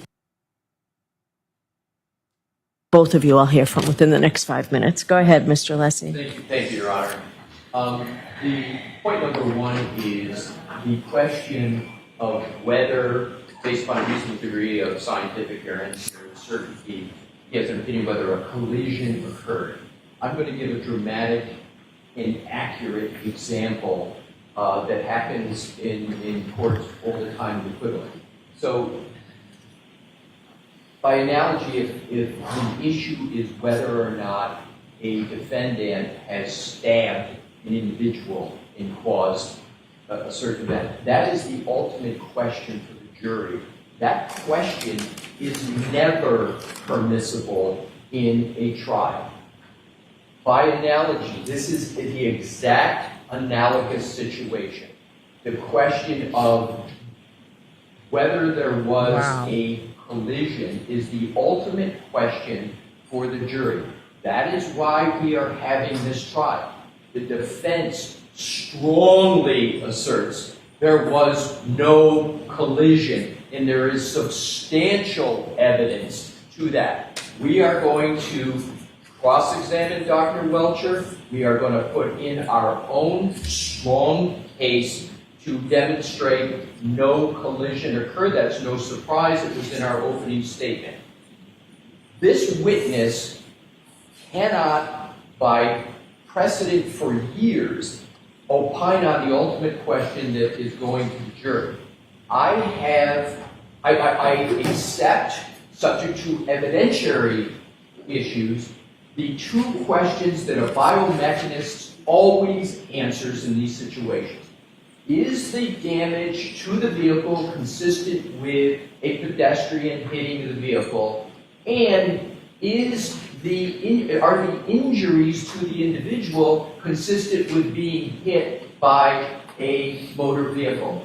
Those are the questions that are permissible, not the collision question. It is resoundingly improper in this trial, in any trial where that is the ultimate conclusion for the jury. Yes, an expert can offer opinions, but every expert is bounded by the extent of their opinion, and that opinion on whether there was a collision the province would of the jury. invade the province of the jury and the whole purpose why we are here, Your Honor. Thank you. All right, Mr. Brennan. So what Mr. Alessi is arguing is that in their opening statement, they repeatedly invaded the province of the jury because they must have asserted vehemently over and over again there was no collision. Over and over and over again. If your entire argument is, Your Honor, nuh-uh, I am going to fall out of my chair. And he just told you that when his expert takes the stand, they'll have abundant evidence that there was no collision. This case is about the collision, but that is not the ultimate issue. The ultimate issue is manslaughter or mens rea for second-degree murder, not collision. They don't get to define the prosecution's case. They do not get to define or limit the prosecution. Your expert can't, I don't care what you argue at this point, your expert can't testify, quote, that is what happened. That is an improper answer, and it is not within the purview of expert testimony.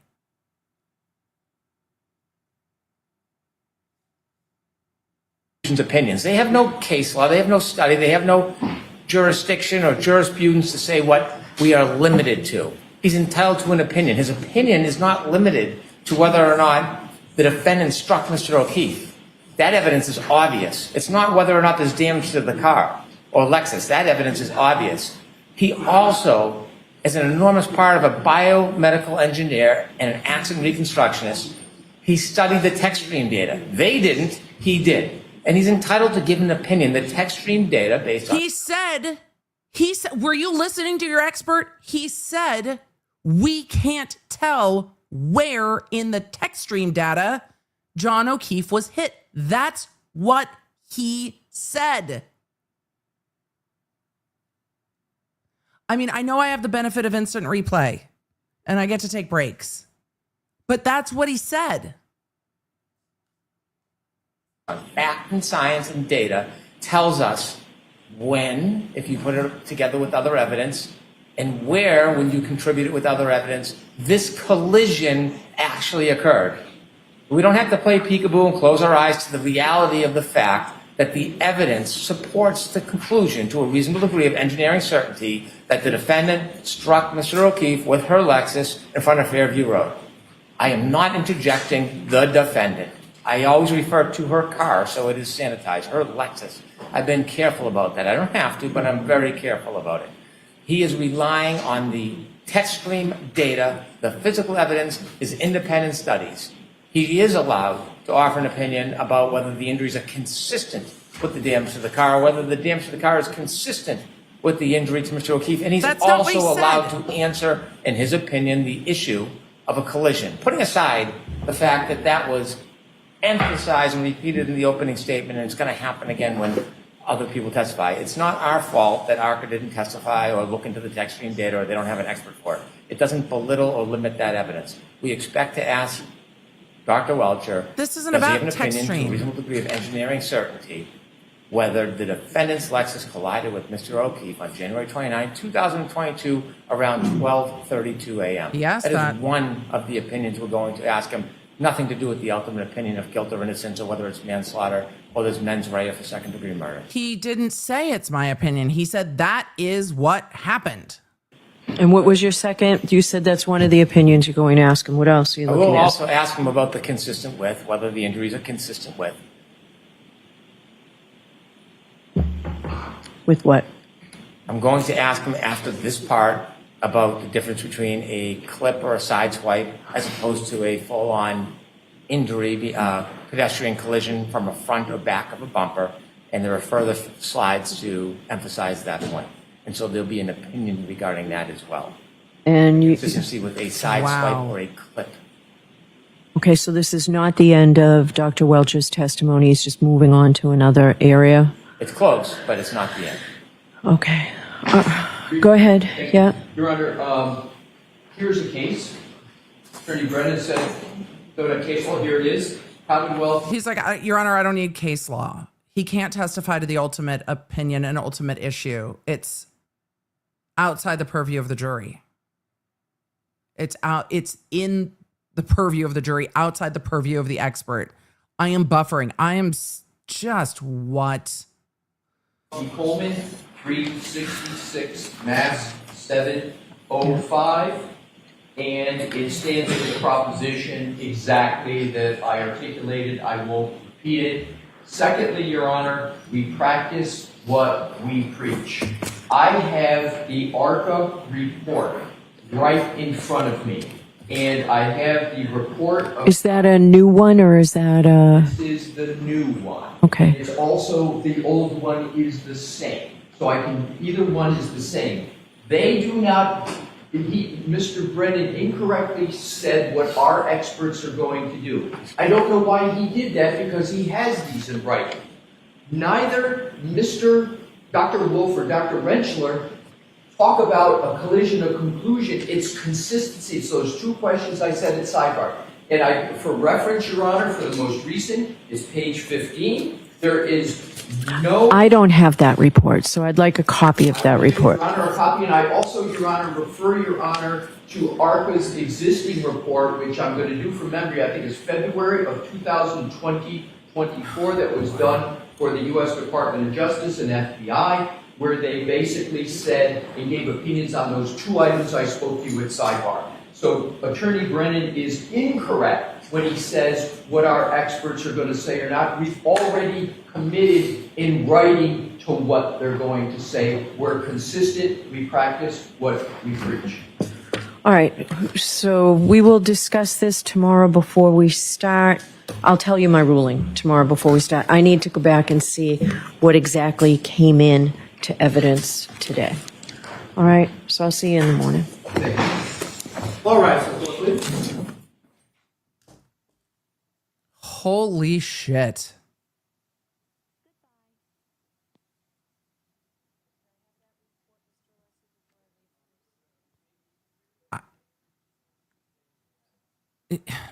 The blurry fan is the perfect summation of today. Oh boy. Well.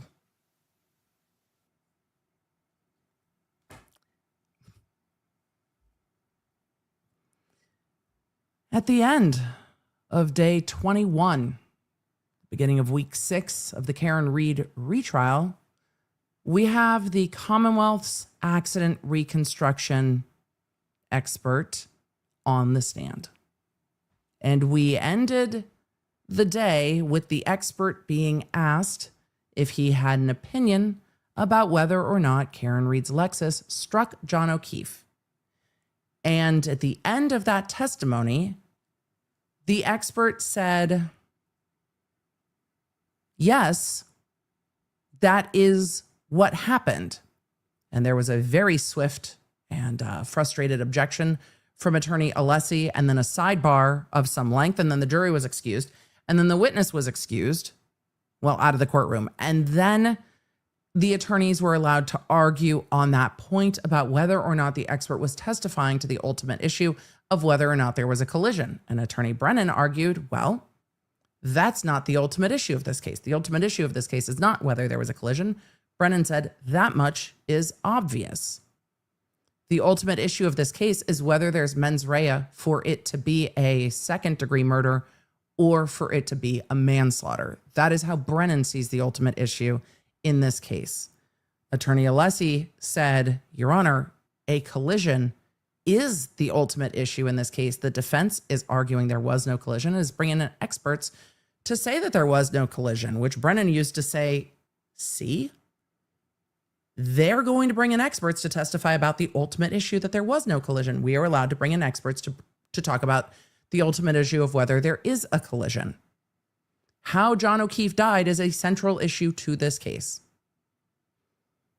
The court is taking it under advisement and will take it up tomorrow before the jury is back. But both sides were arguing where we go with this expert next, because what witness number is it?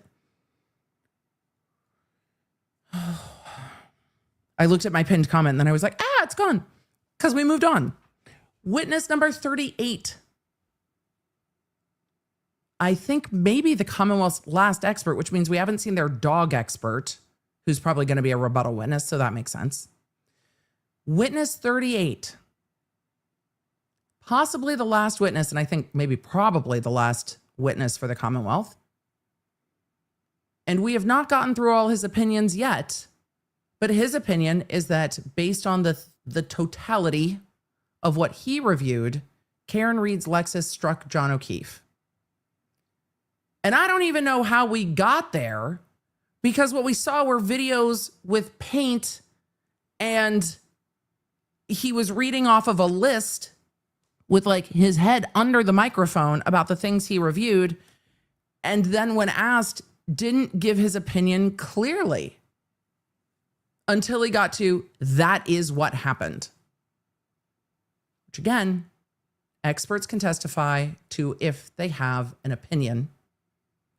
And those opinions are normally based on things like, do you have an opinion on whether John O'Keefe's injuries were consistent with being struck by a car? Do you have an opinion as to whether or not the damage to the Lexus SUV is consistent with a pedestrian strike? Do you have an opinion, this? And Brennan's like, no, I get to ask, do you have an opinion about whether the Lexus struck John O'Keefe? And what is that opinion based on? And even if the court allows that in, and we will see in the morning, I think she probably will, the expert cannot testify that is what happened. And here's what is kind of staggering to me with this expert. Is that in all the testimony we saw today, we went through a substantial amount of testimony where this expert said, we don't know where in the Techstream data this occurred. We don't know where in the road John O'Keefe was when this occurred. We don't know how exactly this occurred because there's too many factors and we don't have enough information. So when you see an expert building their opinion, normally you see expert go with fact 1, fact 2, fact 3, fact 4, therefore opinion. This expert went with, I don't know, maybe this, we don't have enough information, we're not sure about this, opinion, this is what happened. How did you get there? I'm still not sure how this expert got there. How did the taillight get damaged? Because he didn't testify about it. How was the taillight damaged? How did it break? How much force does it take to break a taillight like that? And at the beginning of direct, at one point, this witness said, this is a 6,000 pound vehicle. And John O'Keefe weighed 216 pounds. It's a 6,000 pound car. Okay. So how did John O'Keefe break this 6,000 pound car without breaking more of John O'Keefe then? What? And he's like, well, there was, his opinion was there was glass at the scene. How did it happen? Well, his arm could have been like this. But that's what happened. How do you make the scientific jump from it could have been this, it could have been this, it could have been this, it could have been that, and then this is what happened? What I never heard this expert say is that this caused this, that caused this. We know this because of these other things. What we heard a lot of was, well, I was trying to correlate these things together. And a lot of the testimony sounded more like he was trying to fit facts together than start with what happened and work out from there. I'm trying to fit facts together. Okay. But that's not your job. Your job is to try to tell us how it happened. You're a reconstructionist. How can you reconstruct this accident? And on direct examination, the answer was, I can't reconstruct this accident because every time we moved one little thing, there were too many variables. And the direct quote from this witness was, the results were all over the map. So if the results were all over the map, how is your ultimate conclusion that Karen Reed hit John O'Keefe with her car? Or that Karen Reed's Lexus hit John O'Keefe? How? How is that the opinion? When so much of the testimony was, we don't have enough information. We don't have enough information for this. The job is not to correlate two things. The job is to reconstruct it. And he said in the reconstructions, it was all over the map.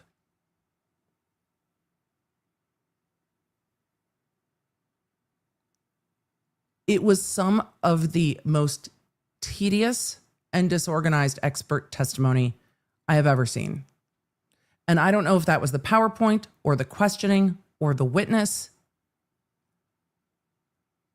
but I will probably have way more thoughts tomorrow because I'm still buffering. But there was a substantial amount of time spent overlaying how Karen Reed's car hit John O'Keefe's car at One Meadows Ave when it was backing out. If anything was proven, it was that Karen Reed's car hit John O'Keefe's car at One Meadows Ave at 5 a.m. when they were backing out, but everybody already knew that because you can just see it on the video. They did whole 3D modeling on it.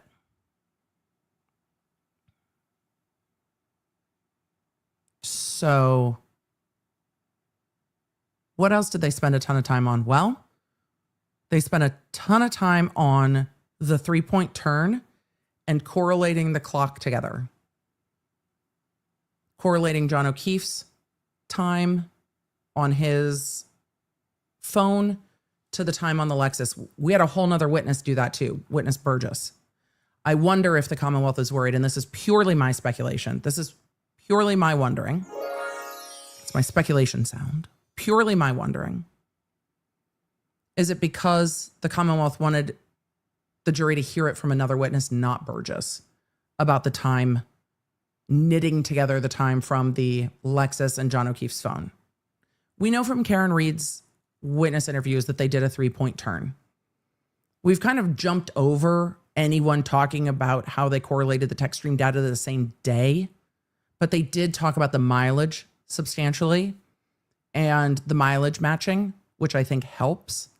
Does it answer the ultimate question? No, but I think it helps. I think they did a good job at tying together the 3-point turn and tying together a backing event. The car backed up. And it seemed like the car backed up at quite some speed. But there was also quite a bit of testimony about when the car was backing up, that there was evidence of the tires slipping. We didn't hear a lot about that prior to today. Today is the first time we heard about the tires slipping on the car, and showing a chart where the car is backing up. There's evidence of the tires slipping, and then the car's moving in reverse. And then we heard that the car was moving in reverse up to 24 miles an hour. But we also heard this expert say, but we don't know where in the Techstream data John O'Keefe was hit. We don't know a point of impact. We don't know at what speed he was hit. We don't know where he was hit. We don't.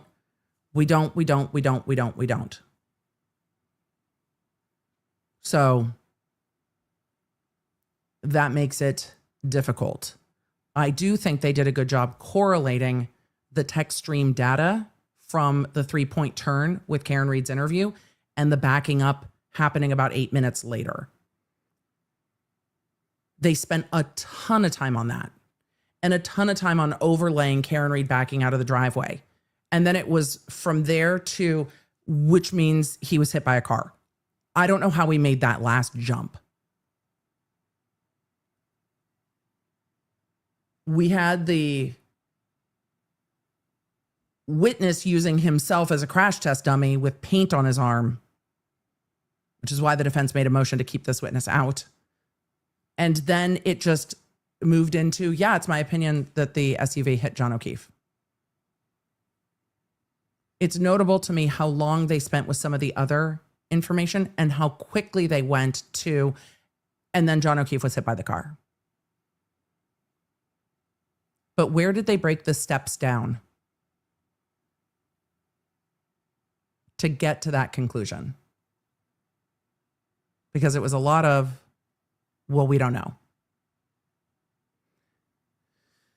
I think there's a lot there for the defense to argue. I am stunned that this expert said that is what happened. I am just still, it was just such clunky and bad testimony. And there were parts of it at the beginning where they made good points. And then all of the wheels came off. And I think ultimately this expert gave a lot to the defense to argue, but did correlate that the Lexus made a 3-point turn and backed up. Okay. But how did the rest of everything happen? Taking that as true, if we are taking that as true, how did everything else happen? And where's the Techstream data that shows the backing up out of the driveway? And how did the taillight get broken?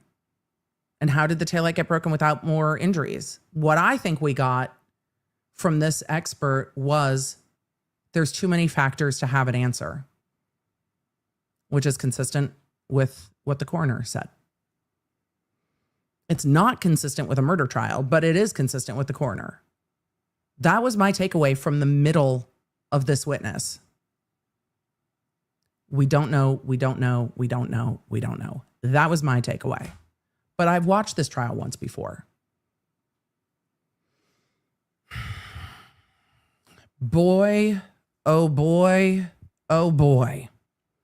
was that difficult. Oh, Dr. B is reminding me, and Miguelina is reminding me that there's a parent meeting this evening.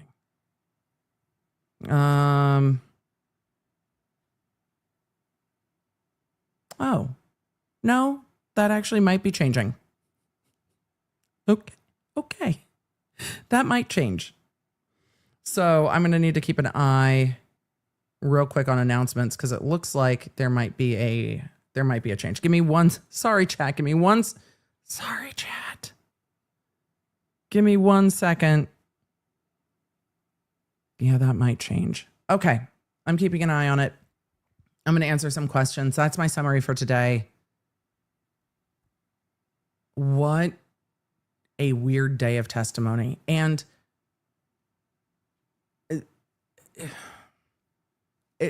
it was just such a weird day of testimony. So weird. Just so weird. Let's answer some questions, chat. Let's talk it out real quick. The dressing like John O'Keefe, you guys, they weren't tested, and we still haven't heard if there is any type of automatic advanced collision, whatever. The only time I've seen clothing really come into play is if you were dealing with, could someone see a pedestrian or whatever. That's not the type of testimony this witness was called for. So matching the clothes, it's a lot. It's just a lot.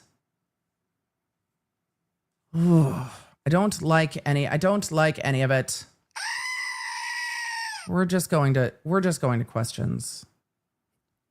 Donnie B said, it's her question we never expected. Could you bring a skull? I mean,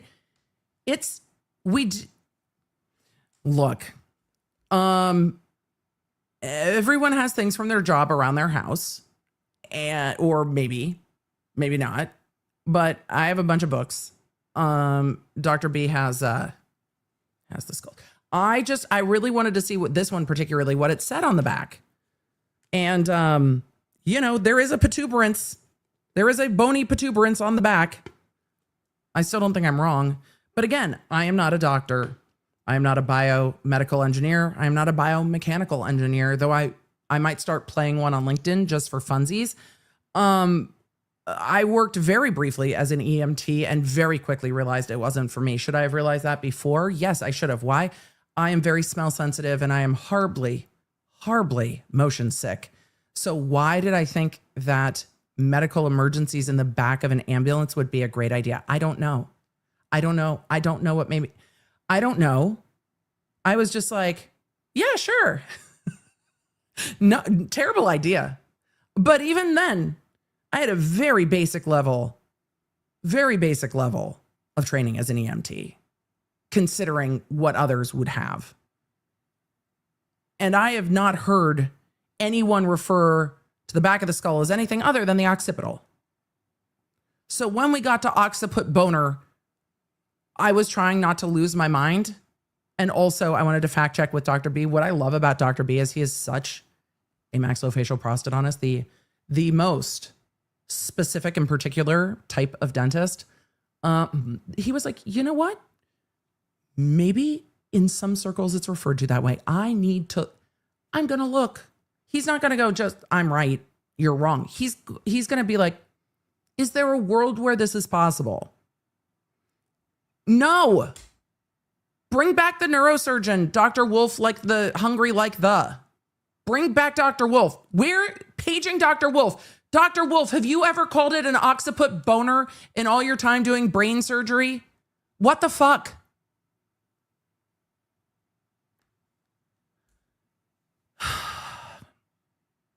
Rabbit Heart said it's occipital, not occiput. I thought so too. Shadow. Are we going with shadow? What? Shadow? Where is the data from the pedestrian impact system that showed in the Lexus standard features? I don't know.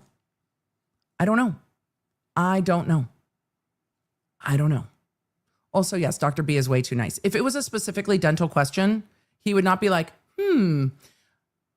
But we've gotten beyond specifically dental. And so he's like, I am going to have a question. Jocelyn talked jury to me, said, that's called the occipital bone. I thought so too. But again, we're all second guessing ourselves. Detective Mom, I appreciate you. But y'all, the way he brags about this, y'all, you're very kind.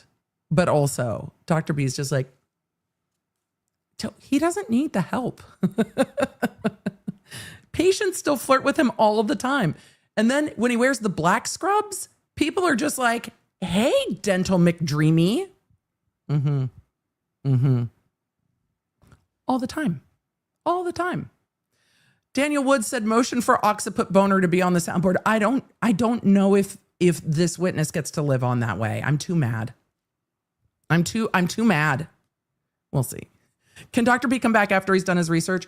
I'm sure we will be discussing this for the rest of the evening. So yes, I will let you know what Dr. B has to say.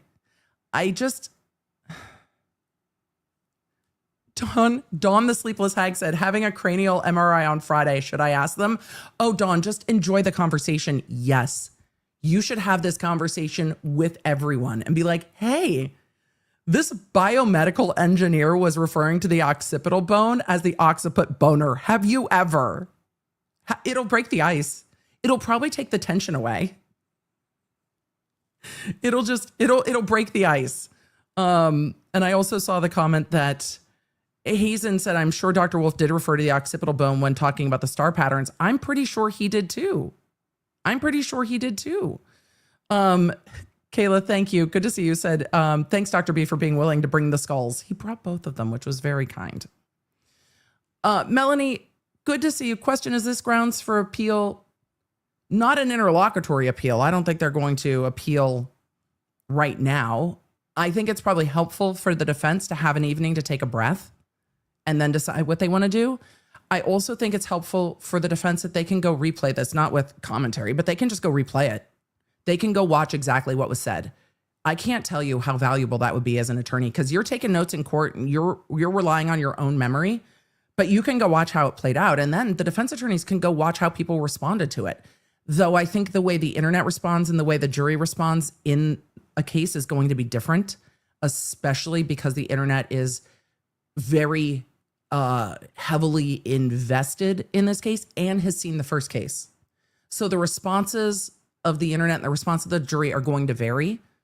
So I would think there is probably caution there, but they can rewatch the testimony, which is a massive gift for them to be able to just go back and be like, this is actually what was said. This is actually what this witness said. And then they can decide, because the other way to do that, because this witness said multiple times, well, then we matched this data together. Then we put this together. I think the other direction on cross-examination is, so you were looking to explain only that John O'Keefe was hit by Karen Reed's car. That's what you were going to prove. So instead of trying to say what happened to John O'Keefe, you went in to prove how John O'Keefe could have been hit by Karen Reed's car. And you were going to find any way to show how John O'Keefe was hit by Karen Reed's car. You explored nothing else. And I think that's the direction they go and cross. Of course, they have preserved all their objections. Alessi has preserved his objections well, for the record. If there is a conviction, then this will come up on appeal. And it came up at sidebar. We didn't hear the 10 minutes plus of argument at sidebar. We only heard the summary of that put on the record. Big Murph said 2021 Lexus SUV has an 11 mile per hour speed limiting mitter in reverse from factory. So 74%, which is 8.4 miles per hour, 24 hours is not even possible. I do not know, Big Murph. That is not what this witness testified to at all. I have no idea.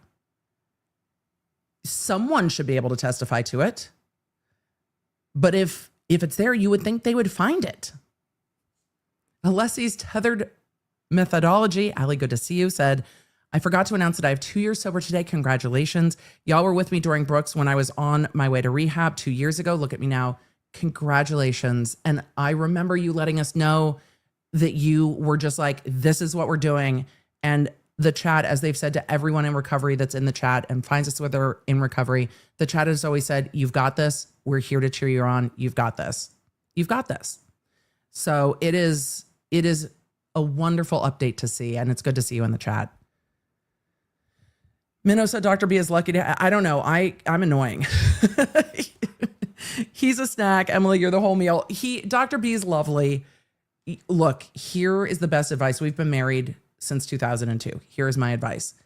Find someone who's weird, matches your weird, and the things that are your quirks that they can handle and the things that are their quirks you can handle, and you can have conversation around the rest and then laugh at it. That is my best advice. That is my best advice, because all of us have our quirks. All of us have our ups and downs. Dr. B is hey, if we're not like 15 minutes early, then we're like late. 30 minutes early is preferred. And if I'm within an hour, it's relatively on time. So the time blindness and the hyper punctual is constantly a struggle for both of us, because we're both just like, I'm trying. Sometimes I'm like, just drive yourself. I'll meet you there. It's fine. It's fine. Olivia said, is Dr. B a Libra by chance? No. Way too nice and playing devil's advocate. No, he's not. He's a spicy Taurus. David said, what is it with the case and Freudian slips? I don't even know. This case makes me crazy. I keep looking for answers. I keep expecting experts to be like, hey, we have answers. And then this. And then this. And then this.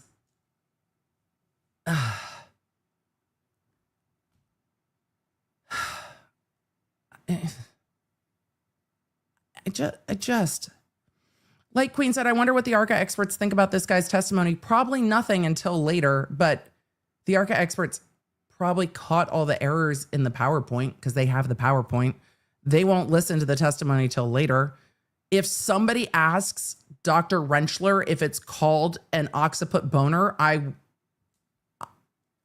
just what? Baby Gator is currently pursuing stuff. Take your time. The pursuit of stuff is a lifetime pursuit.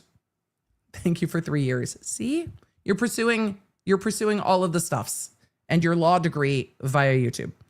Jem said, as Sutton would say, name them. I need the name of the skull. I have questions. I'll ask Dr. B what the name of skull number 2 is, what the teaching skull is. I have forgotten. Emily, don't just put your eyes in the skull. It's going to get weird. But yes, it has all of the little, look, if you are doing things with craniofacial anatomy, he's got a different one. We've got this one, we've got that one, and then there's one that has all like the nerves on it and stuff. So there's a third one. I don't know where the third one is. Anna Witten said, can the experts watch her interviews? Yes, they can. They absolutely can. So let's see. How does Aperture ever get hired again? I imagine it depends on what the case is. I mean, they definitely did a lot of experiments. So there's that.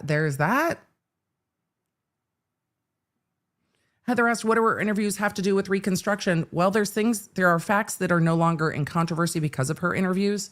So those facts not in controversy are part of what the interviews are for. I was hoping, Liz Burt said, what? No 3D of the scene. I was hoping we would see more of the scene. I was really, really hoping we would see more of the scene. I was like, oh, there's a scan. And they showed the road and then nothing else. Like, where'd the rest of it go? I don't even know where the rest of it went. Loch Nessie said, thank you for the side quest. My brain has been melting with this witness. My brain was melting too. Alana Goldberg said, tell Dr. B, Yukon Prosthodontics say, hi, my program director would love if you gave an NPAW shout out. Hello, Yukon Prosthodontics. I will tell Dr. B, I don't need to tell you guys about the precision of the prosthodontists. Y'all know what it is, especially when trying to communicate with labs. Y'all know what it is. Reality Check said EDB Daddy to the rescue. I mean, my mom's going to get all confused if she's watching this stream, but yes, Tooth Daddy came in to say hello because we could. Why not? Because we could. Why not? It's summer. We needed a Dr. B moment. Tink 1972, my brain just imposed those. All of this incompetence is completely unacceptable. It's wild. I've seen experts that are awkward, but know their stuff. And even some of the scientific experts, very knowledgeable, but they present their testimony in kind of an awkward way. There are some individuals that are so smart that they buffer when they try to explain it at like a normie level. And that can happen with experts at times. That is not my criticism of these experts. And generally, I will say if an expert is like buffering to bring it down to jury level or non-expert level, I will say this expert needs to bring it down a couple notches to simplify and explain. But that is not my criticism of these experts. That is not the problem here. This is not awkward testimony. An expert knows that they cannot testify to the ultimate issue. They know that. And then the reading things and not looking, it was just, I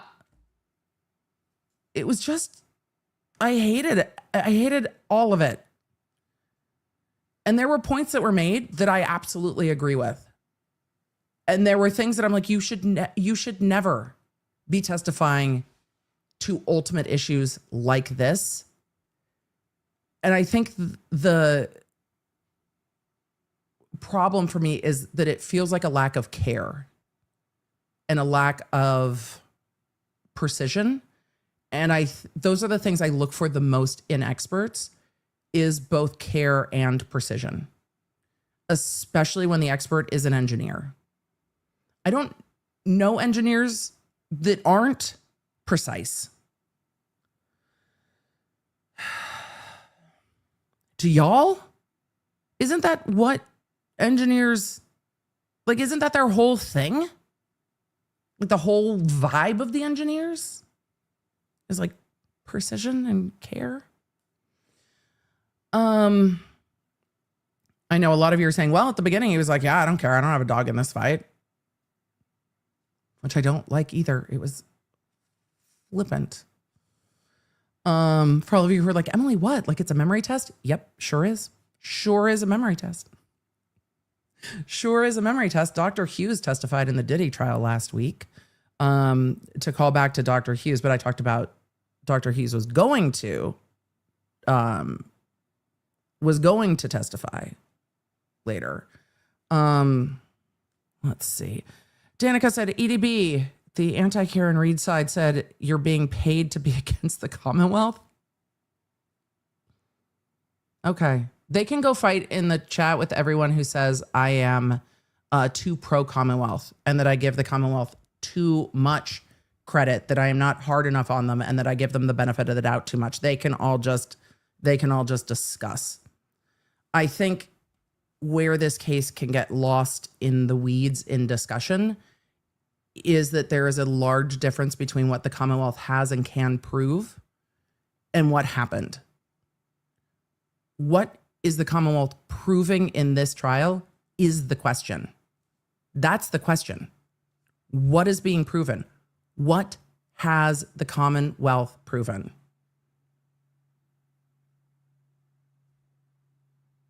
And have they proven it beyond a reasonable doubt? That is the question here. And guess what? We're in the Commonwealth's case in chief. So all the witnesses are the Commonwealth's. So the criticism goes to the Commonwealth's witness because the Commonwealth's the witnesses that are being called. We'll get to the defense witnesses. It's all right. They can go argue with the people that were saying I was way too mean to Alessi. It's fine. Chat amongst yourselves. When we get to the defense case, I'll be too hard on the defense. It's fine. We're just going to call it like we see it. So what are the remedies possible tomorrow? Well, the statement was stricken. The questions are going to get asked. The court will probably vet the questions and the way they're going to be asked. And then we'll probably get to cross. I can't imagine we have much more. Yeah, I can't imagine we have much more. So I agree with you, Chad. I'm just saying everybody's got their own perspective. So, you know, they could go fight with each other. I don't want people fighting in the comments. I actually just delete them when people are trying to like rage bait in the comments because it's not really a discussion. It's just rage baiting. And we don't do that. We try to have a discussion. And having a discussion about this case can get hard because people are very invested in the outcome. And sometimes it's hard to have a discussion about the law without taking into account the outcome and without taking into account, like, how are we here? Which I get. It can be really difficult to sit here and go, okay, the Commonwealth did these things well, the Commonwealth didn't do these things well, and then the defense did these things well, and the defense didn't do these things well. Especially if you see this case like, but how are we even here? No, I absolutely get that. I absolutely get that. But we're in the Commonwealth's case, and they have to prove their case beyond a reasonable doubt, and that's a heavy burden. Does the Commonwealth proving their case beyond a reasonable doubt answer some of the ultimate questions in this case? We'll have to see. It's wild to hear Brennan standing up there and just being like, we're not arguing about a collision. That's obvious. What?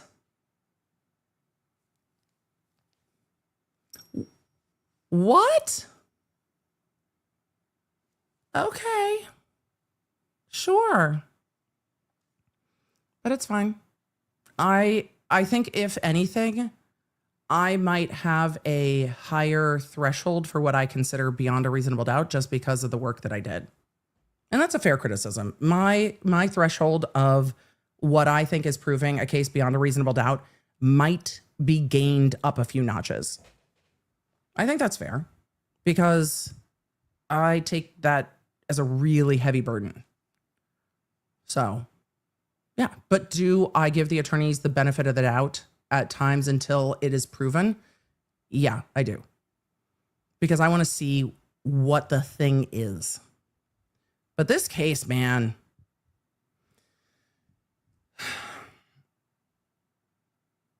Wow. We were just waiting. We were just waiting for the Accident Reconstructionist. And now we're here. And I am flabbergasted that this is, I should have known. I should have known. I maintained optimism. And what we've gotten to is, well, there's not enough information. We don't know. But yeah, the SUV hit John O'Keefe. Okay. That's a big leap for me. And it's a difficult leap for me to follow. So, Orbiter said, has anyone ever seen EDB buffer this much? I don't think I've ever buffered this much. I'm dumbfounded. I'm just dumbfounded. Good to see you in the chat, Matt Bond. Dumbfounded. But Dr. B has pinged me. I do need to go chat with Dr. B about whether or not we have a parent event that we need to get to for band. We are going to be starting a bit later tomorrow because court is starting later tomorrow. So with court being later tomorrow, you have time to go catch up on the Emily Show podcast over on the Emily Show YouTube channel. You have time to sleep for a little bit for everyone that was celebrating your birthday today and was like, we could have slept in. I know, but tomorrow. For those of you asking, this is the Neurospicy Skull. But Neurospicy Skull doesn't have a name yet. Maybe we'll let the Lawnards name the Neurospicy Skull at the end of trial. We'll have that discussion. But internally, the team refers to the skull as Neurospicy Skull. But maybe we will. So I'm going to go check in with Dr. B. Make sure you check in with the Emily Show pod. If you need Koberger updates, that's where it is. We'll be back to Diddy updates next week. Can I Diddy every single day? No. It is so fucking dark. It is so dark. We're doing summaries. We're doing summaries. We're in this trial every day. This one is enough for the brain, truly. Tomorrow, court's starting a bit later. We will start a bit later, so I will see you in the morning. Thank you for joining me for band, dental discussions, the skull, and that expert testimony. It was an adventure. So, Lawnards, we will adventure together tomorrow. Thank you for being here. Thank you for being a Lawnard. Thank you for joining the over 100,000 Lawnards in the Lawnard app. Free to you on iOS and Android. We appreciate you. Let's this is enough for this good day. We're just done for today. Law Nerds, I will see you tomorrow for court. Take care. Thanks for joining me on this stream. If you don't want to miss a moment in court, you need the Law Nerd app at lawnerdapp.com. It's a free download on iOS and Android where I can keep you in the loop with everything happening in court and, of course, when the jury has a verdict. So if you don't want to miss a moment of this trial coverage, make sure you get the Law Nerd app. Thank you for being here, and thank you for being a Law Nerd.